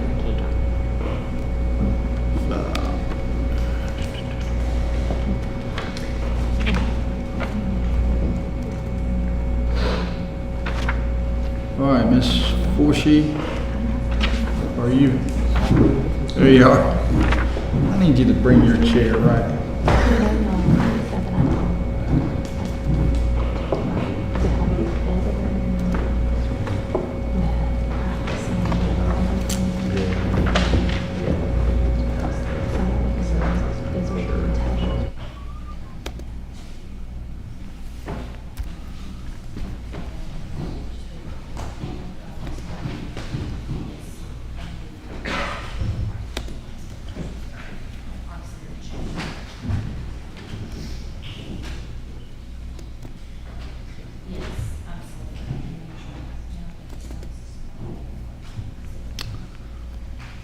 All right, we need 2 of these, Miss Forshe.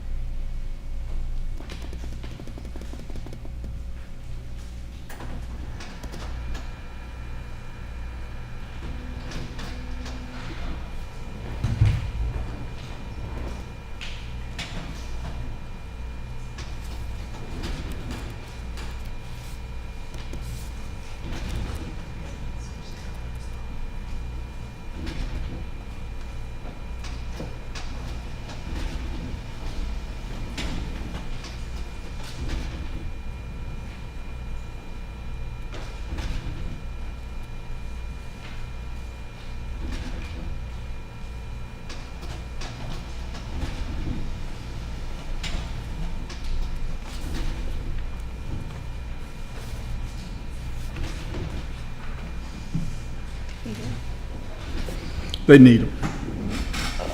What's your district? Oh, good, thanks.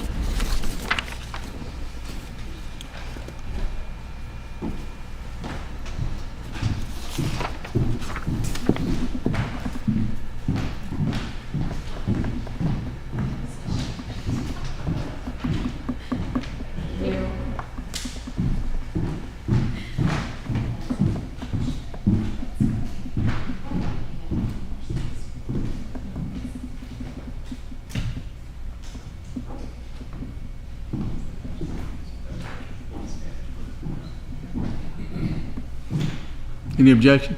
Yes, we did not go to Chicago. I get that. Do you care? Judge, we have no objection to it. I'll invert it. Thank you.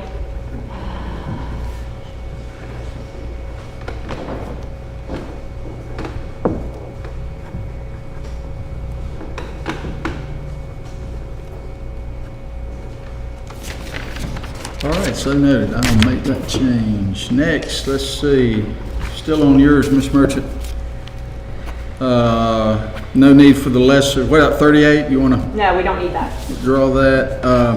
All right, 39. Court's lack of interest in the case. I think you have that early on. Yeah, it's in the on the last page 13. Nothing I did during the progress of the trial was intended to express any opinion about the facts of the case, credibility of any witness upon the evidence, or the guilt or innocence. My interest is that the case be fairly tried according to law, and that you, as honest, conscientious, and impartial jurors, consider the case as the court has instructed you, and return a verdict speaks the truth as you find the truth of the case to be. Is that acceptable? Yes, Your Honor. Yes, Judge. 39, then deliberations is part of that section on page 13. Your request 40 unanimous verdict is in there too. That's request 41. 42 is in there as well. If you'll double check those, please, Ms. Merchant. Make sure those are like you want it.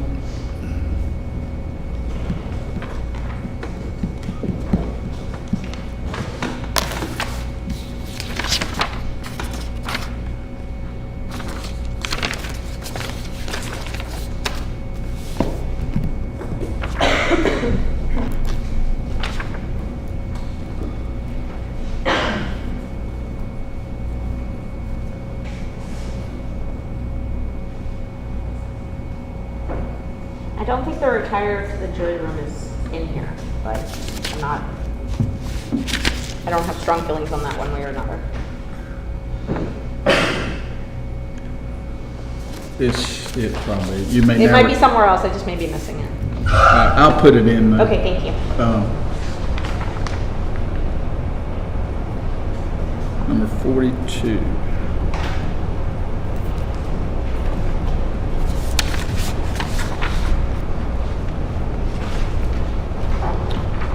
All right, on both lists now, I'm down to the specific charges. Is that consistent with where you are? Yes, Your Honor. Yes, Judge. Well, there was one that was skipped, but I can go back. Yeah, please, let's go back. Sorry. Our number 2, grave petition, I don't believe that was in there. I may have missed it. Well, it needs to be in there. I think I've given that every single time.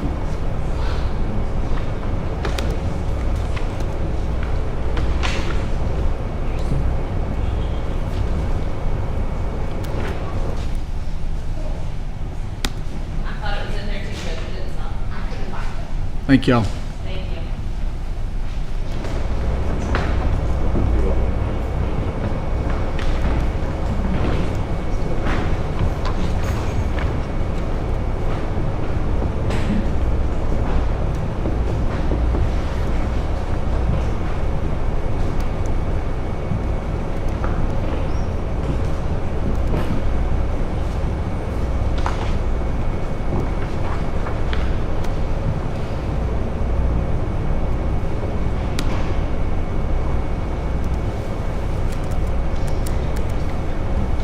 Your Honor, I'm assuming you're going to take out one of your number 12s, the defendant's choice not to testify? I am. Okay. All right. Back on the state side, the malice murder charge looks like you're proposing is a 2005 version. Yes, Your Honor. It is different now.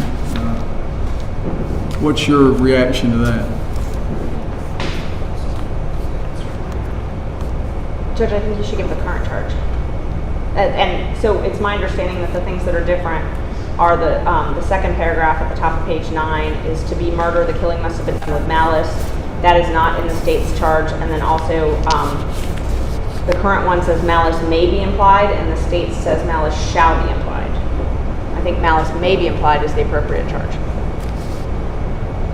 Where did you get this charge? I copied it, it's not a charge, it's directly from The the old statutes statute? of '05, which is what he's charged with, and to charge the jury on anything different than the 2005 malice murder would be error, and it would be charging him with something that was not a crime, or charging him with a different crime than what he's charged with.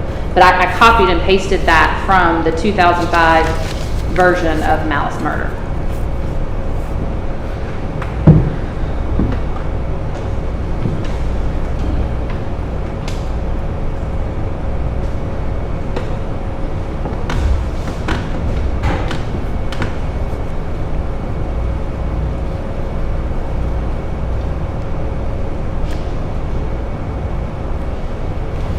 All right, Ms. Merchant, don't you think it's appropriate to do the 2005 version?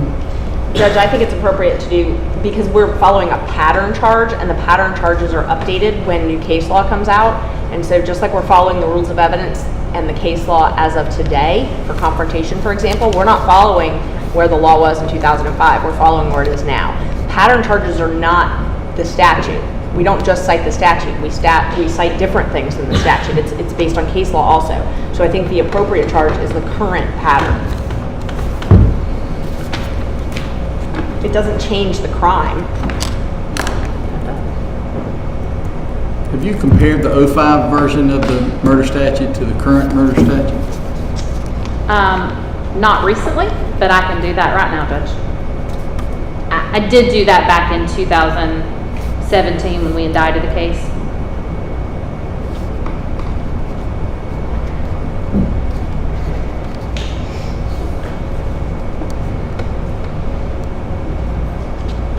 And I can go to, while I'm looking this up, I can go and tell you that my concern is, yes, as it relates to evidence law, it applies for when you're trying the case, but whether or not the crime was more stringent for the state to prove or less, charging him and telling the jury he's charged with a crime that didn't exist in 05 is an ex post facto law, where we'd be prosecuting him for the wrong crime. But I'm pulling up that statute, Judge.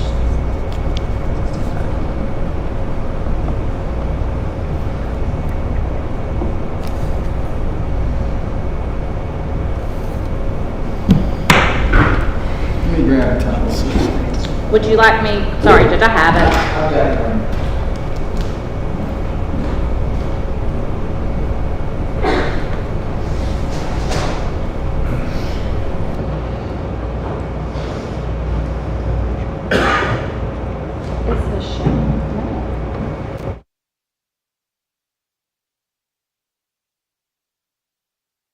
You have the 05 version, right? Yes, I do. It's copied and pasted into my request.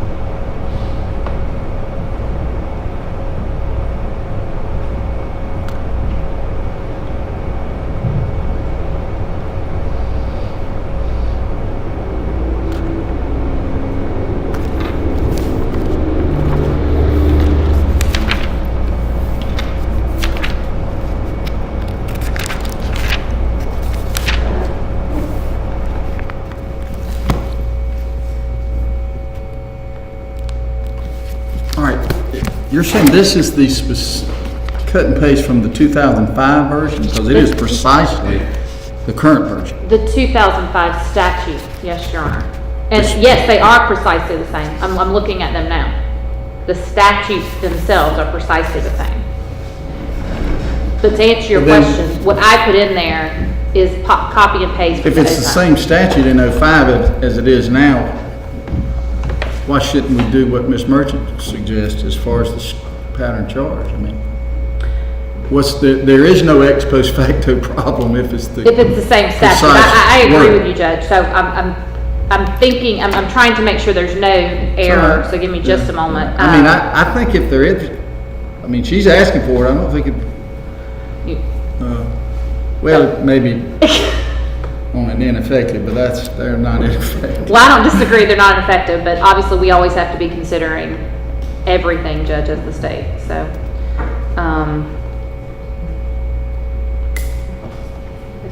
All right, let me pull it up too. I'll look at it.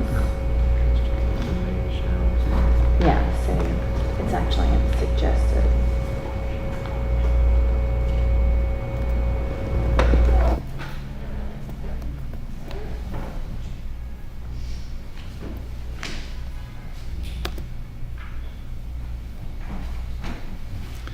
Now, this is one of McBurney's new charges, I think. This plain language stuff they're doing now. I know, I think he actually was recommending taking out the last two paragraphs, but. You may find. No, so on the top of page 9, the state does not have to prove premeditation or prove murder. That's in it. That's in it now. I think that was one of the things he was talking about. I mean. You see the current pattern charge there before you, Ms. Hart? Yes, Your Honor, I'm looking at it right now.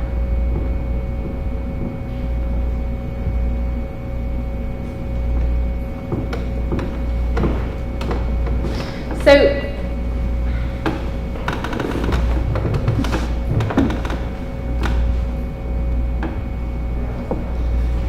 I just don't see any problem at all. If it's the same statute in 05 as it is now, I'm going to go with the current pattern charge, okay? I mean, no objection, I guess, obviously, fine, but we don't object to that. Like I said, I was just trying to make sure there's not a problem there that I'm not thinking of. And I'm pretty sure that's the way I've got it in here, but I'll double check that against the pattern and do it precisely as it is. All right, next is the felony murder charge, which is always a problem. You got the 05 statute? Can you pull that up for felony murder? That's also copy and paste of it, yes, sir, I can. All right, is it the same? The subsection C.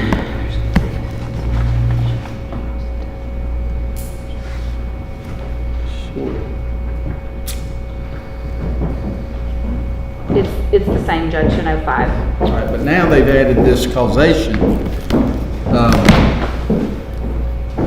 part to that. That jury charge was added by case law. The causation charge is added, yes, sir. Right.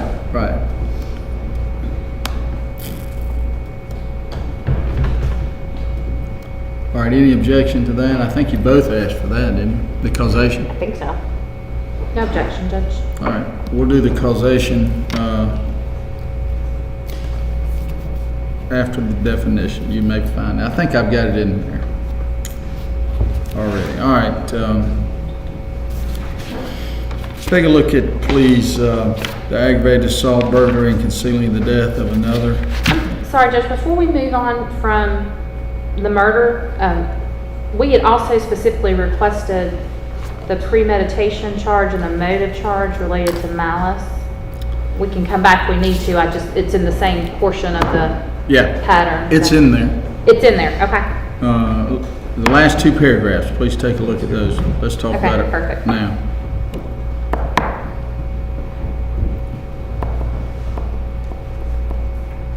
Okay, I see it now, Judge. Sorry, I just missed it. Thank you. All right, y'all take a look at the aggravated assault, burglary, and concealing the death of another. Burglary obviously has definitely changed. Right. Aggravated assault, Judge, I believe this portion of the aggravated assault statute has not changed. They did add strangulation, but I do not believe that, 65, but I'm going to pull it up just to make sure.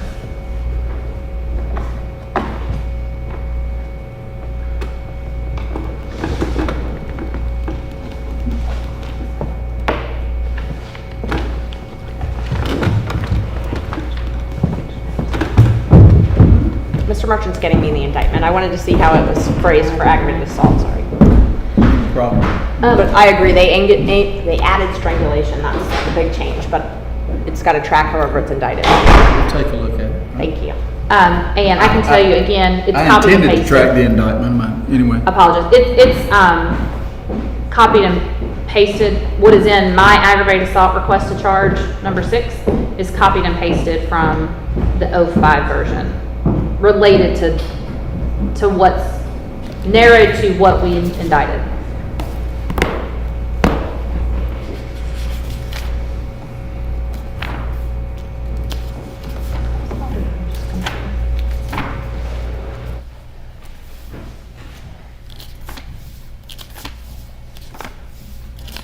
All right, state doesn't want a lesser included on the malice, I don't guess. You got the felony murder. No, Your Honor. All right, simple assault.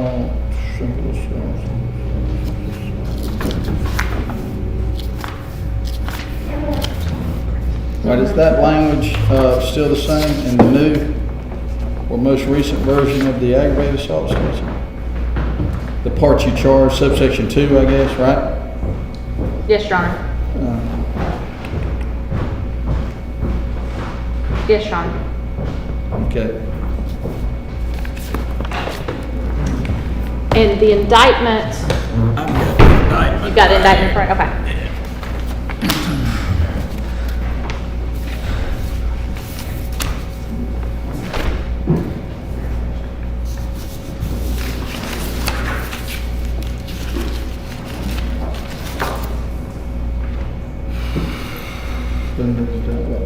With his hand, an object when used, which when used offensively against a person did result in serious bodily injury by using his hand to kill, tear, fray against. That should be the way I put it in there.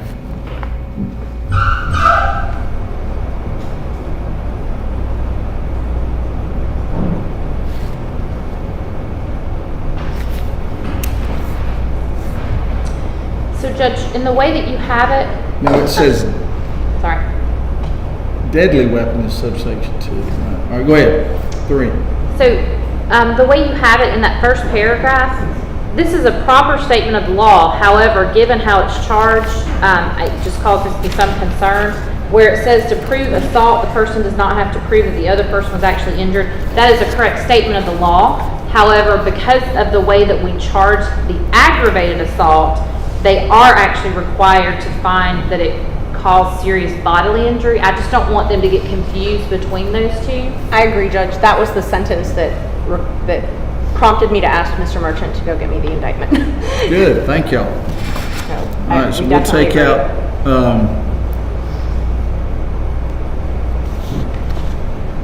all right, for aggravated assault, the state must prove that the defendant assaulted another person with an offensive weapon and must prove the defendant attempted to cause a violent injury to the person.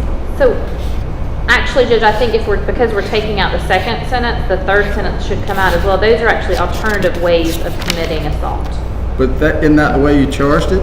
The violent? Hang on a second. No, Your Honor. No, they only charged it the first sentence.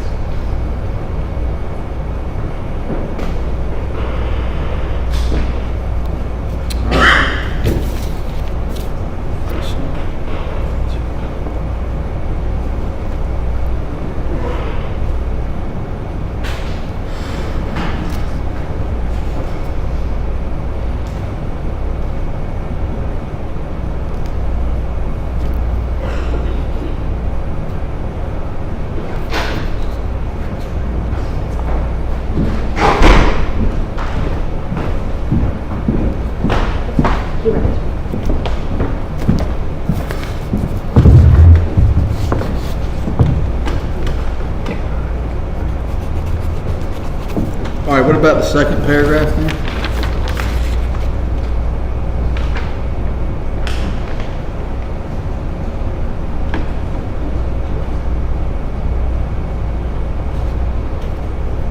No objection from the state to the second paragraph. All right, Ms. Merchant, we're talking about then for aggravated assault, the state must prove that the defendant assaulted another person with an offensive weapon And then just going straight into the second paragraph at the top of page 10, any objection? No, I think it's appropriate. All right, thank you. All right, the burglary count is next.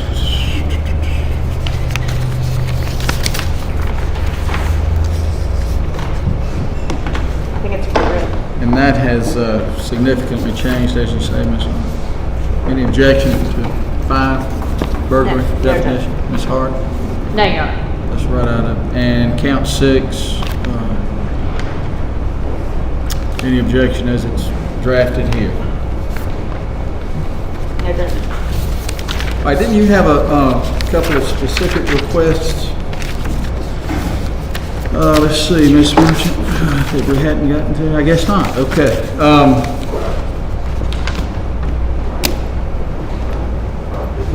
Do y'all think there's any charge that needs to be made out of Mr. Duke's appearance and his taking of the oath? Can't think of any. I mean, Just the traditional witness ones that we've got. Yeah. I would ask, sorry, may I, Judge? I would ask the court to give some of the language from the Sweat case related to that, essentially that there should be no presumption of anything one way or the other, and I'll have to pull up the Sweat case. Listen, I understand y'all's reliance and insistence on that, my consideration of that Sweat case. I didn't go along with you on it because, you know, that's a 95, I think it's an old case. We've changed the law. That was pre-impeachment of your own witness, and that was just back before when we didn't tell juries a lot of things we should have told them. I mean, it should be up to them. I get the part about what the appellate court was concerned about, but I still think, and that's why I had him come in. It's their case. It's y'all's case, and they need that information, as far as I'm concerned. As far as what the appellate courts at that time were thinking could lead to such confusion on the jury's part, if you want to draft something up and have it in the morning, I'll look at it. I'm not saying I'm going to give anything, but that's what I was thinking. I just think that if you'll give them some help about it, I don't mind doing that. And the only thing I consider was telling them about them, don't worry about it. Everybody has the right to take the fit. And you shouldn't draw any inferences outside of that. Yes, Your Honor. Outside of the exercise of someone's constitutional right. And I wasn't planning to re-argue Sweat issue. I just wanted to say that I would ask for some sort of charge related to that. And I'll send that tonight. Please be sure to send one to Ms. Merchant. Is it possible if there is going to be one presented, we could get it tonight by like 9 o'clock? I go to bed. Thank you. I do too. Except when I get stuff from him. Oh yeah, he doesn't go to bed. No, he's up. All right. What else can y'all think of? Judge, we actually had another request to charge related to intoxication, voluntary being no excuse. Involuntary intoxication? Involuntary intoxication. Or voluntary? Voluntary Not intoxication. being excused. Did I not have that in there? We didn't talk about it, and I don't believe I saw it in there, but we would request that. Judge, we have to admit the crime in order to get that. Like if we admit the crime and say that he did it, but he was intoxicated, then they're entitled to that. But that's not what we have here. He did admit it in his confession. And during his confession, I understand they're saying that's a false confession, but during the confession, which was played to the jury and they have the right to consider, he specifically indicated he was high and drunk when he committed the crime.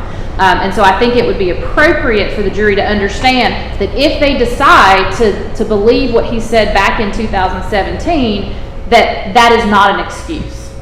I understand they're not going to argue that, but that's the law. Is that what you were expecting to hear, Ms. Merchant? No, it wasn't in the written charges, so I wasn't expecting it at all. It was in my request. It's in your request. All right, I'll charge that over objection. I think that'd be appropriate because of the statement that came in. All right. As far as the arguments go, do you know, Ms. Hart, if you and Mr. Rigby would split it up, or I don't have any problem if all three, you know, if everybody wants to take a topic or a portion of the argument. We do not intend to split it, Judge, and in fact, there's a statute on point that says that that's not allowed. I had this come up recently, and I think it may say if we intend to do that, we have to give notice. Don't quote me on that last part, but there's a very specific statute on point that goes against that, and we do not intend to split it. Do you object, I guess? If they We would, yes. Judge, I think the statute she's referring to is 17870 in criminal cases, except by express leave of court, no more than 2 counsel may argue in closing for each side, and only 1 counsel may make the concluding or rebuttal argument. So 2 lawyers can argue the closing. Do you agree within my discretion? I'll have to take again, it's been several months since I had this come up, so I have to take a look at that specific statute, but I didn't know they were going to attempt to do that, and we were going to discuss it, but, and I'm looking at sweat, but certainly I can try to look at that. Go ahead and take a look at that, and I'm going to allow it, if it's within my discretion to do so, for the defense. Is that as to all 3? No, up to 2. Do you intend to make some opening remarks as far as your closing goes, and then sit down and then come back? Mr. Rigby's actually going to do the closing argument. Okay, sorry. I don't know the answer to that, but normally he does not. Normally he just reserves. Okay. So y'all will be up first, if the regular pattern holds. Anything else? Not from the defense, Judge. There you go. Listen, thank y'all. Y'all have done a great job for both sides of this case, and I'll see you in the morning, 9 o'clock. Is it possible to get an email of your the final one? Okay. And I'll send it out to you before I leave. One other issue, Judge, this came up during the questioning of Mr. Duke by the state on the issue of statute of limitations in Ben Hill County. He was asked about that, and he specifically said, I've got no knowledge about that. Right. So there's no evidence of that in the case, so we want to make sure that the state is not referring in closing argument to a statute of limitations issue in Ben Hill County. It's the law. We can certainly argue the law. Whether he knows it or not is not what would be argued. It's the fact that he can't be charged in Ben Hill County. That's a proper statement of the law. Nothing that prevents us from arguing a law, even if, Your Honor, we don't request Your Honor to give it, as long as it's proper. Certainly can argue that.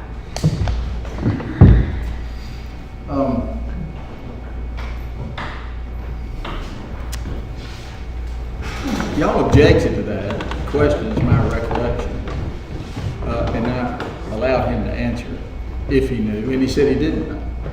Never been discussed, right? What he claimed, yes, sir. And Judge, there's just been no factual evidence, testimony or otherwise, that relates to the statute of limitations issue in Ben Hill County, other than what they have put up in terms of the searches. So I don't know, the jury's going to be very confused at best about what to do with that information once they get it from the state, because there's not going to be anything in the jury charge about it, and there's not going to be any evidence about it. All right, Mr. Rigby had to leave, obviously. He did, but Judge, again, there's never any evidence as to the law. That's what the court is supposed to do, and as long as it is a proper statement of the law, we are allowed to argue it. The court is actually going to charge them that as to concealing a death in Ben Hill County, that there's a 4-year statute of limitations. If there's confusion caused by that, then we're stuck with that confusion. Well, the confusion is the Ben Hill County part. I'll charge him there's a 4-year statute of limitations on this charge. Right? Oh, I agree, Judge, but what they're trying to say then is that we can't argue that there's also a 4-year statute of limitations in Ben Hill County. And again, I don't know that he intends to do it, but that is a proper statement of the law. Whether or not he knows that or not, it is not what would be argued. He's not been charged in Ben Hill County with anything, correct? Mr. Duke? He is not, no sir. Right. But the jury doesn't know that. That's not information from the jury. I'll probably, we'll talk to Mr. Rigby in the morning, see what his thoughts are, but I'll probably not allow that. Okay. All right. Hopefully about an hour y'all have this, and if you see any errors I'm liable to make, please just let me know. Thank you, Judge. If something comes up overnight, we'll talk about it in the morning, okay? Have a great night, Judge. Thank you. Y'all have a good night.